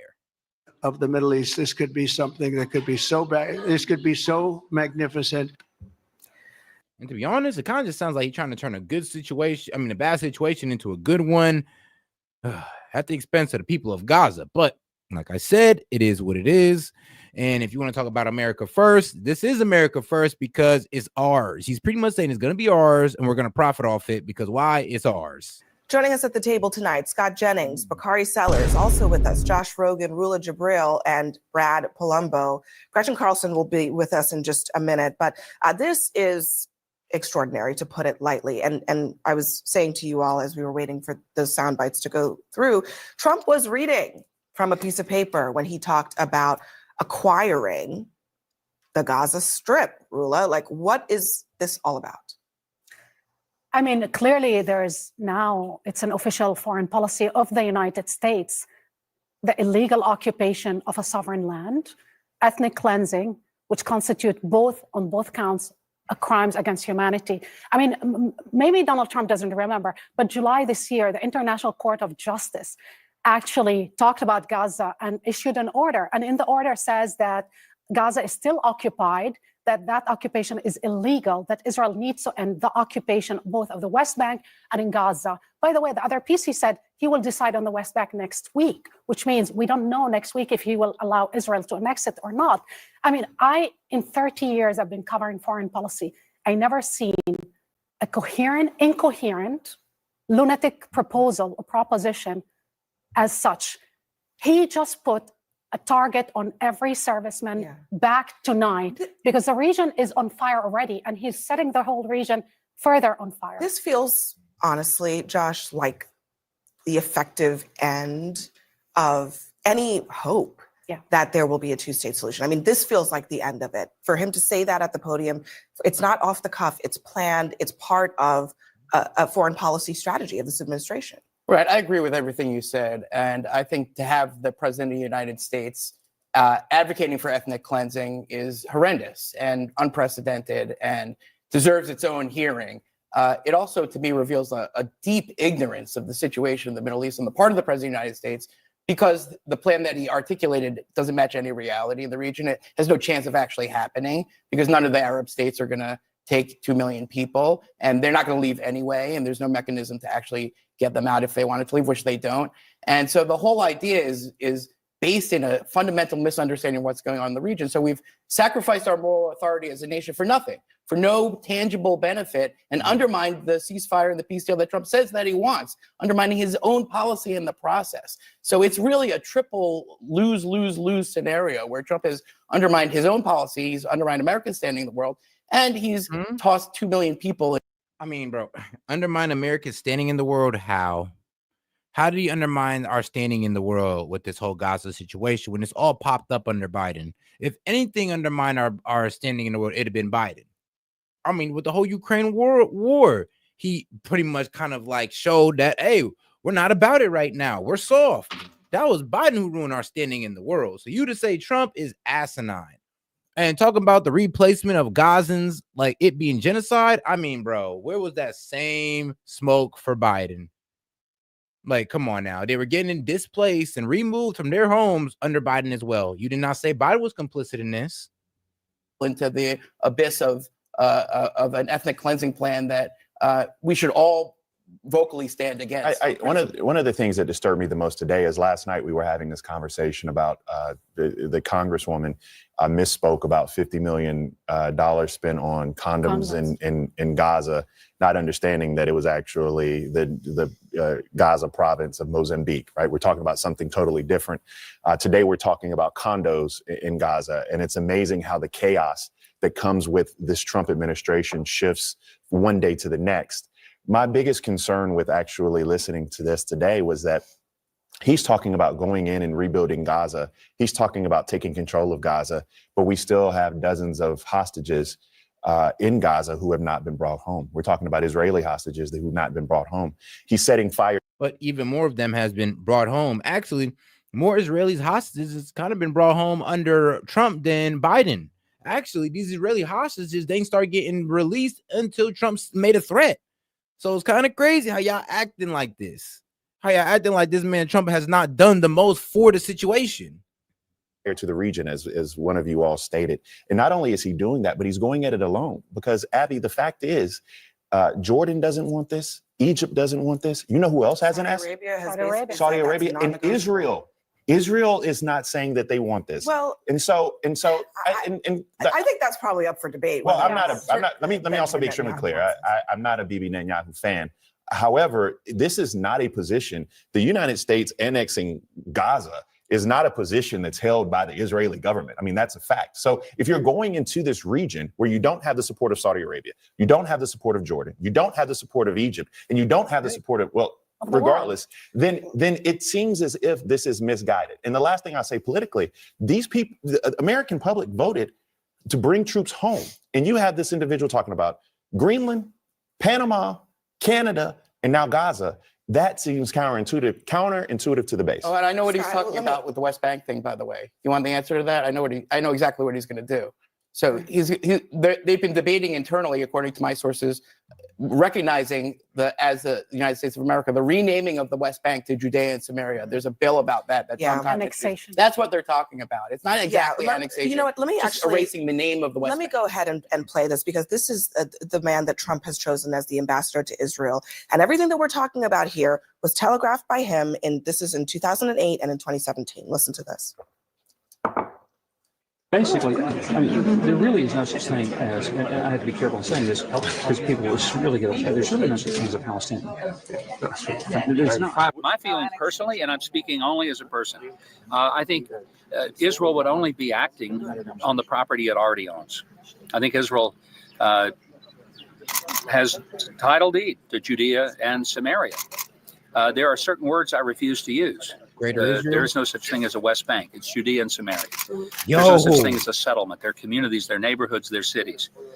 Yeah, it sounds like they're trying to push that greater Israel idea. Like, well, since Trump kind of is saying that it's the U.S., well, we might as well go ahead and take everything for ourselves. Now, there's no West Bank, no nothing. It's just Judea. And I'm just like, yo. So y'all just completely disregarding these people's existence at this point. Okay. There's no such thing as an occupation. This is illegal. I didn't mean this to is interrupt. illegal. This is what he just said. That is a violation of every international law. It's a violation of every convention that the United States, by the. But here's the thing, though, sweetheart. When they was breaking these laws, when the ICC was pretty much calling this a genocide, when all these people were coming down, none of y'all said that about Biden. None of y'all said, oh, I don't like how Biden is letting this genocide go down. I don't like how Biden's still sending aid to Israel, letting this go down. It's like, y'all can't talk, bro. Like, Democrats, shut the fuck up. You cannot talk no more. This was going on since 2023, and now y'all want to talk? Like, nah, shut all that up. Palestinians was dying on day one under Biden. Palestinians were being displaced under day one under Biden. Now that Trump's in office and he stopped the killing of these people, now y'all want to talk? Sit y'all asses down. The way was part of. It's a violation of Human decency. But also every UN resolution. It's a violation of International Court of Justice and International Criminal Court resolutions. What they are saying. Yeah, but when he was breaking these laws under Biden, y'all didn't call it out. Y'all didn't get mad at Biden for saying, oh, why aren't you going after this criminal who's a genocide, who's committing genocide? And we fund them. Biden, why don't you pull their coattails like we're asking Trump to? Saying tonight to the world and to the international community, international law is dead. It's dead. Is international law dead? Because I think Rula is right in suggesting that that's basically what Trump is suggesting, forcibly removing Palestinians from their land is against international law. I think we're being a little dramatic and we're on our jump to conclusions, Matt, here a little bit. He muses occasionally. Taking him at his word. He muses occasionally. Look, and just to be clear, it's because provocative. you're suggesting that we are making this up or no, I'm not suggesting anything. It. No, you're putting words in my mouth. Well, I'm saying you and I both know he muses occasionally and he's aspirational and he says provocative things Scott, occasionally. I really don't want to interrupt you, but I just for my own, I think I have to come to my own defense here in saying Donald Trump, with his own words, said this is what he wants to do. He wasn't musing. He was looking down at a piece of paper. I've been in a room with him, just like that, with foreign leaders, looking down at a piece of paper. He is reading a statement that was prepared for him. Those are not me. I mean, whoa. So when Kamala Harris was reading the teleprompter, when Joe Biden was looking down reading his notes, y'all had nothing to say. Oh man, they kill me. They kill me with selective outrage. Well, also, Scott, what happened to America First? So I this think is the guy who was supposed to. This is America First. We're adding new land. We're adding new real estate that we can make money on and add to our economy. Yes, that is America First. You may not like it. I definitely don't like it how we're obtaining this land. I don't. But you can't say it's not America first if we can profit off it, if we can use it as prime real estate. I mean, you can't say it's not America first, and you can't say it won't add to America's value. To take us out of the endless wars, said he's against nation building. He railed against I am. I know. Playing the role of Catherine tonight. Brad. Are you for the ethnic cleansing or against it? Look, I don't You're know not for it? I don't You're know not that I against agree with the terminology you're using. Yeah, Here's me what I neither. think. Yeah, I would. That's what I'm saying. The terminology y'all using for this is sick. Oh, do you agree with the ethnic cleansing? I'm like, first off, the man just stopped the ethnic cleansing of these people, the real ethnic cleansing, because I'd rather be displaced than slaughtered relentlessly. Okay? Last time I checked, when you're going through a genocide, your people is being slaughtered relentlessly, not being displaced. Because I'm damn sure you'd rather be kicked out your home than your whole family killed. Like, let's go ahead and let's stop acting like kids about this. Like, let's stop acting like, oh, they're being genocided by being displaced. No, they're not. Last time I checked, what was going on during Rafah was genocide, which was actual genocide. We're telling you to go to a certain place and we bomb the hell out of you. That's it. And that happened under Biden. Y'all ain't say shit about it. It's provocative. It's an interesting conversation point. Donald Trump, he's the only person in the world speaking positively about this particular geography right now. And I will just say that That's called in the first term, he did something rather audacious with the Abraham Accords, highly successful. He's always thought positively and aspirationally about the Middle East. And I would just ask all of you all who are enraged about this, how's it going right now? How's the current management doing? Not really all that well. To answer you, and that's Terrible.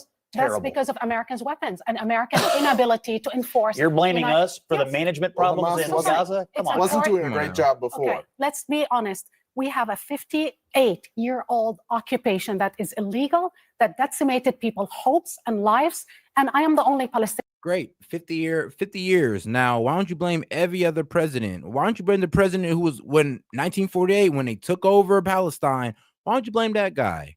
I mean, 1976. Why don't you blame that guy? I mean, there's plenty of problems that's been going on in Gaza. I mean, in Israel and Gaza, this whole conflict has been going on for a while now. Why are y'all choosing now to call Trump? Like, he's saying, oh, he's perpetuating genocide. Like, what? Yeah, you're right. 58 years. My man just pulled up for the last 2. In here, and I must say that it honestly, the fact that we are not able to put in perspective that's the history of that region. Before October 7th, hundreds of people were killed. After October 7th, still thousands and thousands of people are getting killed. And what happened on that day? For 58 years. What happened on that day? You know what? What happened on that day? Actually, Secret Service of Israel had been predicted what happened on that day. What happened on that day is we had basically, a border that was, breached because we have a government in Israel, and as I am an Israeli-Palestinian government, we had a government in Israel that favored annexation and pogroms in the West Bank. Hold on, I would look at her and be like, whoa. I mean, you're pro-Israel, but you're pro-Palestinian? Like, I'm a bit confused on that. So I'm a bit confused on her position when she says, well, hold on. So doesn't that mean you're okay with this? You should be okay with this. What if Israel gets Gaza and you're an Israel Palestinian? I mean, and you're okay with Israel, then you should be okay with this. Ask me what happened that day. I want to tell you something. We had a government, we had the prime minister who said Hamas is an asset. We need to finance Hamas. He's the one that sent to Doha the head of the Secret Service 3 weeks before October 7th to ask the Qataris to finance Hamas. But you don't want to say what happened. You don't want to say what happened that day. It's an atrocity that happened that day. Yeah, but and from where did it emanate? That atrocity doesn't justify the atrocities and the war crimes and the October 7th is the byproduct of years of conflicts between the Palestinian people and the Israelis. Yes, we know that. Israelis have always had the upper hand in exterminating Palestinians, and they've been doing it for quite a while. Yes, we know that. Now, the way things have happened right here. Now, do we agree with it? No, we don't. Especially if you know the history of Gaza and all that good stuff, or the Palestinians, you're not really going to agree with this unless you're Jewish. So it is kind of crazy that she's here with the position, and if I'm not wrong, with the position that, hey, yo, this is America's fault, and I'm just going like, bro, this is America's fault. This is our president's fault. When I'm just like, bro, this conflict is going on for so long. You can blame way more than just one president. I mean, you can even take this back to Bush if you really want to be honest. Genocidal campaign that I happened totally, after I totally reject everything you just said about genocide, war crimes. But the International Israel has every Criminal right Court to defend does itself. not. I don't want us to get not by committing war I crimes. don't want us to get off course because I think that it is easy to redirect this conversation about October 7th when what we're talking about right now is what happens today and tomorrow and what comes next. And I want to ask you just a follow-up to what you said. Hold on. A follow-up to what you said. Trump is talking positively about the region, but in his view of Gaza, the Palestinians do not exist. How is that something that is positive? Trump never said that, or he wouldn't have addressed them. He said, we're going to make sure we take care of the Palestinians. That sounds like recognition of the existence of Palestinians, does it not? For Palestinians, 2 million people that live there right now. Yeah, I mean, he didn't give a lot of details about how he envisions the future for that population, and I certainly am not in a position to flesh it out either, because I don't know what he means by that. Here's what I do know: current management failing, a president of the United States who's speaking positively about what could be happening in that region, and you all talk about the Middle East being on fire, and nobody seems to want to acknowledge on whose watch it was set ablaze. And so I think sometimes he tosses things out. Thank you. While Biden was being a bumbling idiot, yes, the whole Middle East caught on fire with this conflict. So yeah, that's what I'm saying. It's kind of crazy. You can't sit here and blame Trump when the whole fire done started under Biden. And it's to start a conversation. We'll see where it goes. Displacing millions of people from sending U.S. troops. I think it's also necessary. I said this earlier, but the fact that we still have hostages, the fact that we still have hostages that aren't brought back yet, the fact that seems to be somewhat of an overlooked portion of this. We have a deal, not a great deal. Not only that, I'm interested to see, and there are people smarter than me about this, but what effect does this have on any ceasefire deal? What effect There's does no it? ceasefire. He suggested that it might actually affect it, and he. So that's my point. I mean, if there are people who have, you know, the innocent men, women, and children of Palestinian babies and innocent women and children in their heart and minds at the forefront, then they want a ceasefire. We want a ceasefire. If there are individuals who want the hostages brought home, then they want a ceasefire so those hostages can be brought home. Today makes no sense in actually moving that ball down the field.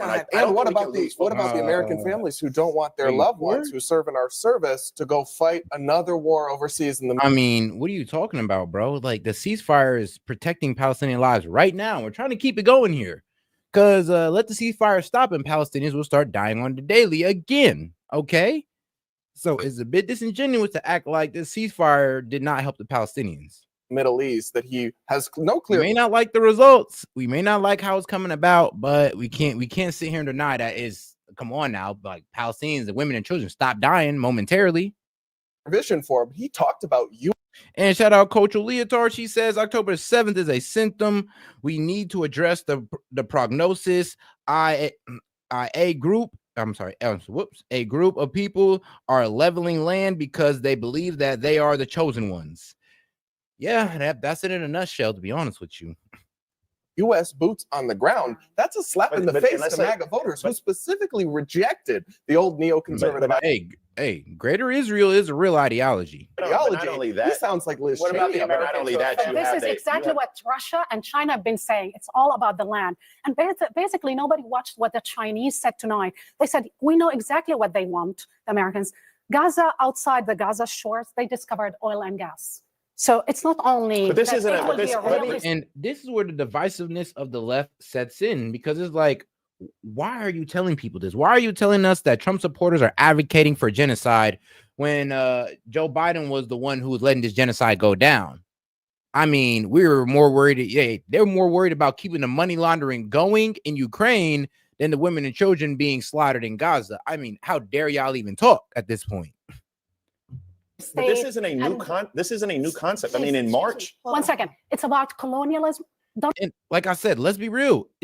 Let's be so real. It does not make sense to say that.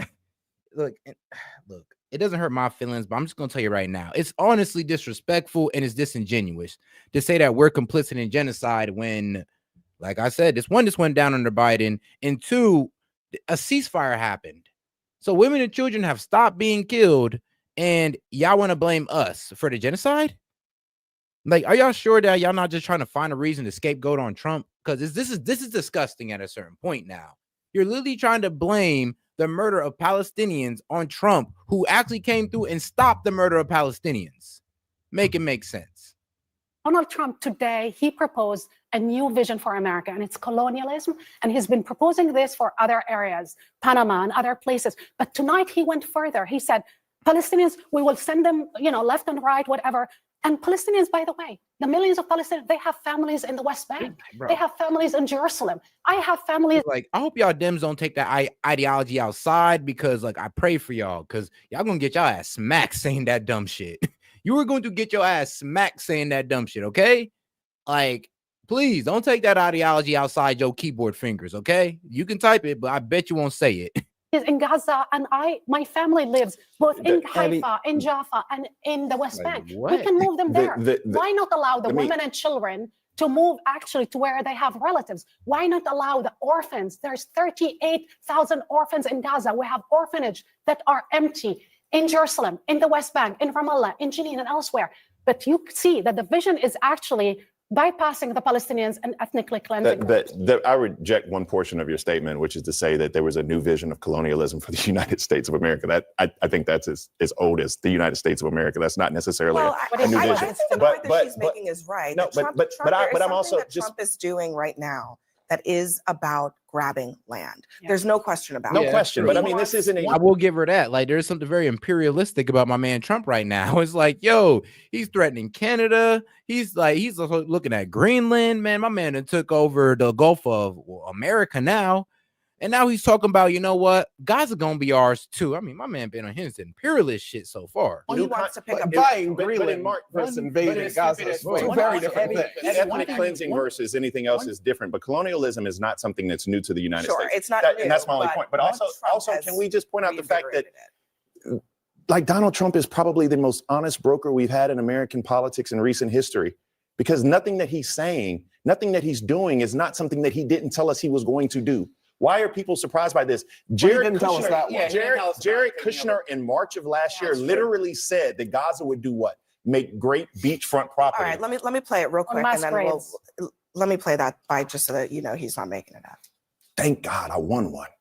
In Gaza's waterfront property, it could be very valuable to if people would focus on kind of building up livelihoods. You think about all the money that's gone into this tunnel network and into all the munitions. If that would have gone into education or innovation, what could have been done? And so I think that it's a little bit of an unfortunate situation there. But I think from Israel's perspective, I would do my best to move the people out and then clean it up. We're going to have to hit pause. We will be right back with more on this conversation. Rula, Jabril, thank you very much for joining us and bringing that perspective. Everyone else, don't go anywhere. Lots more ahead. Coming up next, more on this explosive development, including whether it threatens the fragile hostage. How does this threaten the deal? Like I said, man, like they really don't know what they're talking about, and they're really trying to frame it as if Trump is just this big villain that perpetuates genocide. And I'm just like, no, the real villain was Joe Biden, and y'all didn't want to call that out. So who are y'all to call out Trump? Put in perspective what many of my Democratic friends have been talking about today. They're very, very. Shout out to my man, Senator Kennedy of Louisiana. Defends Elon Musk, Doge, left the room speechless. Yeah, I mean, we covered this last night, I believe, but I think this needs to be recovered. What many of my Democratic friends have been talking about today. They're very, very, very upset. And guys, we got 27 super chats until we go ahead and run Conspiracy Hour. I'm thinking about doing running back the Epstein video again. So guys, let me know if y'all want that, and go ahead and super chat in. Any question, comments, jokes, disagreements, go ahead and read it out loud and post it at the top of the chat. At President Trump. And they're very, very, very upset at Elon Musk. President Trump ran for president on a number of issues. One of the issues he ran on, he said it almost every day. He said, if you elect me president, I'm going to go through the entire budget and review all the spending, line by line. If I heard him say that once, I heard him say it 1,000 times. And that's what he's been doing. He went out and appointed, through an executive order, Elon Musk, who some people like him, some don't, but he's not a dummy. He's a very successful business person. He's got a top secret security clearance. President Trump issued an executive order, and he turned to Mr. Musk and he said, Mr. Musk, I want you to do for me what I said I was going to do in the election. I want you to go through all the spending, line by line. Now, let me ask you something, Mr. President. How are you going to review the spending without reviewing the spending? How are you going to audit the spending by an agency without auditing the agency? That's what I mean when I say common sense is illegal in Washington, D.C. That's what Mr. Musk is doing. He's put together a crackerjack team, and they're going through everybody's spending line by line, item by item. And my Democratic colleagues are very, very, very upset. And they've been very eloquent. They've talked about the process, and President Trump's executive order supposedly violates the Constitution. And they've accused Mr. Musk of having conflicts of interest. And so I've heard people say he's sitting over there with a notepad, copying down everybody's social security number, and he's going to go use it to make money. I mean, people in this town, not just my Democratic colleagues, they're really upset. They've never said anybody question their spending. But that's what Mr. Musk is doing. But you know, I've listened. This has been going on for a week. People have been screaming like they're part of a prison riot. Oh my God, look at what Musk is doing. He's looking at the spending. And I've listened to people talk about the process and debate whether it's constitutional and discuss how many lawyers can dance on the head of a pin. But you know what? I haven't heard one single person who's upset with President Trump. And shout out Big Wave Dave. He says, UTZ, go to bed. Just go to bed, bro. Shout out Big Wave Dave. We're 26 away from running that conspiracy. Well, my bad. The Epstein conspiracy hour. Or Mr. Musk talk about what he's found. They don't want to talk about the spending porn, the waste of taxpayer money that he's found. I mean, that's the point of all this. I tell you who is interested, the American people, the people in America who get up every day and go to work and obey the law and pay. And I think it's very disrespectful of these politicians to say, oh, this is unconstitutional, trying to frame it as unconstitutional. I'm just like, damn, well, this country's supposed to be for the people, by the people, right? Like, that's the original idea. So if the people in the government, like I said, y'all, the government supposed to be for us. If we say that, yo, we want to look at y'all financial records and y'all making that a problem, then doesn't that go out of the ideal that, oh, what our government was built on? Supposed to be for the people, by the people? It kind of seems like y'all for the government, by the government, because soon we start asking, or we start trying to look at payments, y'all want to frame it as it's unconstitutional. Y'all want to frame it as, oh, we're controlling the purse, when no, we're just looking at the financial records. But y'all want to hide that for some reason. Okay. Pay their taxes and try to educate their kids and try to do the right thing by their kids and try to save a little money for retirement, and have had to live through 20% inflation under President Biden. They understand what Musk is doing. They understand spending porn and wasting taxpayer money. Now, Mr. Musk started with the USAID. That handles a lot of foreign aid for America. American people are very generous. In our country, you know, when you're... You know, so crazy. Like, the economy is one of the reasons why President Biden lost. And y'all will still say, we're in the best economy ever. What are you talking about? And I'm like, dog, one of the reasons he lost is because of affordability. If y'all can't sit there and admit that, then, oh, man, y'all just making me happy, because I guess we're going to win again. Homeless, we'll house you. When you're hungry, we'll feed you. In our country, when you're too poor to be sick, we'll pay for your doctor. And we send a lot of money overseas to help our world's neighbors. And the USAID is in charge in large part of that. But I'll tell you what Mr. Musk discovered. I found it fascinating. He discovered that the American taxpayers are giving money to Afghanistan. He found that we are giving money to Yemen. He found that we are giving money to Syria. I didn't know that. Some of our foreign aid is going to Yemen. And this is what I'm saying. We're talking about this guy didn't even know. Most of the American citizens even know. So when the Democrats want to be disingenuous, be like, oh, this is public information, then why didn't the public know? Why are we so surprised then? Why is everybody taking offense? It's like I was saying, bro, you guys don't listen to the people. You don't listen to the voice of the people. You just listen to the echo chamber. Afghanistan, Syria. He found that the USAID has 10,000 people, 10,000 people, employees. And every year they give away $40 billion.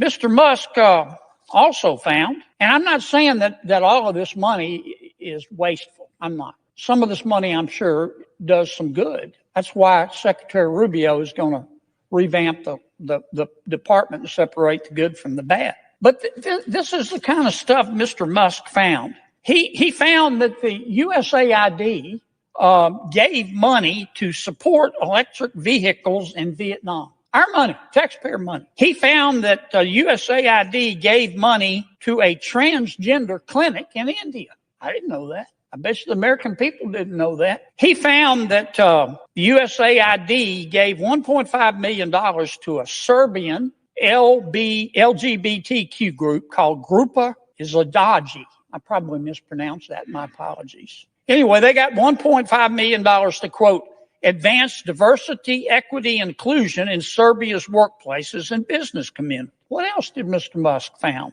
that my colleagues don't want to talk about? Well, he reviewed a study and then went and checked it. The study was done by the Middle East Forum. They found that USAID spent $164 million to support radical organizations around. You know, what's so funny though is like, I think our budget is like 6.8 trillion dollars, something crazy like that.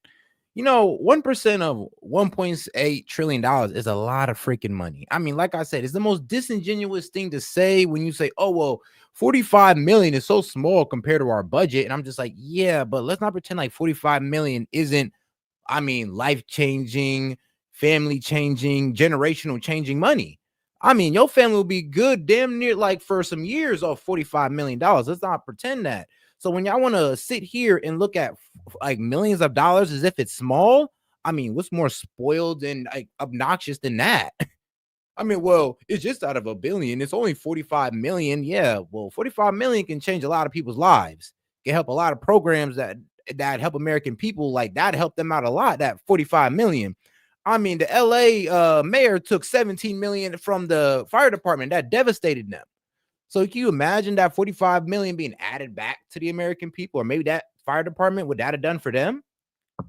On the world. We're not talking Cub Scout troops here. We're talking about radical organizations around the world. They gave $122 million of that to groups aligned with foreign terrorist organizations. Our taxpayer money. According to this report in Mr. Musk, the USAID has given millions of dollars to, quote, organizations in Gaza controlled by Hamas. Why aren't my colleagues talking about that? Recipients of the money they found. And shout out my man CN. He says, I'm really confused about this, about the black budget. Yeah, I'm really confused about the black budget. Yeah. I mean, look, the thing about the black budget is that we don't know really what it is, and things we overspend on so much, and we don't know what gets kicked back. We don't know if the black budget is what they do with the kickback money, or we don't know if it's like, you know, what they siphon out and then give out and then give, you know, to the organization. Like Zelensky, we gave him over $100 billion. The man said he only received like 77 billion. I'm like, well, damn, bro, we're missing like $40 billion then. Where did that go? Could that have went to this mysterious black budget? Or, I mean, you know, what we're doing with the USAID and people getting kickback and all that. Could that be going into the black budget?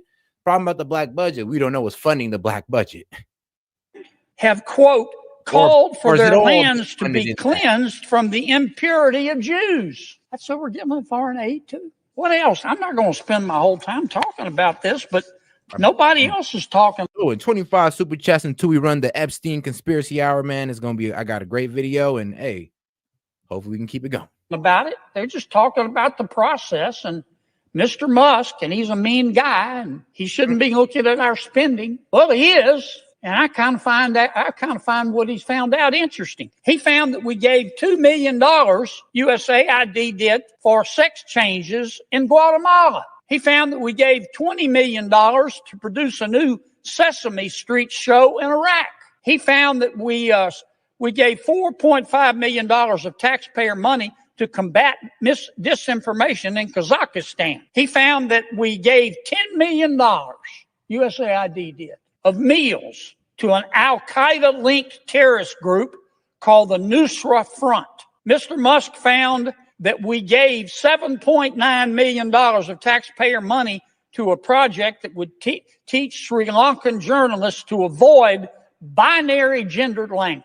The USAID took $8 million and gave it to a bunch of journalists in Sri Lanka to teach them how to avoid binary gendered language. I don't know what the hell binary gendered language is. I think I do. You think most taxpayers would support that? Why are we talking about that? The USAID gave $1.5 million to promote LGBT advocacy in Jamaica. They gave $1.5 million to rebuild the Cuban media ecosystem. They gave $1.5 million for, quote, art for inclusion of people with disabilities in Belarus. Another $3.9 million for.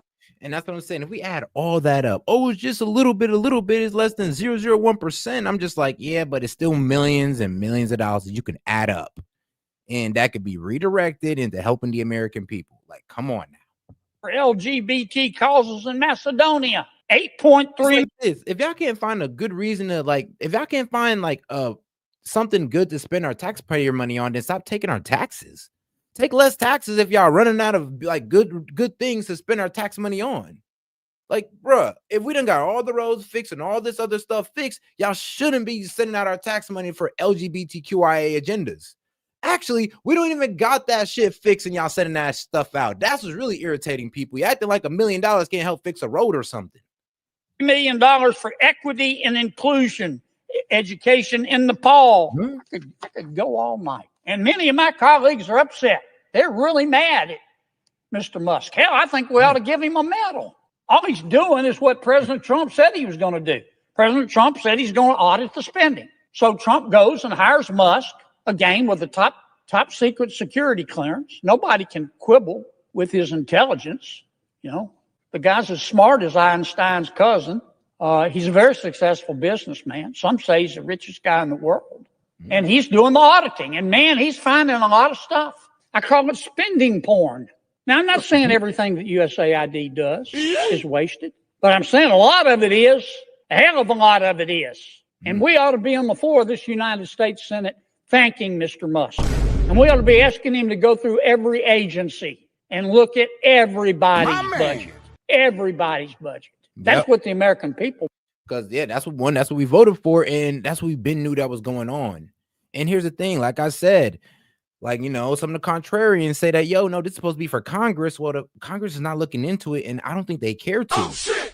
Honestly, I think Congress is honestly trying to hide this. At least the Democrats are but that's the thing. If we can't trust Congress but if we can't trust Congress to have accountability, then what are we saying here? Are we saying that we should just let them be unaccountable, let them do whatever they want, let them have that unhinged power that y'all say Donald Trump has, and let them have that uncontrollable power that you're afraid of Donald Trump of having with your taxpayer money, if anything? So y'all should really be on their ass about this.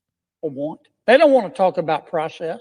They don't want to continue with the Washington way. They want to save some money. Now, let me tell you what's really going on here, Mr. President. For 4 years under President Biden, I know. Actually, Joe, you have a really good point. And I'm gonna be real with you. It does, but at least he admitted it. See, he admitted that, I don't even know what's going on. I didn't even know this was happening, so I couldn't even address the problem. So it's either these people in Congress don't know, or they do know and they don't want to address the problem because they benefit from it. So I hear your point, but yeah, bro, it's on both sides. You making that point doesn't really mean anything because you're even stamping my point even further. How can we trust these guys to solve the problem within themselves if even the ones who want to solve it don't even know about it? You're making my point even more solidified. Thank you, Joe. Thank you. For 8 years under President Obama. I have all the respect in the world for President Biden. I was 100% right, and I'm 120% right. Thank you, Joe. President Obama, tough job. But between them, they spent 12 years in Washington, and presidents set the tone. They control the questions that are asked. And here's the question that President Obama and President Biden asked for 8 years. For 12 years. I heard it every single day. Who needs to pay more in taxes? Is it you? Is it you? Who needs to pay more in taxes? We need more money. Who needs to pony up more? And shout out Big Wave Davey says, F it, one more musical interlude for my road to sleep. And shout out Big Wave Dave, man. He said, we definitely voted for this, and all those crying want to hide this. Exactly. And that's what just makes them look crazy. Like I said, I can respect congressmen like Kennedy coming out and pretty much saying that, you know what, man? I mean, I didn't even know this was going on. If I did, we'd have been brought up some stuff. And then there's those who knew about it, and because it's being looked into, they're like, oh, this is bad. They're about to catch us all. Let me go ahead and frame it as if this is unconstitutional. When the ones who didn't even know about it, congressmen who are shocked that didn't even know, are going like, nah, keep it going. Nah, y'all cooking with this one. Keep it going. We need more. That was the issue. But that's not the issue today. We have a new president. You know what the issue is today? What the hell happened to all the money? What the hell happened to all the money? And that's what Mr. Musk is finding out. That's all this is about. And I'm just shocked that my colleagues have decided that this is a hill they're going to die on. How can you look the American people in the eye and support this kind of waste? I'm weak. Joe thinks they all read 2K page bills one day before they vote on it. Yeah, no way. Like, bruh. No, they're not doing that. Support this kind of spending porn. Like, that's the whole reason they added pork to the bill, so none of them is going to read it for real. That's the whole reason. I mean, the election to me made at least one thing clear, that the American people are sick and tired of. And shout out my man Fire Ant. He says, remember, Dems getting smart with us talking about elections have consequences. Shoes on the other foot, motherfucker. It's like, yeah, no, for real. Shoes on the other foot. People in Washington denying reality. The last administration tried to convince us that we were living in a crime-free world where inflation was temporary and the border was secure. And the American people didn't buy it. You know why? Because it wasn't true.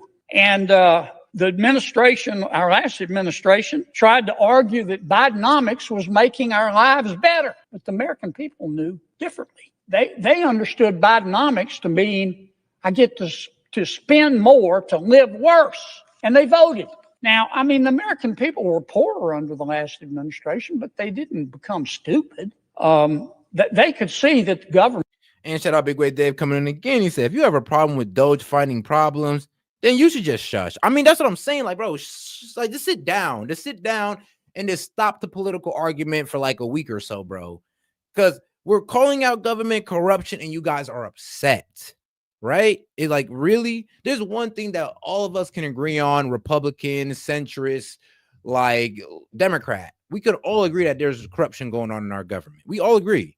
So how come none of us can sense? I mean, I'm gonna be real with you. I'm talking to you Democrats. How come none of y'all can sense something fishy with this? Y'all just let them run with y'all just let them run y'all off with the narrative of this is unconstitutional when really this is what the people voted on. When really they should be wanting to unclose, like they should be wanting to tell you this. Like there should be a congressman that says, I don't know, and congressman that says, oh no, but I know. Not congressman saying, I don't know, one saying, oh, this is unconstitutional. Like, what are we saying here? Was creating a problem, not trying to fix it. And they noticed the national debt too. Put up that first chart for me. You know what our national debt is, Mr. President? $36 trillion. Not million, not billion, $36 trillion. It takes my breath away. Highest it's ever been, over 100% of our gross domestic. And that's what I'm saying. It also makes you think because these people harp on the national debt. They harp on the national debt. Trump is going to raise the spending, the national debt, and all this good stuff. But you have useless USA spending that y'all tried to hide or that you didn't know about that we could have used to help with the national debt. Like, bro, what? Are you serious? Bruh. Product. Our debt's growing faster than our economy. And we toss around these numbers, $1 trillion, $1 billion, $1 million. Since 2019, America's population has grown 2%. We're not having babies, 2%. And that's after massive immigration. You know how much our budget has grown? 55%. 55%. Yeah, we've had inflation, but we haven't had 55% worth of inflation. That's how we got to this $36 trillion in debt. Put up the next chart for me. Now, some of this money we had to spend during the pandemic, and it was a bipartisan effort during the pandemic. Republicans voted for it, and Democrats voted for it because we had no choice. Yeah. I was there. I saw it from the inside. Okay, so oh wow, I like this. All right, so post-pandemic America rescue spending spree 1.9 trillion, Green New Scam Infrastructure Act. Y'all spending 1.2 trillion, Inflation Creation Act. I'm weak.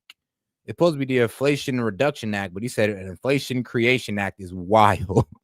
$1.1 trillion we spent on that BS. Big Tech's Chip Act. $280 billion. Total new spending, $4.38 trillion. I mean, shout out Biden spending palooza. And Democrats voted for it because we had no choice. I was there. I saw it from the inside. We came this close to losing the American economy. And you know who helped a lot, doesn't get enough credit? Jay Powell at the Federal Reserve. I watched it. The whole world wanted to go into a cave and retreat. Back in the Great Recession, I remember all the other countries in the world who looked to us. They may hate us, but they know we're the greatest country in all of human history. They look to America. And you know what? Back in the Great Recession, all the other countries wanted they wanted treasuries, treasury notes, treasury bonds. Not this time.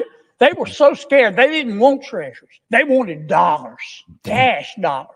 So Jay Powell, thank the Lord, he goes over to the Federal Reserve. He opens what's called a currency swap line, and he told every country, you want dollars? I'll trade you dollars for your currency. And everything calmed down. He doesn't get any credit for that, but it was a gutsy thing to do. But on top of that, to save the American economy, that wasn't helping the American economy. We had to keep the economy going. We spent a lot of money. But then COVID ended. And what we should have done was go back to pre-COVID spending. But we didn't do that. President Biden, after the shutdowns and the coronavirus, the pandemic was over, passed the American Rescue Plan. COVID was over. He spent $1.9 trillion. Never let a good crisis go to waste. I didn't vote for it. Then he came back and passed what he called an infrastructure bill. It was really just the Green New Deal. I know what's in that bill. That was another $1.2 trillion. Dang, he said the Green New Scam Infrastructure Act. So the Infrastructure Act was really it was really a green bill. It was really a climate change bill. So the Infrastructure Act that y'all talk about, oh, he's putting more into the economy. Nah, he's putting more into climate change agenda, which ain't really doing much for us, but making us pay more for energy. And then he passed the Inflation Reduction Act. I didn't vote for it, but that was another $1.0 trillion. And then he passed the CHIPS Act. This is really special. He said, big tech, the semiconductor companies need our money. And guys, we got 20 super chats until we go ahead and run that conspiracy hour. We're going to do the Epstein video again. So you guys can either send in $1 super chat to get us there or $2 and up. We'll go ahead and read out any question, comments, or even disagreements out loud and post to the top of the chat. Just like our man, Big Wave Dave, man. Shout out Big Wave Dave. Money. They need taxpayer money. They're not making enough money. And he gave them money. He didn't give hardware stores money. President Biden didn't give the healthcare industry money. He said, I want to help big tech. And boy, they sucked it up like a Hoover Deluxe. We spent $280 billion subsidizing big tech. And you add it all up, and that's $4.3, almost $4.5 trillion. And that's how we got $36 trillion in debt. And that's why Donald Trump said, I'm going to look at every single line item of spending. And that's why he gave the job to Elon Musk. And that's why Musk is auditing these accounts. But nobody wants to talk about what he's finding. Nobody wants to talk about the spending point, except the American people. They get it, Mr. President. They get it. And I hope Mr. Musk continues. My colleague and friend, we had a little discussion in banking today. Senator Warner makes a good point. He wants Mr. Musk to come over and talk to Congress about how he's doing this. I'm all for that. I am all for that. I would love to have him come over and walk us through what he's doing and how he's discovering all this spending for. We need all the help we can get on reducing our spending because we can't continue at this pace. I just wanted to spend a few minutes putting all this in perspective, Mr. President. The world's not going to spin off its axis, folks. Every business that I know of goes through an audit. Now we're being audited, but we're being audited by not by the usual auditors, but we're being audited by a person appointed by the President of the United States. And I'm betting you when he's through, and he's going to go to all these agencies. He's starting on the Department of Education next. I think he'll end up finding that some of our money is being well spent, but he's also going to find that some of our money is being stolen and it's being wasted. And that's an insult to to every taxpayer in this country. So I'm going to say, I'm going to end like I began. We ought to be giving Mr. Musk a medal. We ought to be thanking him. Maybe nobody else wants to hear about the spending porn, but I can't wait to read the book. I hope he finds all of it and compiles it. I hope Marco Rubio, our new Secretary of State, takes USAID and shakes them by the shoulder and lifts up the good people there and fires the bad people, the people that wasted taxpayer money like this, giving money to terrorist organizations, giving money to organizations that support Hamas. Hope he gets rid of every single one of them. Not for real. They need to get rid of, because I'm like, how are you? I don't care. Oh, it was just my job, dog. You control taxpayer money. Do you not have any type of morality, any type of integrity as an American? It's damn near treason, you taking this American taxpayer money and knowingly sending it to our enemies. Knowingly. I think if we listen to Mr. Musk, we can save a lot of money. And I hope he does come over and explain what he's doing. All right, let's get into the next video here. We're really excited for you to help us kick off our intellectual theme, Human in the Machine, which is leadership on the emerging battlefield. How do you see warfare transforming in the future? I mean, the biggest effect of... Before we get into this, Big Wave Dave's video first. Music Kirk real quick. Are you prepared for the next downturn? Corrections can be unforgiving. Smart investors know diversification is the get you off guard. S.E.T is the ATM machine of the Central Intelligence Agency. It is a Global Gold Investment is the ATM machine of the Central Intelligence Agency. It is the funding mechanism of the deep state. Do you know that we spent $1.5 million to promote DEI in Serbia?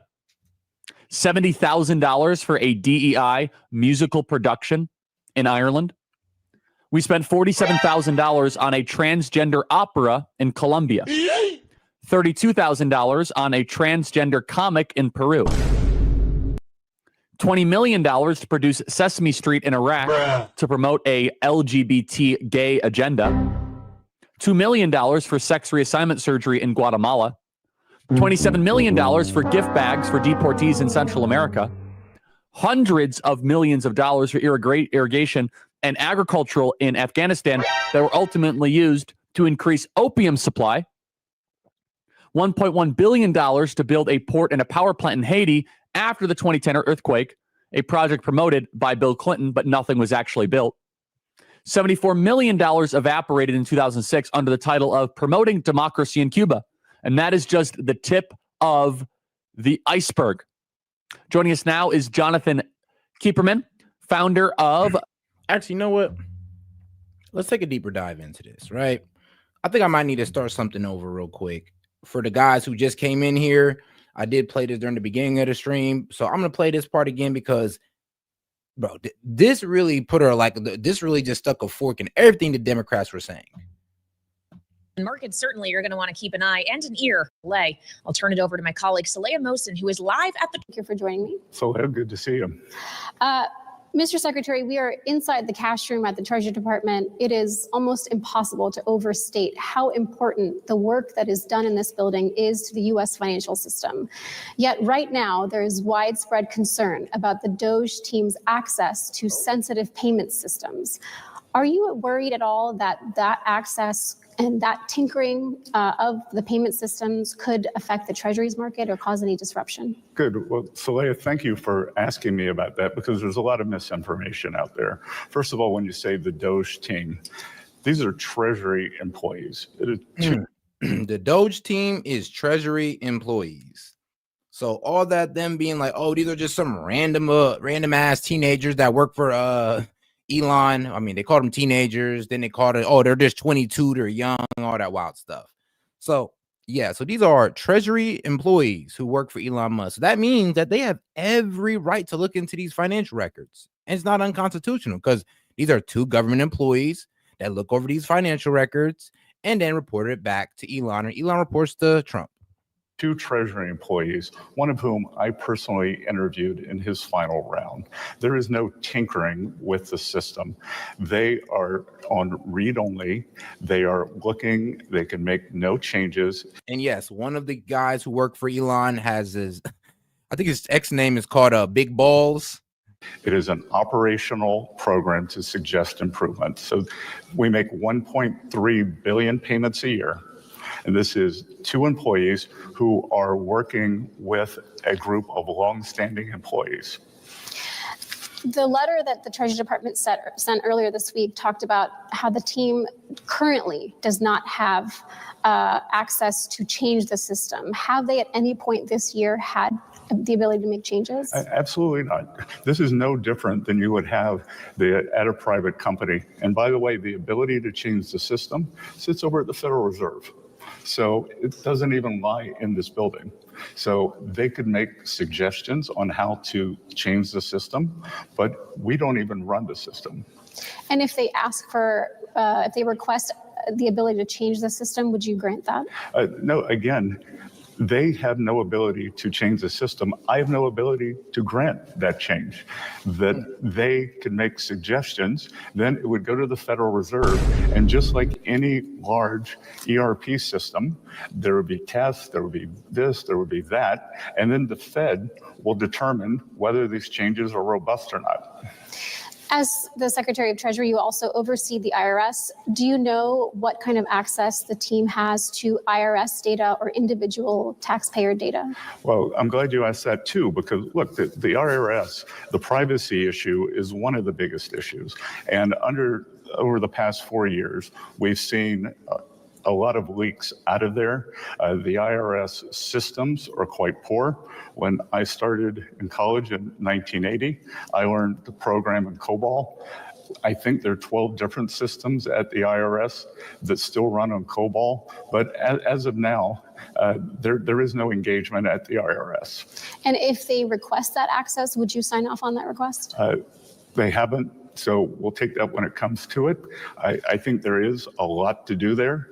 But the president was elected with a big agenda, and to the extent that getting the IRS in better shape is part of that, sure. Because look, with the IRS, what am I concerned about?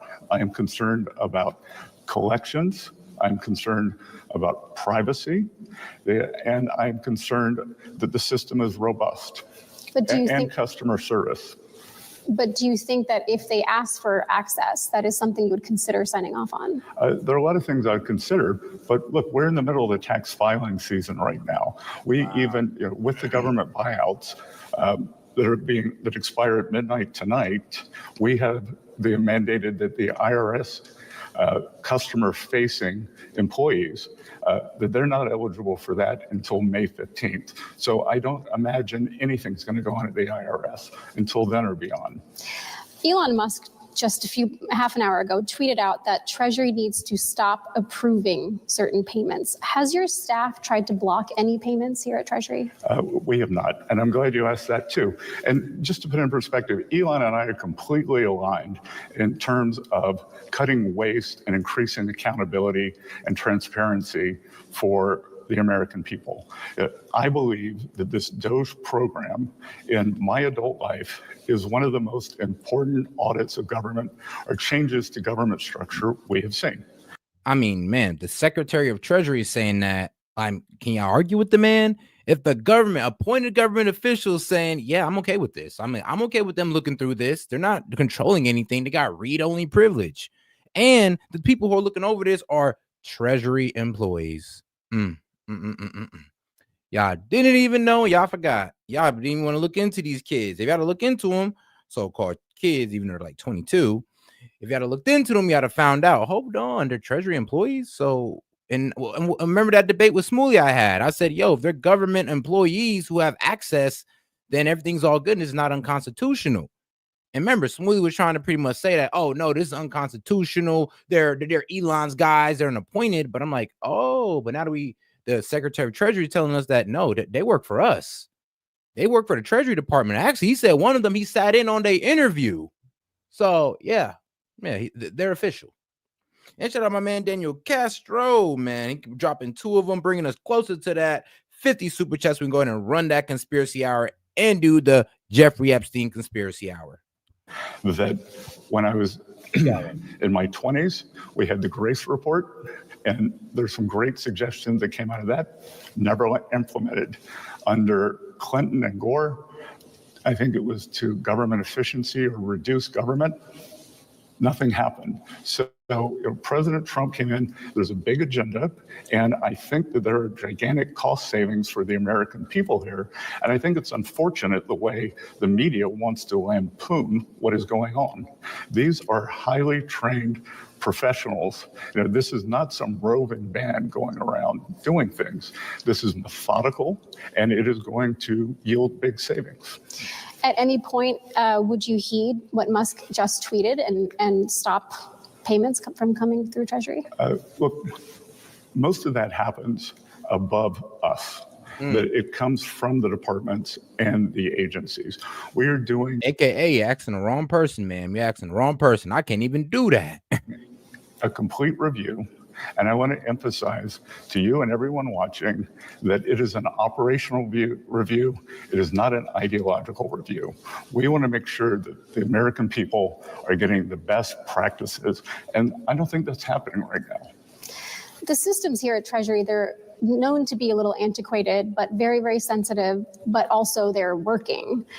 I'm hearing, at Bloomberg, we hear a lot about investors being... And guys, we got almost 300 y'all in here, man. Do me a favor and double tap that screen, like the video with the 3 dots up there in the corner. And also make sure to subscribe to the channel, man. We do this every night and we appreciate the support. So go ahead and join the S.E.T Key Media family. Being concerned that this could hit markets in some way or start to cause a loss of confidence. What, as a longtime hedge fund investor, do you have a response to those concerns? People shouldn't be concerned. That at Treasury, we move deliberately and we fix things.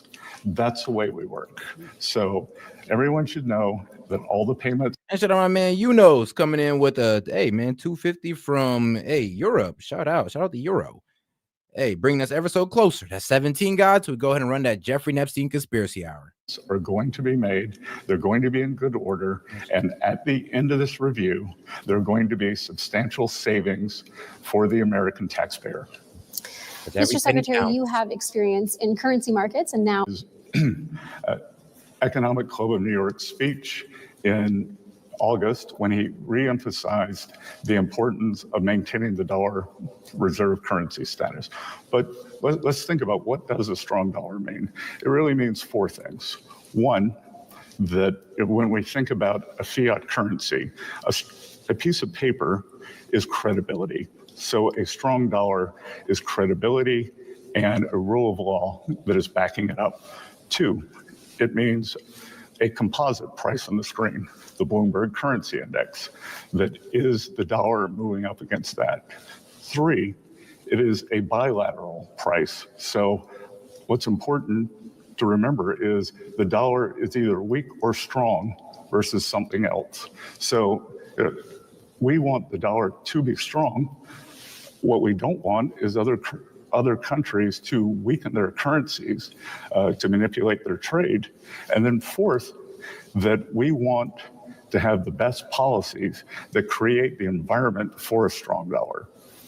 Let's talk about other nations and how they manage their currencies. The president has asked for a tariff study from several of his cabinet officers or incoming cabinet officers due April 1st. And the Treasury piece of that is to assess how to handle. And shout out my man Castro, CN, and Leo, man. Appreciate the support, guys. Bringing this episode closer to the goal. Let's keep it going. When foreign nations manipulate their currencies. Do you see any evidence of manipulation in foreign exchange rate markets right now? Well, we'll wait till the study comes out, but I think just intuitively, you and I could agree that when you see the accumulation of these large surpluses, that there is not a free-form trading system that's going. It could be due to the level of the currency. It could be due to trade restrictions. It could be due to some interest rate repression policy. So it could be any of those. Are there any countries that you're monitoring or watching specifically right now? I know the president in the past has labeled China as a currency manipulator. Do you see any other nations that need to be closely watched? Well, I think we'll see on April 1st. And as you know, that China is the most unbalanced economy in the history of the world. And they are in a deep recession right now. They're experiencing deflation, and they're trying to export their way out of that. And we can't allow that. We want fair trade, and part of that is taking a strong position on the currency and the terms of trade. Yesterday, the Treasury Department had its first quarterly refunding since you were confirmed. Do you have any plans of looking at how the Treasury's debt issuance strategy comes together? Well, I think the good news is that the trajectory of the borrowing is dropping. So I was very happy to see that it's one of the few good surprises I was left by the previous administration. So the trajectory is good, and the government's well financed into the third quarter, and I believe that as it becomes apparent that the president's agenda is working, that we'll see a great deal of non-inflationary growth. And I think that will help us calibrate what the debt policy should be. But I don't foresee any changes in the issuance for the foreseeable future. And what about the process? Do you think that TBAC is the most effective way of getting feedback from markets? Well, I want to thank all the members of TBAC who are here this week.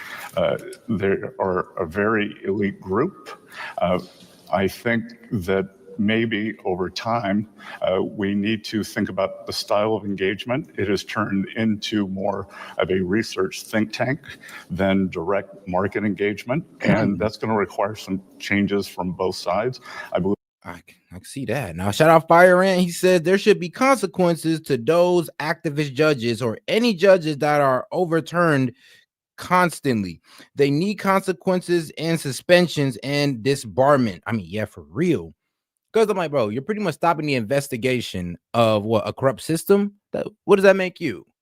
Now, you're pretty much stopping the mandate of the people. We told the government, hey, we want Trump in office and we want to look over what y'all doing with the money. And y'all telling us no. And if anything, you're trying your best to block it. I mean, come on now. Yeah, there do need to be some consequences here. I believe when TBAC was originally started, it was supposed to be a market feedback mechanism, a little less of a think tank. And we've been assigning research projects. So I think there's some recalibration on both sides. But I think that whatever we do, TBAC will still exist. Mr. Secretary, you said yesterday in an interview that the Trump administration is more focused on long-term yields than what the Federal Reserve is doing, which is a bold statement. I want to ask, how do you plan to keep a lid on yields considering the deluge of debt issuance that is coming down the pike and inflation concerns that are stemming from the tariffs and tariff threats? Look, I'm not sure where this narrative that tariffs for the country putting on the tariffs is inflationary, that we could have a small one-time price adjustment, that as we saw in Trump 1.0, that the deregulation and the other policies, we stayed right around the Fed's target level. So I'm unconcerned about that. I think especially that China now, given all their excess capacity, will, no matter the level of the tariffs, will end up eating quite a bit. There's a lot of uncertainty around tariffs. We see them threatened or signaled, and then they're taken. I mean, man, that man ain't worried, and why are we? Back. It appears as if this administration might be unfriendly to businesses. Is that right? Really, I think it's just the opposite. I think this is the most pro-business administration in history. And everything we are doing is going to increase the after-tax return on capital. And as a result, working Americans will have very high real wage growth. That what we've seen over the past 4 years is the government and government adjacent sectors providing the employment growth. And why have we experienced this affordability crisis? First, there was a massive spending met by increased regulation, which caused inflation. And then government and government adjacent jobs do not cause real wage growth because they move up at CPI.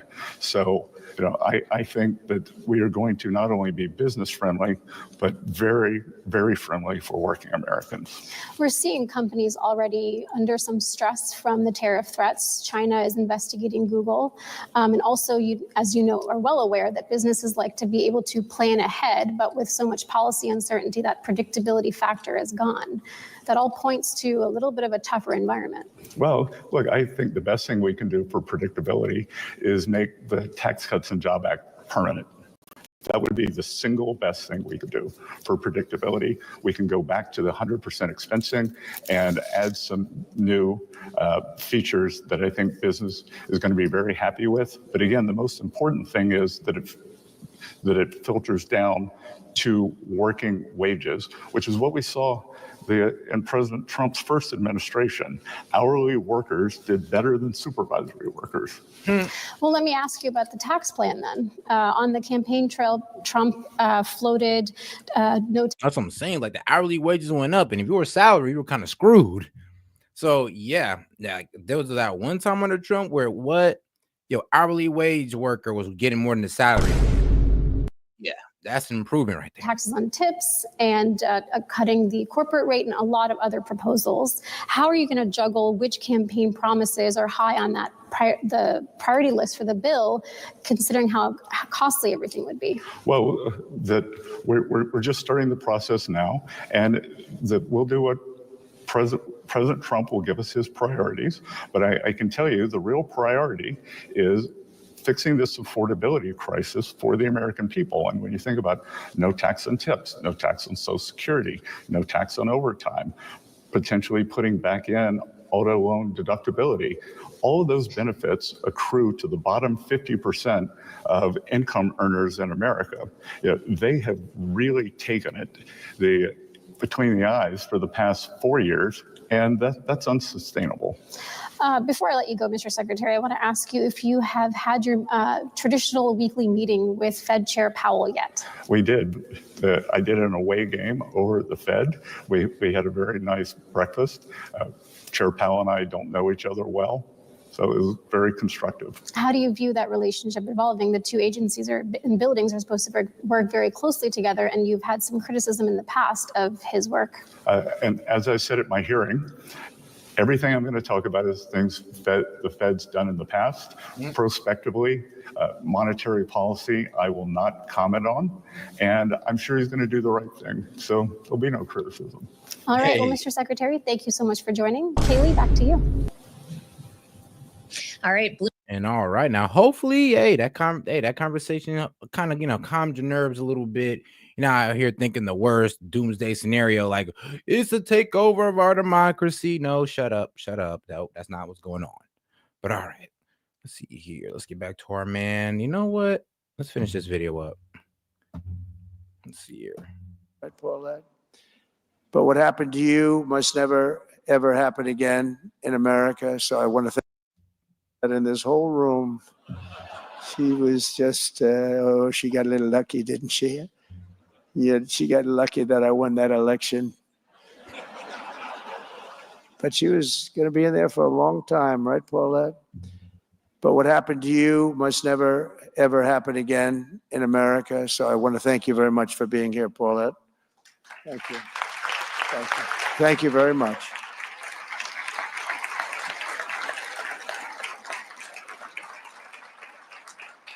Thank you. Thank you very much. Enjoy your life. To confront such weaponization and religious persecution, today I'm signing an executive order to make our Attorney General, who's a great person, she's going to be a great Attorney General, Pam Bondi,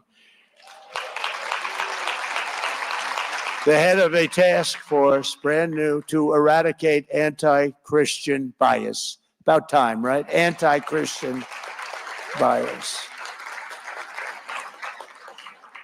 Yeah, you never heard of that one before, right? But it's about time, isn't it though, really?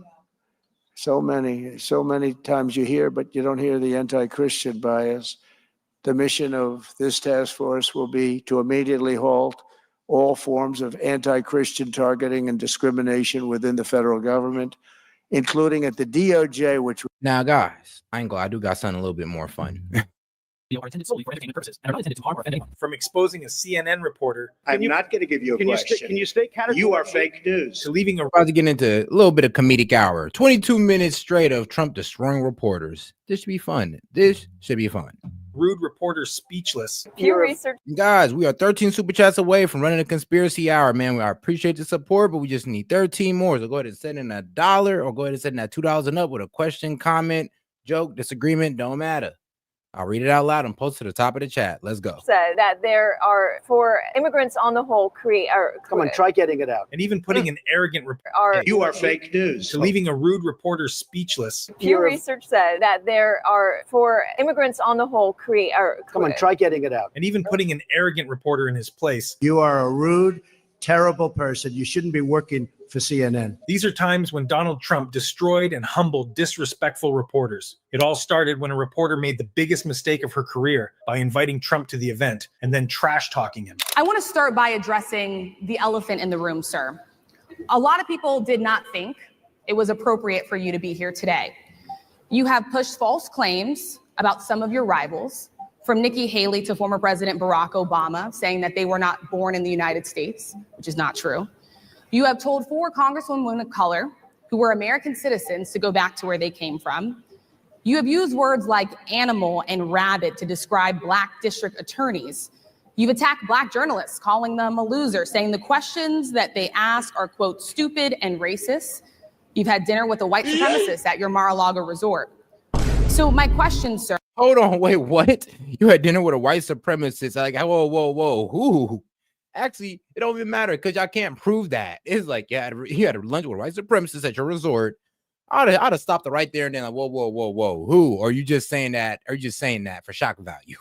Sir, now that you are asking Black supporters to vote for you, why should Black voters trust you after you have used language like that? Well, first of all, I don't think I've ever been asked a question so in such a horrible manner. First question. You don't even say, hello, how are you? Are you with ABC? Because I think they're a fake news network, a terrible network. She started off the interview by attacking Trump's history with the Black community, which didn't sit well with him. Trump not only called out her false claims, but he also exposed her and the entire event for the lies and shady actions they'd pulled on him before the event even began. I think it's disgraceful that I came here in good spirit. I love the Black population of this country. I've done so much for the Black population of this country, including employment, including opportunity zones with Senator Tim Scott of South Carolina, which is one of the greatest programs ever for Black workers and Black entrepreneurs. I've done so much. And, and I say this, historically Black colleges and universities were out of money. They were stone cold broke. And I saved them and I gave them long-term financing and nobody else was doing it. I think it's a very rude introduction. I don't know exactly why you would do something like that. And I'm so weak. Not Trump going like, man, why would you do me like that? Like, come on, man. I came here trying to be positive with you. Damn, they're trying to have a real conversation. You gonna do me like that? You gonna do a boy like that? Man, that's I ain't gonna lie. That's how he's coming off to me. Let me go a step further. I was invited here and I was told my opponent, whether it was Biden or Kamala, I was told my opponent was going to be here. It turned out my opponent isn't here. You invited me under false pretense. And then you said, you can't do it with Zoom. Well, where's Zoom? She's going to do it with Zoom and she's not coming. And then you were half an hour late, just so we understand. I have too much respect for you to be late. They couldn't get their equipment working or something Mr. was President, wrong. I would love I think if you it's can a answer very the question nasty on your rhetoric question. and why you I believe have that answered Black the voters question. should trust you with another I 4 have years. been the best president for the Black population since Abraham Lincoln. That's my answer. Better than President. And Abraham Lincoln wasn't even all that good. Let's be real. Like, Abraham Lincoln, all right, surprise. Abraham Lincoln ain't like Black people. No, he did not. He did it for the Union. He really, I'm dead honest. He actually had a whole speech where he was going like, look, white people, I know you're mad about having to work next to these niggas, but you got to work next to these niggas.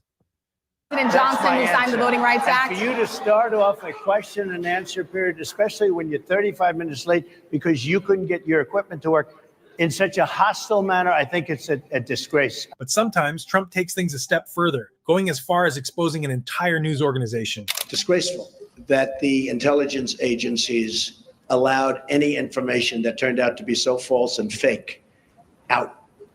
I think it's a disgrace. And I say that, and that's something that Nazi Germany would have done and did do. I think it's a disgrace. That information that was false and fake and never happened got released to the public. As far as BuzzFeed, which is a failing pile of garbage, writing it, I think they're going to suffer the consequences. They already are. And as far as CNN going out of their way to build it up, and by the way, we just found out I was coming down. Michael Cohen, Michael Cohen is a very talented lawyer. He's a good lawyer in my firm. It was just reported that it wasn't this Michael Cohen they were talking about. So all night long, it's Michael Cohen. I said, I want to see your passport. He brings his passport to my office. I say, hey, wait a minute. He didn't leave the country. He wasn't out of the country. They had Michael Cohen of the Trump Organization was in Prague. It turned out to be a different Michael Cohen. For context, a CNN reporter asked Trump about a tweet he posted earlier where he questioned, why are we living in Nazi Germany? That reporter is probably regretting that question now, as Trump is about to tear into him, exposing everything in a way that will make him reconsider his entire career. It's a disgrace what took place. It's a disgrace. And I think they ought to apologize to start with Michael Cohen. Sir, since you're attacking us, can you give us a question? Go ahead. No, Mr. President-elect. Go ahead. Mr. President-elect, Go ahead. since you are attacking No, our news not you. organization, Not can you. you give us a chance? Your organization You are is attacking terrible. our news organization. Your organization Can you give is us a terrible. chance Let's to go. ask a question, sir? Go ahead. Sir, Quiet. Quiet. Mr. President-elect. Go ahead. Can you say She's categorically? asking a question. Don't Mr. be rude. President-elect, can you give us a question? Don't be You're rude. attacking us. Can you give us a question? Don't be rude. Can you No, I'm give not us a going to give you a question? question. I'm not going to give you a Can question. you state categorically? You are fake news. Sir, go ahead. Can you state categorically that nobody... While Trump was clearly angry in the previous clip, it doesn't even come close to the frustration he shows in the next one, where he's had enough and is visibly fed up with the reporter's behavior. It's a whole hoax. And you know who's playing into the hoax? People like you and the fake news media that we have in this country. And I say in many cases, the corrupt media, because you're corrupt.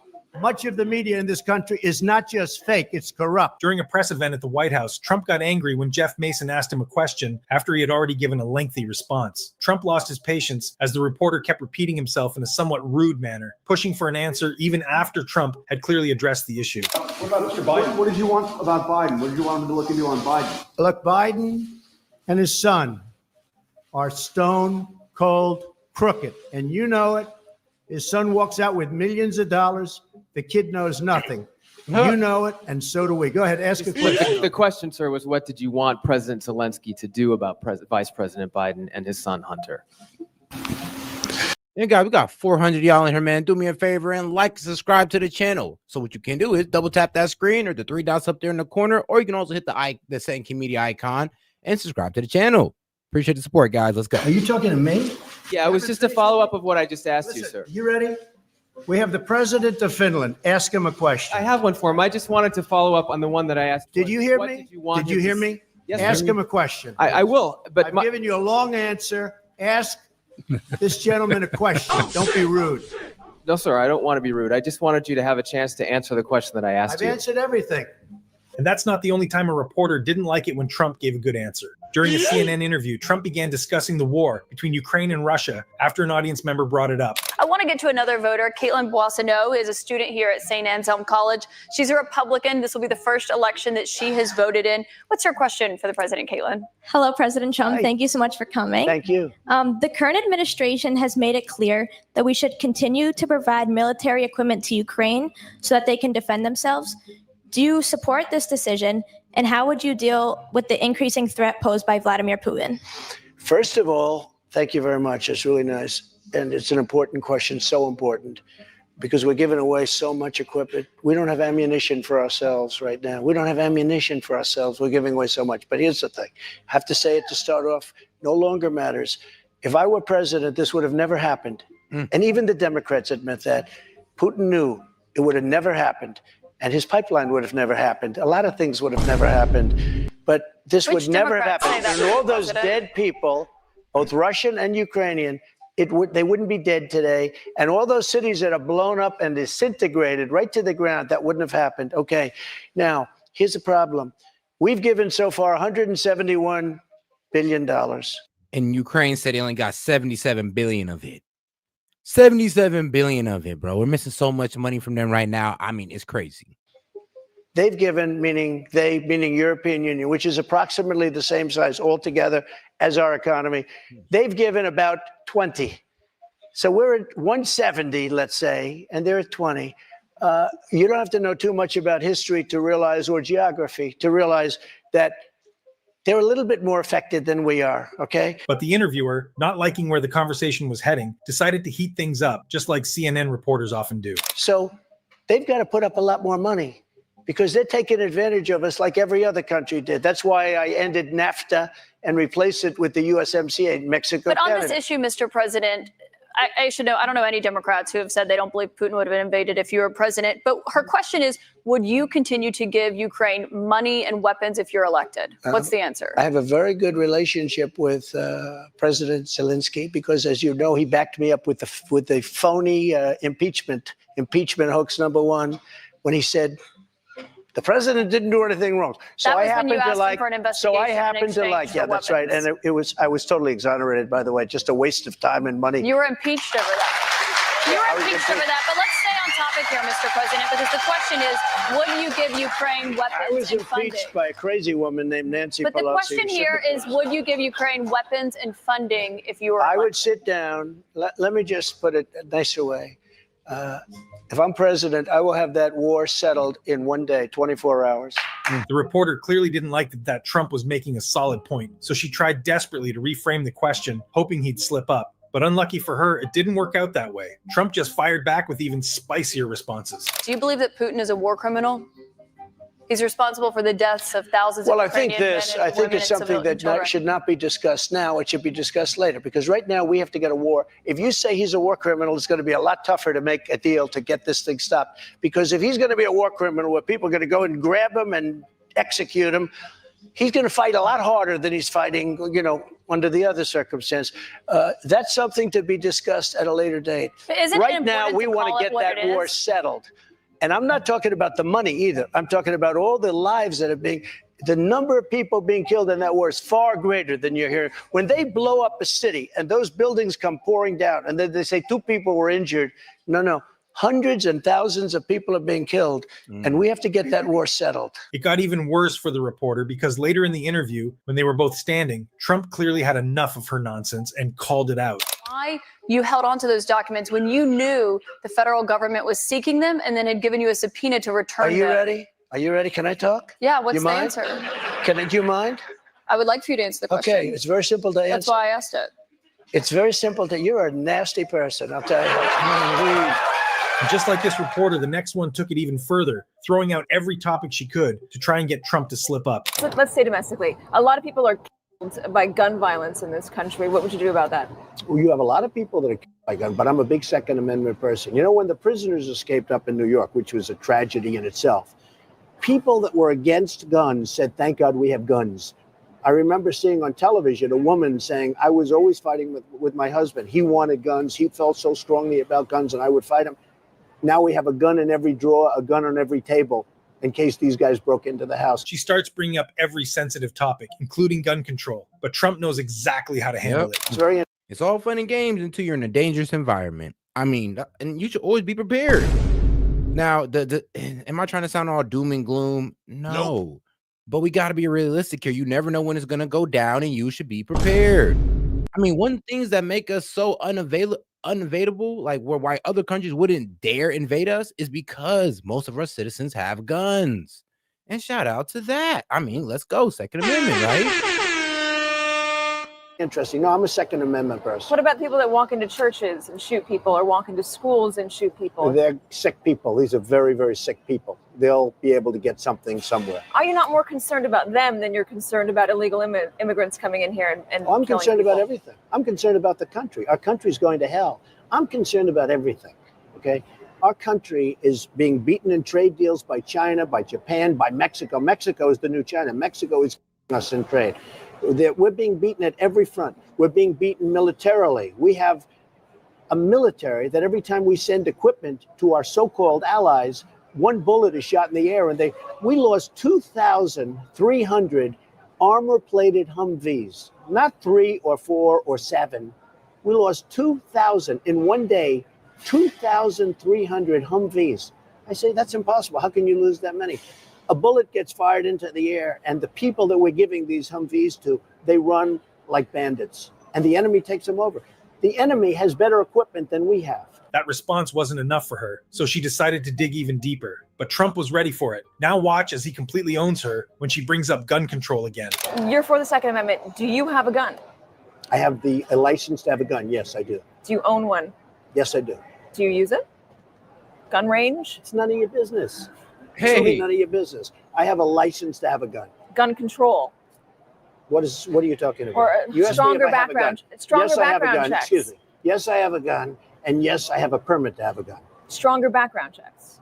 What about that? Is there any steps that you would take to make it harder to get a gun in this country? The problem is, once you get into that, you start getting into a situation, the slippery slope, where all of a sudden you're going to really violate the Second Amendment.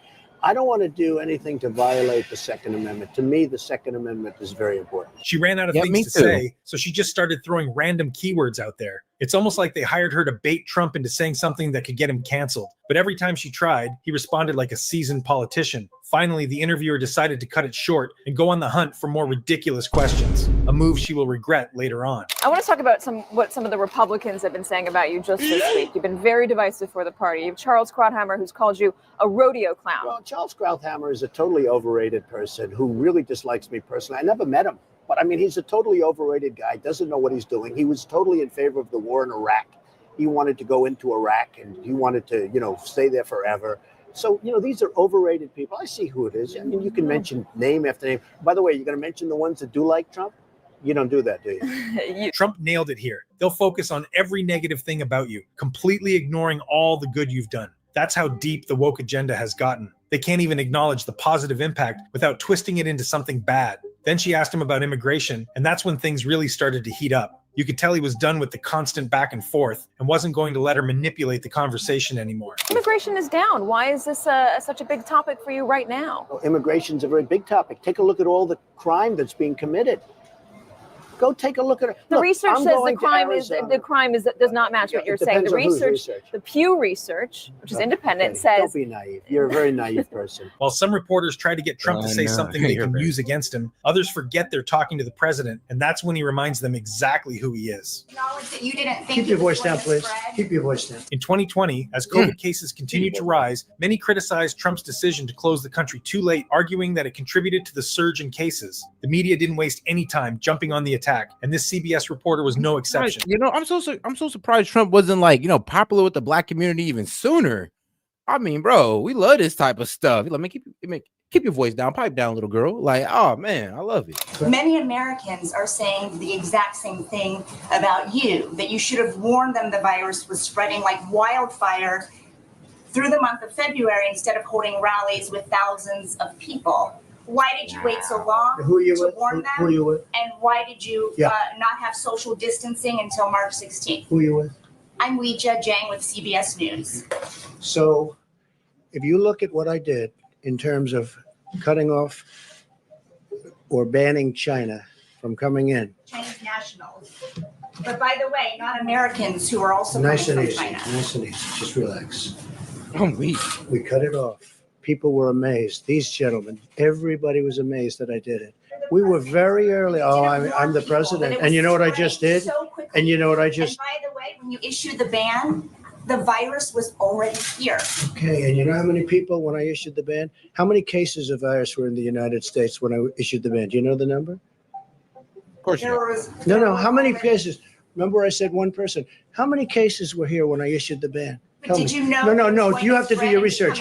How many? I did my research. I'm the 23rd of And we are 9 super chats away from going ahead and running that conspiracy hour, guys. Appreciate the support. March. You said you knew this was going to be a pandemic. Can I tell you what? I did know it. I did know it. All I have to do is look. So you knew Anybody knew it. Just, are you ready? How many cases were in the United States when I did my ban? It was a simple question, yet the reporter avoided answering it clearly, just trying to make him look bad. How many cases were in the United States? I did a ban where I'm closing up the entire country. How many people died? How many people died in the United States? And yet I closed up the country and I believe there were no deaths, 0 deaths at the time I closed up the country. Nobody was there. And you should say thank you very much for good judgment. And that wasn't the only time they went after him over the. And guys, make sure to like and subscribe, man. Look, over 500,000 of y'all, yes, 500,000 of y'all pull up to Sankey Media every day and are not subscribed. So go ahead and do me a favor and subscribe to the channel. Set your notifications on because we do this every day and also release clips throughout the day. So let's go. The rise in COVID cases. Tens of thousands, maybe hundreds of thousands of lives by time that you bought. The argument is that you bought yourself some time and you didn't use it to prepare hospitals. You didn't use it to ramp up testing. Right now, you're so disgraceful. It's so disgraceful the way you said it. Let me just listen. I just went over it. Or this rant supposed to make people. I just went over it in an unprecedented crisis. Nobody thought we should do it, and when I did it. But what did you do with the time that you bought? You know the month of February. We did. Gap. What do you do? Month of February. What do you do when you have no case in the whole United States? You had cases when you excuse me, you reported it. 0 cases, 0 deaths on January 17th. The reporter clearly didn't know what she was talking about. And unlucky for her, Trump knew exactly what he was doing and was ready to answer any question thrown his way. What did your administration do in February with the time that your travel ban got A lot. And in fact, we'll give you a list. What we did, in fact, part of it was up there. We did a lot. Look. You know you're a fake. You know that. Your whole network, the way you cover it, is fake. And most of you, and not all of you, but the people are wise to you. That's why you have a lower approval rating than you've ever had before, times probably 3. And when you ask me that question, let me ask you this: why did Biden apologize? Why did he write a letter of apology? No, that's very important. Why did And shout out my man Daniel Castro, James, and Castro most of the time, but shout out, appreciate the support, guys. And we're now at 44. And shout out my man Yunus. He says, are you people in for more super chats? Hey, man, I hope so. I hope so, man, because we're going to keep the show going. The Democrats think that I acted too quickly. You know why? Because they really thought that I acted too quickly. We have done a great job. Now, I could have kept it open. And I could have done what some countries are doing. They're getting beat up pretty badly. I could have kept it open. I mean, the man could have been Sweden.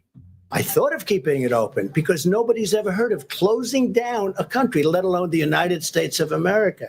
But if I would have done that, we would have had. I mean, yeah, he had to look at the fact that, if I close down our country, I'm crippling our economy.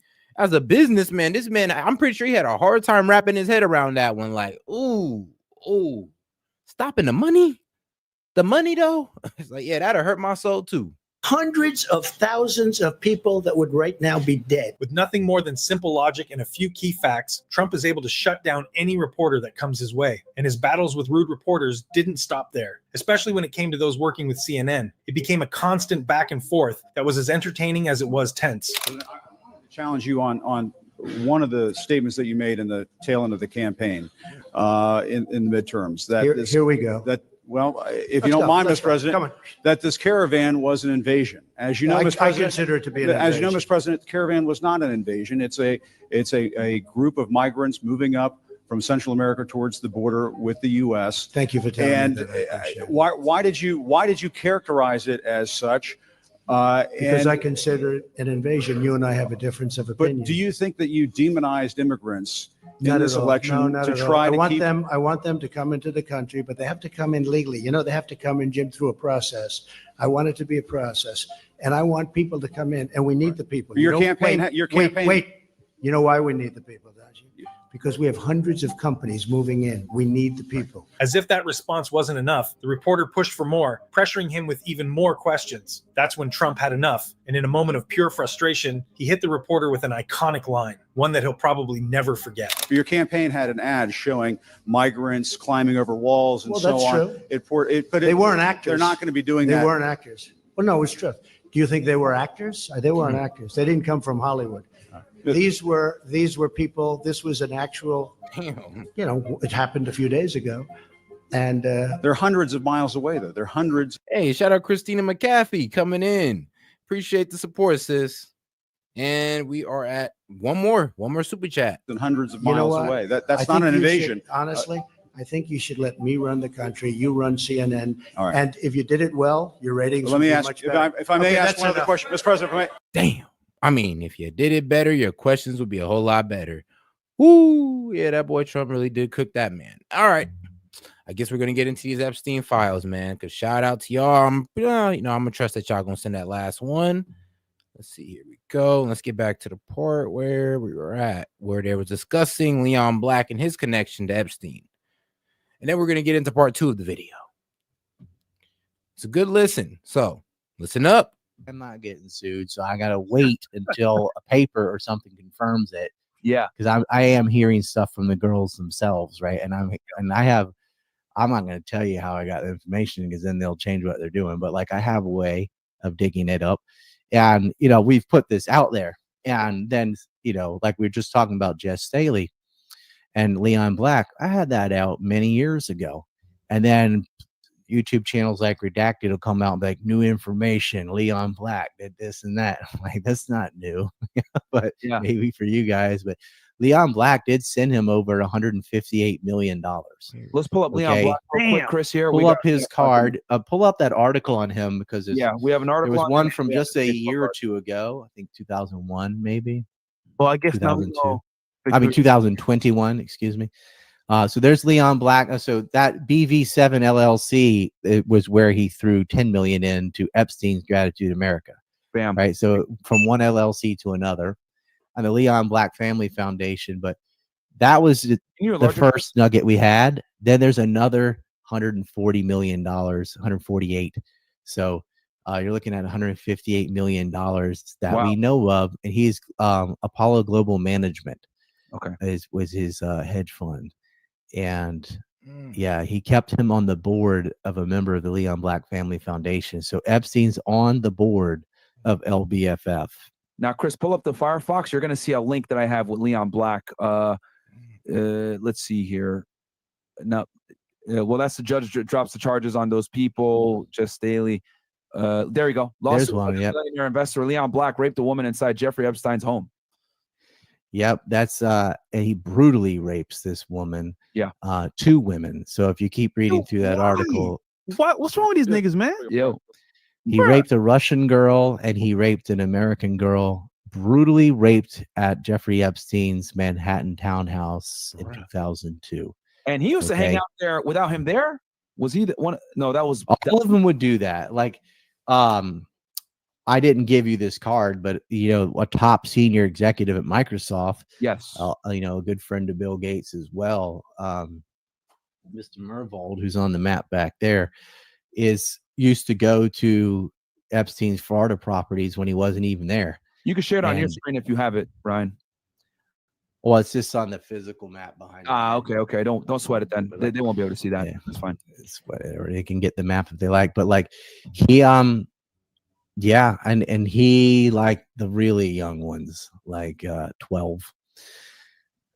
And so did Jess Staley. Jess Staley used to go on the yacht and refer to these girls as Disney princesses. Like they would talk about Snow White, or Beauty and the Beast and Ariel and stuff like that. Like just I guess based on hair color or the way they looked or whatever, they would talk about Disney princesses, but they were talking about particular women that Epstein had procured. Because Staley had a Disney princess fetish. So he would dress them up in the princess dresses. I think we got here's your little yellow gown, and you're going to dress like Belle, and I'm going to be the Beast and brutally rape you, right? Like, this is the kind of crap this fucker would do. There we go. There's Jess Staley right there, guys. Aggressively raping Jeffrey Epstein victim with his permission. What happened? And that just came out today. Look. Hey, that came out today. Him for years, but look, the information is coming out right now. Dawson's been looking at these people for damn near. I just gave you this stuff yesterday, and then this comes out today. Bro, I was just talking about him on Sean Atwood a couple months ago. Why hasn't somebody shot these niggas, man? He's been on the map since 2019, and why hasn't somebody just shot him?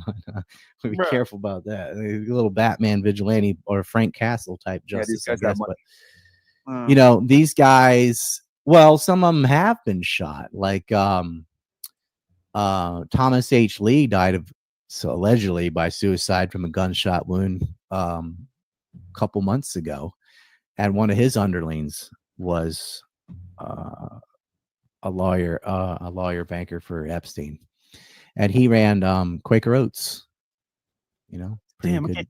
Can't eat that no more, bro. Yeah, I'm telling you, man. These guys, That's Epstein had some very powerful aggressively people raping alongside him. You got Jeff pull Daly. up Glenn Dubin, because he's after Leon Black and Who'd you want to pull up? Wexner. What's his name? Dubin's like been Glenn Dubin. It's Dubin? Yeah, I he's think on he's one of the cards they gave Yeah. you. Mo, You don't it's in have the to have back, his one picture, of the but cards. he marries Epstein's ex-girlfriend. What the They've got a couple daughters. He Sam- met with Bill Gates, right? But Glenn Dubin was allowed on Les Wexner's yacht. It was called the Unlimited or Limited or whatever he named his boat. And all the staff was shocked. They're like, how are you on Wexner's yacht? He doesn't let anybody on here, but he let Glenn Dubin on there. He was the first big name that Virginia Roberts had to service. Damn. And just to give credence to Virginia Roberts' testimony, so that in the red, that was 2019 information. This is not the updated map, but accused of sexual activities with minors, provided Epstein and Maxwell by them, and accused of rape by Virginia Roberts and a former butler. A former chef actually said as well. This, I'll just add this information, that they were at one of Epstein's properties, and Dubin had there was a 15-year-old girl at the bar, and Ava Dubin's coming down, and Maxwell's with her, and she can hear their voices. She's shaking like a leaf. She's really distraught. She had just been with Glenn Dubin. He raped her, you know. But I'll tell you the Roberts story. While Ava Dubin was pregnant, okay, she's told to go give her a massage because she's pregnant. Like, go give her a massage her back, whatever. She was like pretty pregnant, 7 or 8 months pregnant, whatever. So she's in the bedroom, gets a normal massage. Well, it's not normal, but you know what I mean, compare relative. Yeah. And then right after she this is in a hotel, right after she massages his pregnant wife, he gets a massage in the living room on like it's this like bearskin rug or whatever, and rapes her. Right. Well, you know, she's forced to have sex with him. Now, this is not a famous person as far as like Bill Gates. Like, he's rich. A lot of these people are super rich, but not famous, which is how a lot of billionaires are. Right. He runs Highbridge. It's one of these hedge funds. Anyway, financial institution. This girl is a teenager. She doesn't know who the hell Glenn Dubin is. Right. Unless she actually met him. She sure as shit wouldn't know that his wife was 8 months pregnant and stayed at this hotel at this time in this location in Florida. Like, she could not be making this up. Like, she knew when his wife was pregnant, knew where they were located, knew what hotel they were in, knew their names, like, because she had met him so many times. He raped her. And that's her accusations. And she's testified to this, right? But he's out walking scot-free, like la-ti-da. And by the way, Glenn Dubin, I was about to ask you, one of them boys. Okay, one of them boys. Question for you, as far as like, so Virginia Roberts, that's the same woman that was assaulted by Prince Andrew, correct? Yeah, Same she got one. Okay. Prince Andrew had sex with her more than once. Glenn Dubin did. Earlier, guys. Is she married with a husband now in Australia?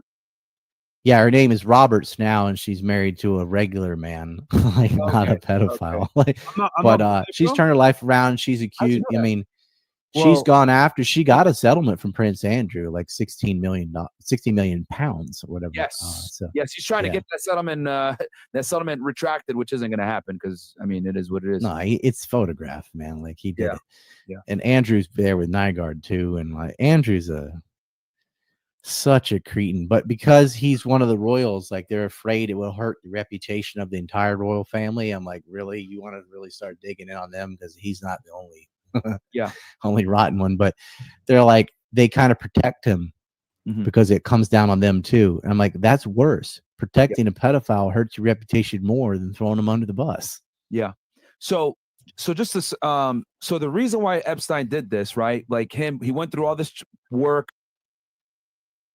I mean, little do y'all know, I looked into the Trump and Epstein thing, and targets, getting them in, bringing hot girls to I'm beyond party. the talk. no, trust me, I looked at this Trump and Epstein thing heavy, right?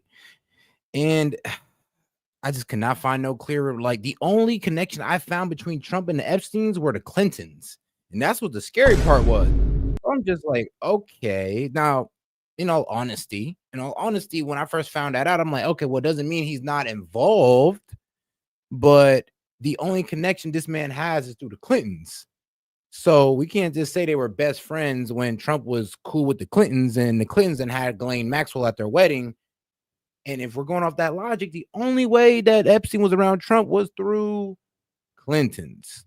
Now, hey, Jeffrey Epstein being the socialite that he is, he done met a lot of celebrities and all that good stuff. So, I mean, trust me, we don't know who really is on the client list. But I'll tell you this, though, it's unlikely that Donald Trump is on there. Well, one, because he wouldn't run as president because Jeffrey Epstein got caught up and it only been a matter of time. Two, Laura Trump wouldn't be trying to release the Epstein files to pretty much clear her father-in-law's name. And three, I mean, if he was really that guilty, wouldn't he be trying everything in his power to stop that from coming out? Like, really think about that. Really go down that logic trail, guys. Because if you're being smart, it doesn't add up. I'm just being real. If you're being smart, it don't add up.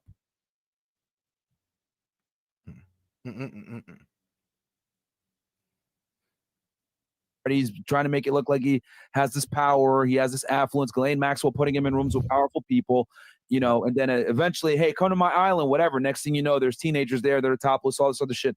Their scheme that they did, it was to put them in compromising positions because at some level, when you have enough money, it doesn't matter. It's about blackmailing them. And he's blackmailing them to get access to fund, right?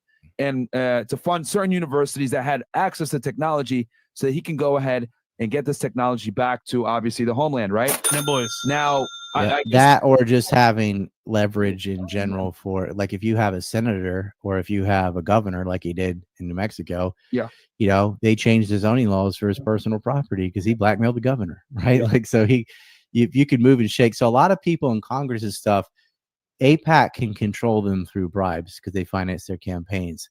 But a lot of these this billionaire class, the only way to control these people is through blackmail.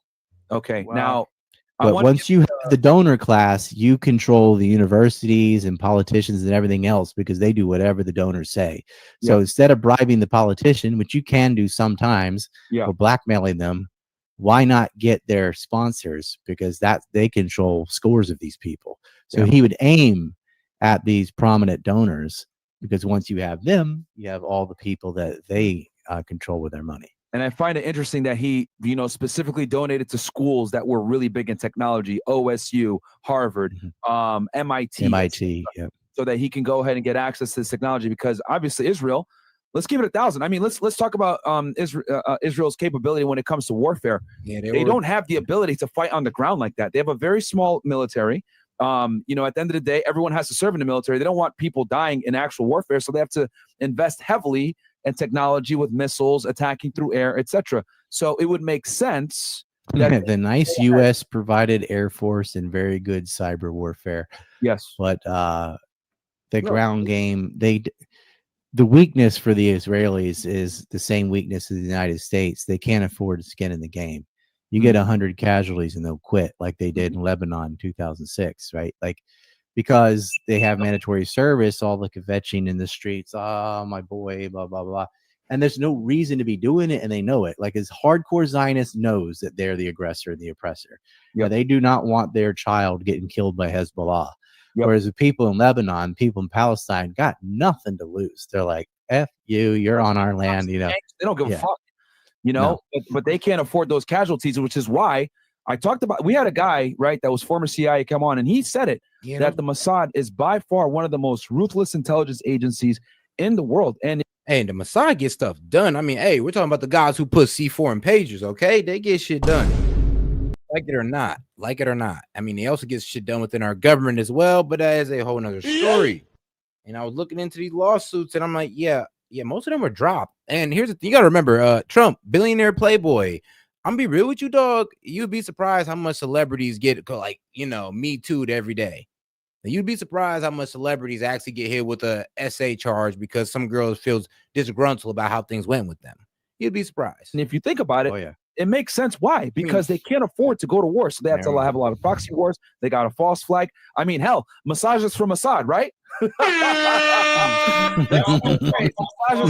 massage, yeah. Massages Well, from yeah. I mean, they do run a lot of the donor class, and they get all their F-15s, F-16s, all that's from the United States, right? Their anti-air defense, their Iron Dome, which doesn't work, but that's also U.S. made. So, but the main reason that Israel's protected is if anybody, like if Syria ever did an airstrike back to Israel, when Israel airstrikes them, they know the United States would come hammer them. Yeah. Right. So it's like they always run and hide behind the U.S.'s skirt. That is, mom, they run and hide behind their ankles of the United States. If the United States ended its relationship with Israel, Israel's gone. Or they'd be forced to negotiate.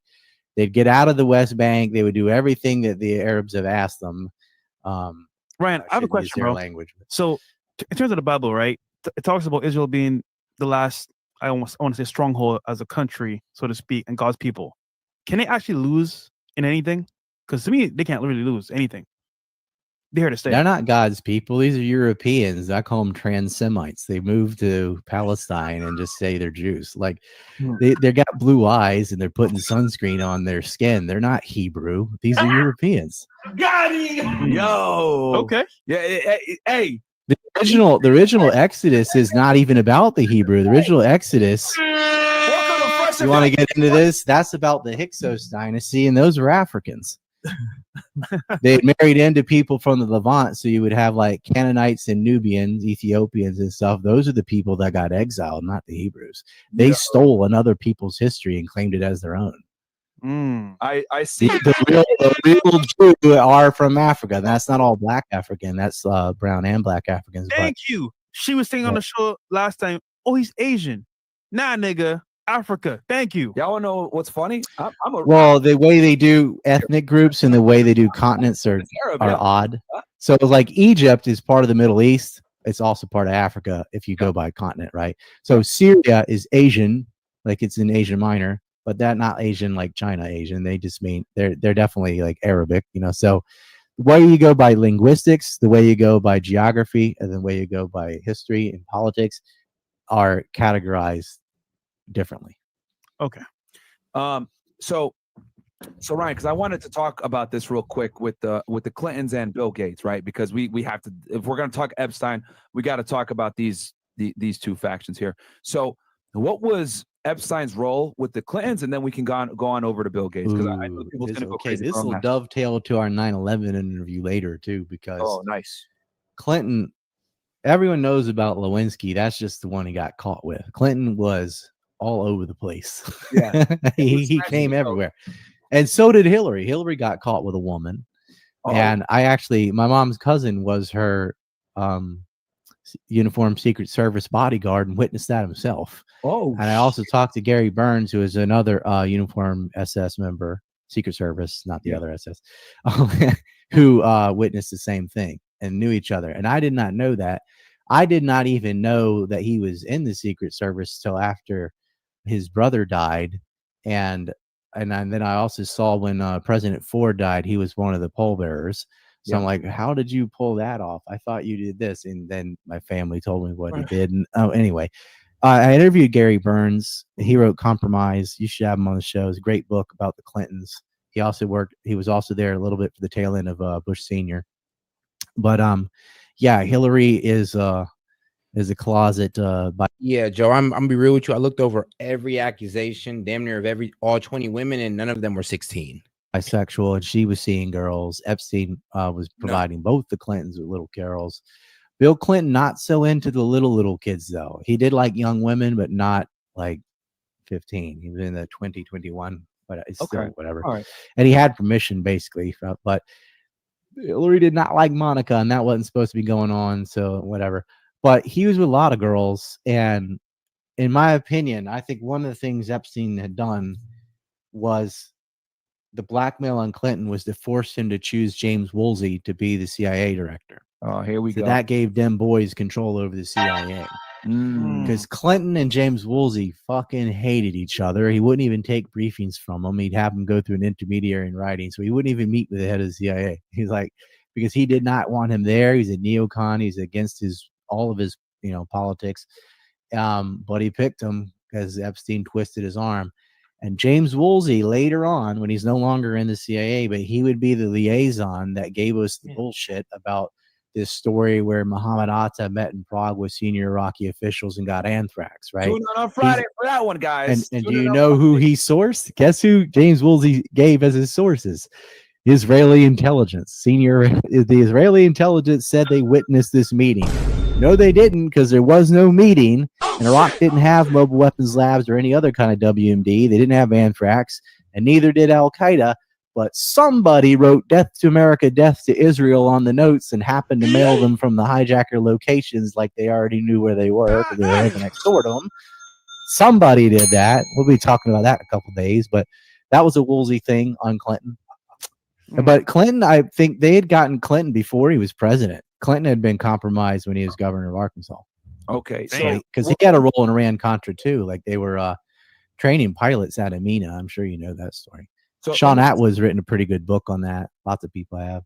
But let me ask you this then, Ryan. So was Clinton compromised with just fucking around with a bunch of chicks, or was it like underage chicks?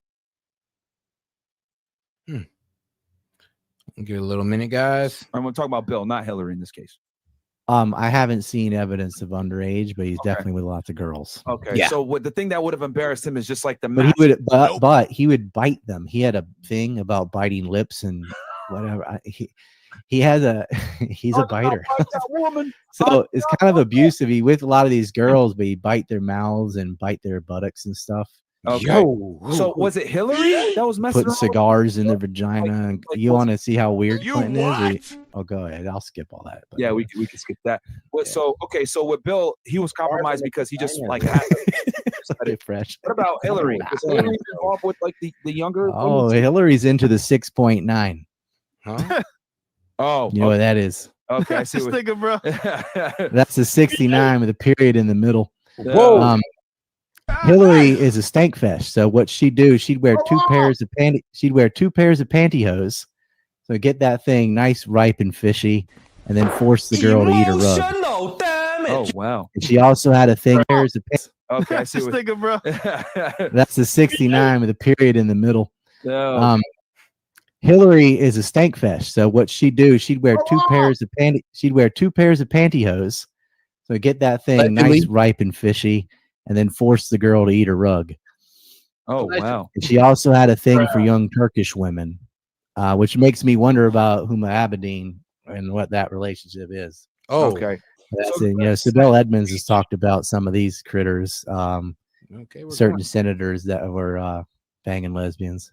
Anyway, so I guess I see what Trump meant when he said crooked Hillary, lock her up. Yeah, literally. But it wasn't. So it seems like they just dude, Trump does a lot of dog whistles. He did one on Epstein. He likes them kind of young. Like he was in the club and got out of the club. And I think he just heard a lot of the rumors, right? Yeah, but Beach, bro, Palm Beach, everybody when knows. you see someone in Hollywood, right, and they're making jokes about it, like they did Harvey Weinstein, they would make jokes about him and women for a long time. Yeah. Right. Oh, it's just a joke. Yeah, he kind of was a pervert or whatever. No, he was raping girls, right? He did that whole casting couch business. So you have to think today, who are the people, let's say in Hollywood, sports, whatever, that everyone's joking about being with little kids, other Hollywood actors and stuff that would know, right? You should pay attention to that because often where there's smoke, there's fire. Yeah. Okay. So the Clintons had strange sex fetishes. Quentin Tarantino, excuse me. Oh shit. So Clintons had sex fetish too. Fetishes. It wasn't necessarily underage, but just strange fetishes that would be embarrassing. Okay, that makes sense. Now, what about Bill Gates? Tell us about Bill Gates and his connection. Well, it was adultery, and in the 90s, that still mattered. Okay. So mainly less adultery? so today. Not yeah, underage? I mean, like he was the governor in Arkansas, a pretty conservative southern state. So if you're cheating on your wife, Bill Gates. Oh, Bill Gates. Well, he was committing adultery. Bill Gates. Bill Gates used to he'd do the trick where he would drive. He had a golden, I don't know if it was a Cadillac or whatever the hell. He had a gold car for some reason. He would park that at Microsoft, and then he had another car that he would leave in. So if his wife went by, she'd see his car in the parking lot, but he wasn't there. So he'd leave for lunch in a different car and go see his prostitutes. Yeah. So and get this. Yeah. This is just fun to fuck this guy at the at his foundation, the Bill and Melinda Gates Foundation. Yeah. Guys that work for him on the property of the foundation got busted with I don't know how many terabytes of fucking child porn. Oh, what? That's yeah. And it's like Microsoft had the ability to, get whatever they wanted from whomever they wanted on their computers. And, especially early days, nobody had defense for that. So much child porn. And then you have Mervold and other senior executives at Microsoft going into Epstein properties when he wasn't there. Email exchanges between Bill Gates and Jeffrey Epstein. He met him in New York. And he claims, it was for philanthropy. Like, what? You need Epstein's money? You're Bill Gates. Yeah. No, you don't. In the world at the time. Yeah. So here's the world, meeting with some guy that was a flunked math teacher that manages money for Les Wexner, whatever, dude. Like why do you meet him in person in the night? Yeah. Why not just have him come to you? Why are you going to him? Yeah. You know what I mean? Like, so did Epstein just hook him up with hookers? Like what did Bill Gates get specifically then? Was it was it women? Yeah. Okay. Little girls. Oh, so he dabbled in the underage then. Dude, this is sick, bro. Yes. Yeah, okay. I'm about to Well, I mean, Bill what we Gates- have is him saying very attractive woman. If they ask him Epstein, you don't say and their daughter, which was Celine Dubin, she was 16. So at least he attempted to get him with a 16-year-old because he was there with a former Swedish model and her daughter, and he stays late into the night. Yeah. But from other Microsoft employees, like everyone around him is a pedophile. And then Bill Gates is like, this is the company he keeps, and then he's meeting with Jeffrey Epstein. So it's pretty good circumstantial evidence that he's kitty fiddling. Okay. All right. Damn. All right, this is enough for me, bro. This is sick, bro. No cap. This is sick. Well, dude. hey, it's Epstein, man. You should have known this, nigga. But hearing Bill Gates, well, I don't want to get into the whole vaccine stuff in Africa, but like that's another way of getting of youngins, Wow. Yeah, I mean, I knew something was up with Bill Gates because anytime he's asked about Epstein, dude, he like completely He shuts fucking down. dodges that shit. Dude, Like he starts like rocking and doing yeah, he this gets and stuff. extremely uncomfortable. Like he just dodges it completely. Oh, I met him one time, but you see all these No, he pictures. did. He met him more than one time. He's like, hey, what'd you learn? Did you learn anything, about being more careful about who you meet with, like Jeffrey Epstein? And he just starts laughing. Like, well, he's dead. So Yeah. like, yeah, I guess you're off the hook now, huh? All right, we can. Glenn Maxwell could still throw all these people under the bus if she wants. Why? You know, Why hasn't she, dude? So she's doing everything in her power. Just an update on Ghislaine Maxwell, because you guys know I covered her criminal case with the feds.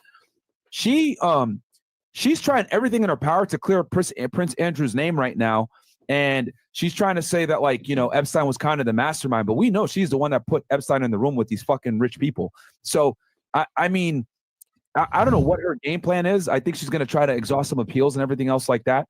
But I mean, I don't know. I don't know why she hasn't come out and just like. Well, the Prince and the Rothschilds is who she's hoping think that she would will snitch. eventually get her out of this, or at least make her jail more comfortable. She is bisexual, so she's just down there chilling, munching, licking twat or what have you. Yeah, she's Yeah. munching the rugs. Jail's not so bad, but like, yeah, it's funny. Her birthday's on Christmas, so she spends every Christmas and birthday in prison. But she hated being in New York. She got moved, but like she hated up there. She didn't have roommates, so she couldn't fool around. And she would do childish shit. Like she took her folders and stuff to the media room, and which is on like a dolly, and like blocked the door so she could stay in there longer. Yeah, that's not going to help you, woman. But this is a woman that's always been able to do and get whatever she wanted. Right? A complete Rich spoiled since day brat. one. And so she acts like that in prison, but she may also be like, Yeah, her father owned a media company. well, I'm not getting out of here anyway. So she does petty stuff to try and exercise control. Get rid of her. Why don't they get rid of her? Like, what did I think because getting rid of Epstein was so prominent and got so much attention that if they did it again, it's a little bit too much. Oh, okay. Yeah. Like, I think that they definitely would have gotten rid of both of them. I thought what they do is just have her die of a 2-day coronavirus, right? Oh, and she died of the disease or whatever. You know, like, yeah, she died of that. But there's still threats you can make of people in jail. Like, what kind of food do you want to eat? Do you want to eat real food or do you want fish heads? Keep your mouth shut. But, what she's doing is she's not telling on them, but she's no longer defending them besides Prince Andrew. What she said is they can defend themselves. Well, the list is going to come out. It's going to come out this year. And there's 167 names. And Glenn is not going to protect these people. So everyone's like, she got convicted of child trafficking to no one, right? Because all the John Does, they won't talk about Mort Zuckerberg, or they're not going to talk about Wait, Mark Zuckerberg too?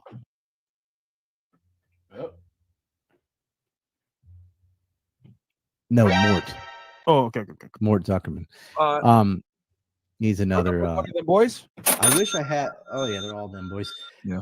I had the list, which I've read on Rumble before, but you guys may. I'll explain the situation. I'm in Korea.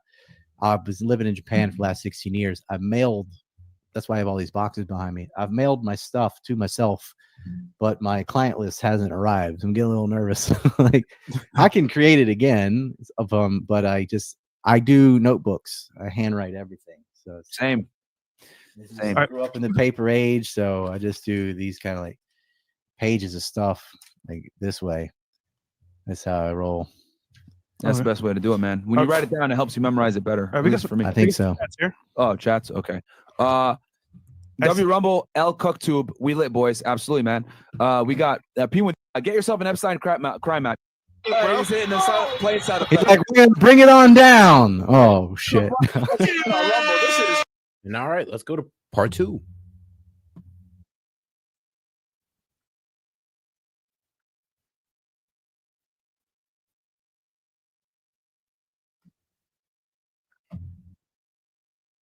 I want to talk about that, about the conspiracy with him killing him. One of the best researchers in the game. Obviously, this is coming at a cost of you being banned everywhere. But I want to make sure that you get this information out there and people know who it originally came from. So I'll kind of just turn it to you, man. I went over his criminal case, obviously. I don't know if you want to recap. Yeah, a very basic recap. I mean, if you think there's any holes there that we miss, obviously we'll fill them in, and we can be uncensored here. I guess we could start maybe with the prison if you want to talk about that, about the conspiracy with him killing himself or well, not. I sent you something to your Telegram. Okay. When you were talking about his murder suicide. Okay. That I can't see your screen, but if you want to put that up. All right. Do you want to play it right now, or did you want to talk about something else first? No, you can just show. I mean, All right, let's pull it up real quick, to Mo. say, but if you want to start with prison, Yeah. I'll just show you that. Okay, let's pull that up real quick. The photo, right? Well, just It's you, a photo? you go ahead and get that ready. I'm gonna cook for a second. Like, I want everyone to realize the fact that we had to leave YouTube and come to Rumble. For what? Why is YouTube protecting a serial child rapist? And I don't understand why all these newspapers refer to the two of them as a disgraced financier and a British socialite. These were human trafficking serial rapists. That's what they should be called. Damn.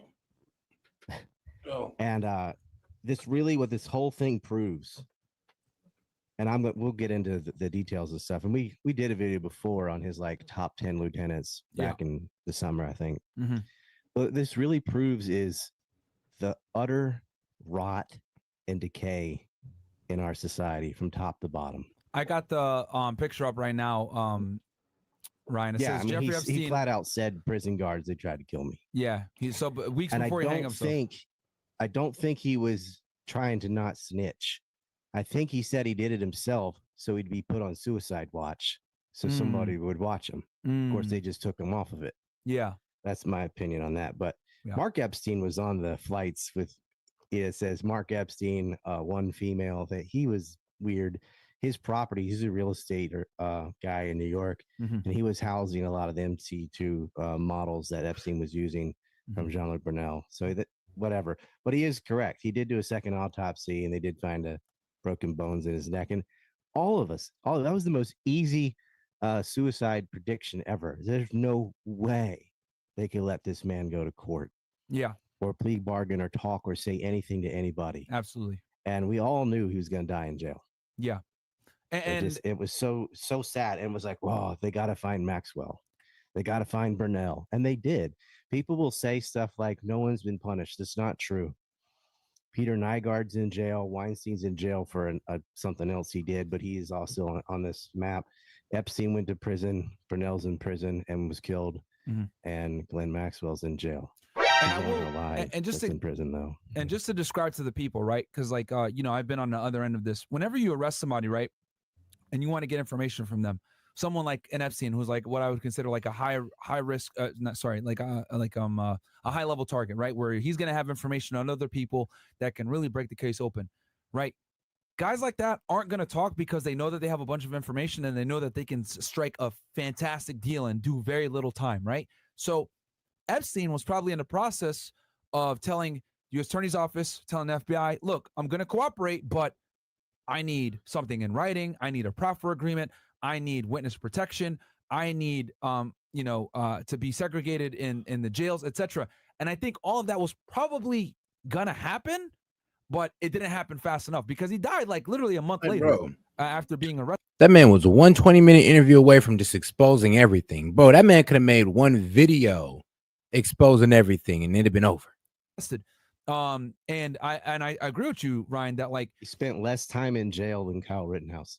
Yeah, and he was dead. So it's like, and they probably tried him like within the first week or so, and that's why he said, "Hey, they tried to kill me while I was in prison." So I guarantee he was trying to strike a deal. It's just that they weren't able to do it fast enough. And the thing is, with someone like him, he's smart. He knows the system.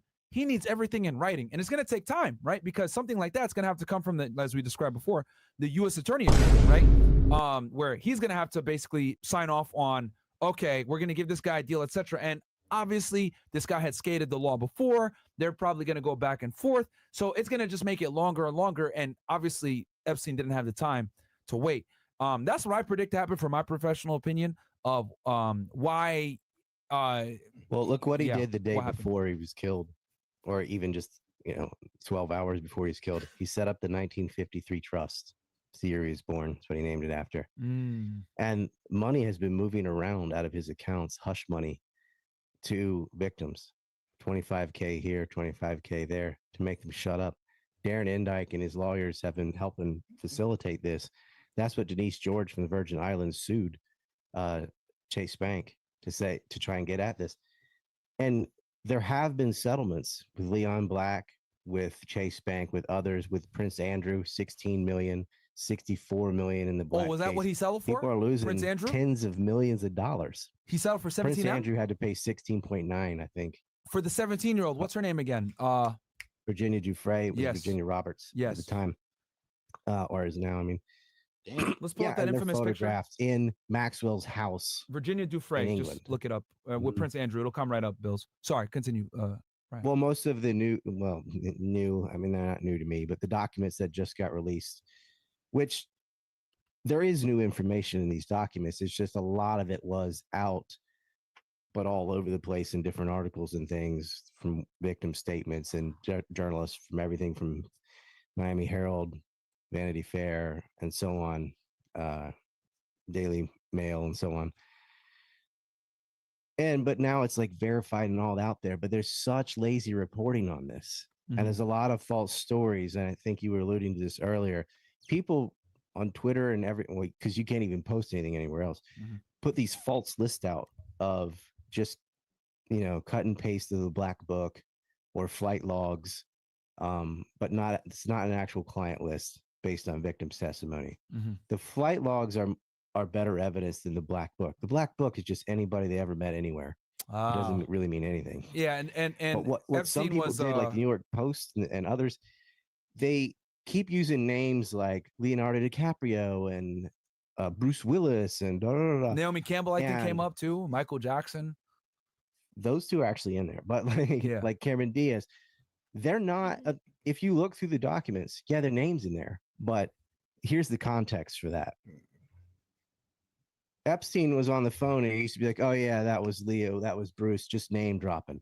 And then they ask her, "Did you ever meet with, have dinner with, or give a massage to Leonardo DiCaprio or Bruce Willis?" And she said, "No." Did any of the other victims ever see these people? No. There's the infamous photo right there, guys. No. So their name is mentioned in the document, but it's mentioned as in, no, we never saw these people. And that the journalists who read that document have to know that, but they put their name in the title anyway because that gets people to click on the story. Ooh, DiCaprio. Yeah. And then, maybe the midway story, they go, yeah, he's in the document. Like, yeah, that's true. His name is in the document, but they're not guilty of anything. Or if they are, it's not based on that. There's no evidence in that document of any of those people doing anything. Yeah. And so when people just like grab a list and don't do due diligence, and there's other people in there whose names are in the document who are against Epstein, some of his own employees, the drivers, the chefs, the bodyguards, who were telling on him. Mhm. And their names are in there, but they're the good guys. Yeah. So I don't like this lazy reporting. I don't like this clickbait stuff. We have a list. We've had a list for a long time. I think I showed this before, man. Here's the list. Oh wow! Not when right when he about to We've had this out for years. But where do you go with it when you're banned on everything? Yeah. Oh, I think that's backwards. Yeah. We'll have it. I even mapped it out. I literally mapped it out. I put the map on a shirt and I put the names on the back of the shirt. There's a conversation starter. You wear that. And we've made physical maps, but you have to compete with the ether is stupid. And this is sort of like the 9/11 research. You and I covered that extensively, but you know that I've had to deal with the people that deny airplanes and stuff. And I think somebody was trying to get you to see the Megyn Kelly clip where she's claiming he's still alive and lives in Israel. Mm-hmm. I want people to pay attention to the style of this disinformation. He's not alive. He had 2 autopsies. We filmed his corpse. He's buried next to his parents. That guy is dead. Yeah. There's no freaking way they'd let him live. He's too hot, knows too much. No way.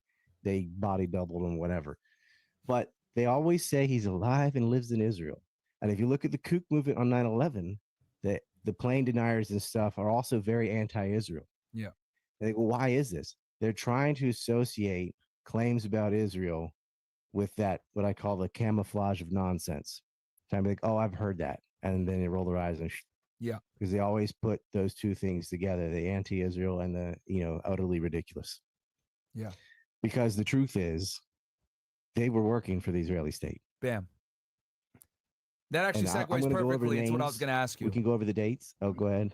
Yeah, no, that literally segues perfectly because when I ended the YouTube stream, I asked, why the hell did Jeffrey Epstein and Ghislaine Maxwell take enormous risk to traffic young women around the United States, knowing very well that this can bring federal attention on them, state attention on them? Jeffrey Epstein actually got convicted of this shit, but continued to do it even throughout. Why did they take this enormous risk? Was it to get clout with celebrities? Was it to make money? Clearly, they didn't make that much money, right? They probably lost money doing this shit, hiring all these girls and taking this enormous amount of risk. Why is it that they did this, Ryan? Yeah, you risk losing it all if you get caught doing that even once. Yeah. Well, they did it. You have to understand Maxwell's family. Ghislaine Maxwell's father was an asset for the Mossad. Bam. This is the guy who helped honey trap Mordecai Vanunu, the whistleblower for Israel's nuclear program, and get him arrested and thrown in jail. Damn. You guys, I believe you covered Numek, the film we made about that. And shout out to Grant F. Smith and Roger Munson and others that wrote books about this too. Israel stole uranium from the United States, and this network of gun running and human trafficking from the Jewish agency in Haganah was sort of the first generation of this crap. And Wexner is one of these guys who's so old that he's the bridge between the two groups. You have the Rudolph Sonborn Institute, which bleeds right into the mega group through the UJA, United Jewish Appeal, which has had like 4 different names, whatever. Mm-hmm. And you can see on this map too, that the Bronfman family, the Wexners, Leon Black, Glenn Dubin, all these billionaires that network together are all going through these Israeli groups. Yep. And so, yeah, I mean, well, let's just break it down. And I don't mind getting in the names. We're going to get the names. We're getting the dates. So this was killing me though, because, and I mean, this is kind of weird. So speaking of Israel, but why is Israel's hands all over this? Why is the Mossad's hands all over this? Well, I mean, child smuggling ring, allegedly. But I just want to set the stage with this. Jeffrey Epstein was not the first. He was not the last doing this. You can go all the way back to Bobby Baker's sex scandals around JFK. And before that, honey trapping is way more prominent than people realize. Yeah. The Kushners got involved in that. Charles Kushner honey trapped his own brother-in-law, and then got went to prison anyway. But yeah, we had a couple, Maxwell and Epstein, backed by the Israeli state, who were known by multiple billionaires, heads of state, that's prime ministers and presidents, from Tony Blair to Clinton to Ehud Barak, Hollywood producers, bankers, hedge fund managers, governors, senators. They all knew what they were up to. And you even had modeling agencies helping to procure the girls, and we call them girls, not women, because that's what they were. Abercrombie and Finch is part of LL Brands. LL Brands owns that, Victoria's Secret, Bed Bath & Beyond, or Bath & Body, one of those. They have children's clothing, so they can get child models, grab them from Ukraine or whatever, and then take their passport away. We all know what happened to them after that. So you have Hollywood producers, you've got modeling agencies procuring the women and the girls to help this operation. They created an international, I hate to say that, they created an international pedophile rape ring with like a massage parlor theme, because we all know what kind of massages were going down. Yeah. And then rather than stopping this, these men and women decided not only to not stop it, but to participate in it. Think about that. Billionaires, heads of state, all these prominent people, and they just join in on the fun. They got immunity after abetting him. His lawyers and his financiers are wrapped up with the ADL, the World Jewish Congress, United Jewish Appeals, and a bunch of other Israeli affiliate groups. Maxwell's dad is an Israeli asset. His co-rapists are the same who's who of Zionists, including 3 Israeli prime ministers and 1 Israeli president. And we're supposed to sit there and act like we don't notice. When Acosta said, I was told to back off, this is intelligence. Oh, yeah, maybe it's the Chinese. It's Israel. Stupid. Yeah. Of course. Yep. Yep. And Acosta said that. He's Acosta. That's the biggest thing. Rothschild, Maxwell. It's not a Presbyterian problem. Yeah, man. It's not the Chi-Coms, Alex. This is an Israel problem. I will say this too, because Acosta was on the record for that, because he got a lot of heat for not prosecuting Epstein back in 2008, and they said, like, hey, what the fuck? Like, they prosecuted him 10 years later in 2019. Why did you do something when you guys had an open investigation? They had the FOIA records and the FBI. And he said, whoa, I was told to back off. He was intelligence. Obviously, we know it wasn't no fucking CIA. Yeah. They're not going to arrest their own asset twice. Yep. Duh. Like, who else has the power to make America bend the knee? There's only one state. Yep. There's only one place that can openly murder American sailors and get away with it, steal uranium and get away with it. It's only one state. These are the same people, these serial child rapists, can also support these genocidal maniacs who are dropping bombs all over Gaza on apartments full of people. Smushing babies under concrete is not self-defense. It's psychotic. Facts. And pointing out that that is psychotic is not anti-Semitic. It's normal. You can't murder kids. What is it? Almost 10,000 gone. They rape them, they murder them, they steal their organs. There's no bottom to these people or this state. It's a lunatic state, as Norman Finkelstein describes it. And you've got people like Alan Who's a Jew, by the way? Dershowitz. Finkelstein is a Jew, by the way. Finkelstein. No, I'm saying. Well, yeah, it's not a Jewish thing. Yeah. It's talking about a country. Yeah, of course. Exactly. Because obviously, yeah. Because Finkelstein's because I want to be any sane person with a shred of empathy is against what these people do. Yeah. They use the Jewish crap as camouflage, being like, "Oh, you won't let me murder someone's baby. You just hate Jews." Yeah, that's not true. That's not true. There's like, a bunch of Jews, starvation in North Korea. There's a bunch of Jewish people that are actually protesting against the war, calling for a ceasefire, right? And they're the Orthodox Jews that are fully garbed and everything else. This isn't a Jewish problem. This is a fucking Zionist problem. You know what I mean? Right. It's a Jewish supremacist problem in the same way of like Nazis was a white supremacist problem, not a white problem. Mhm. It was other white people that fought and stopped the Nazis. This is not this is not racial teleology. This is not a byproduct of genetics or something. This is a political ideology from religious fanatics and others that have culminated into this, God is real estate. Whoop. All right, let's see about to hit us with that commercial. Agent. This is my land because Jacob had a wrestling match with an angel thousands of years ago, and then a deity granted the land that other people lived on to my ethnic group. That's insane. Yo. Okay, but that's a belief. That's not a product of your genes or something. That's a product of being psychotic and worshiping a deity. Shout out Guest Duty says, I never thought I would die fighting side by side with a conservative, a dwarf socialist to a MAGA elf, probably. I'm weak as hell. That condones sex slavery. King Solomon had over 700 concubines. King David had so many they couldn't count. They instructed people to kill all their neighbors, essentially. Kill every man, every woman, every child. Well, not every woman. You kill all the livestock to keep the virgins for yourself to play with, right? What kind of sycophant would worship and honor that and be like, oh yeah, that's what I believe. Yeah, God instructed genocide. And Netanyahu and Herzog and these weirdos have been quoting scripture like from barbaric times today, is saying, yeah, that's how we're going to treat these animals, these goyim in Gaza, murder them all. And I hope this really does go through the International Court of Justice. I hope they get thrown against the wall because they hired Dershowitz. Did you hear about that? Oh, well, because you were going to mention Dershowitz in a second. Lawyer. Yeah, he's going to be their lawyer. Yeah, you were going to mention Dershowitz. I didn't mean to interrupt. Go ahead. What are you going to say about Dershowitz? Dershowitz is there. He's with Epstein all the time. Yeah. And Dershowitz got on. I think I gave you a clip about this. He lies about Hamas rapes. His sources for it were the Times and the Post. Both of them retracted those.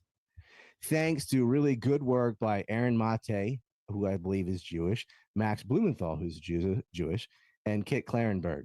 Well, I don't know his ethnic group or whatever, but like they're from the gray zone. They did the work saying, but what rapes? And it never made any sense. In the middle of a military, operation, you're going to stop and gang rape somebody or something. They made that up. There were no witnesses. That didn't come out till a month after October 7th. They start getting all these stories about beheaded babies and rapes. And, it sounds really over the top kind of, and they cut their fingers off and poke their eyes out. And then everybody slow claps, like whatever, dude. It's just that it's made up.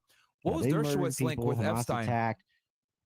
I understand why Hamas attacked. I mean, when you put a wall around people and machine guns pointed at them, murder them for years and years, they already murdered 224 Palestinians this year before October 7th. Yeah. During the peacetime, So you used to think whatever you want. There weren't any rapes. There's no evidence of any rapes.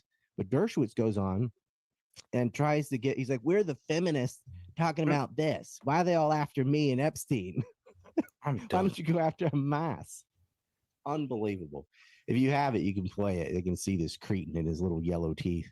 It looks like a goblin. So from what Grimm's is fairy tale? Can you tell us Dershowitz is, because obviously he's a very prominent lawyer here in the United States. He represented Mike Tyson. We can pull up a photo of him real quick. He was actually interviewed by anybody who was a Vlad rapist. He TV. represented him. That's true, actually. Yeah, Mike Tyson. He represented. Did he represent Epstein too?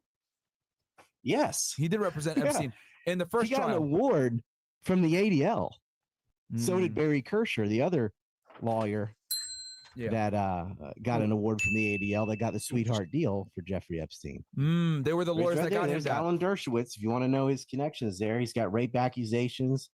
He received a massage on Epstein properties, but he kept his underwear on. Which is such a weird thing to say. Not I was wearing underwear. It was like, but I kept them on. Like, oh, that was the option to take them off. Later, he says, I got a back and neck massage. Have you ever had a back and neck massage in your underwear that wasn't from a girlfriend or something? Like, that's not normal. Yeah. He's like, oh, do you know the name? Oh, well, there were a lot of people around. We think it was Olga, and she was in her 40s. What do you mean there's so many people around? You're not sure. You ordered a massage from somebody. You don't know who it was? Or a house full of people. And then he goes on to say stuff like, were there underage girls doing massages in other rooms of the house that I wasn't in? No. Was Dershowitz, so it was Dershowitz and you said Kushner that were his lawyers that got him that sweet deal in 2008? Not Kushner, Kirscher. Kirscher. Okay. Krischcher. Okay. So Dershowitz and this guy represented Epstein to get him that deal and avoid prosecution from on the federal side. Well, he represented Roman Polanski, who raped a 13-year-old boy. He represented Bosch Levitz, who confessed the rape of underage boys. He got convicted in 2010, 8 counts of sexual child abuse. And he, of course, represented Jonathan Pollard, the most damaging spy ever on U.S., who got a private flight to Israel when he got out. Yeah. Kissed the ground and was met by the prime minister. This guy shared the signal intelligence data with the Soviet Union and gave them the U.S.'s first strike plans. But all right, guys. All right. Sadly, your boy got to go eat, and I got to go prepare for work tomorrow. So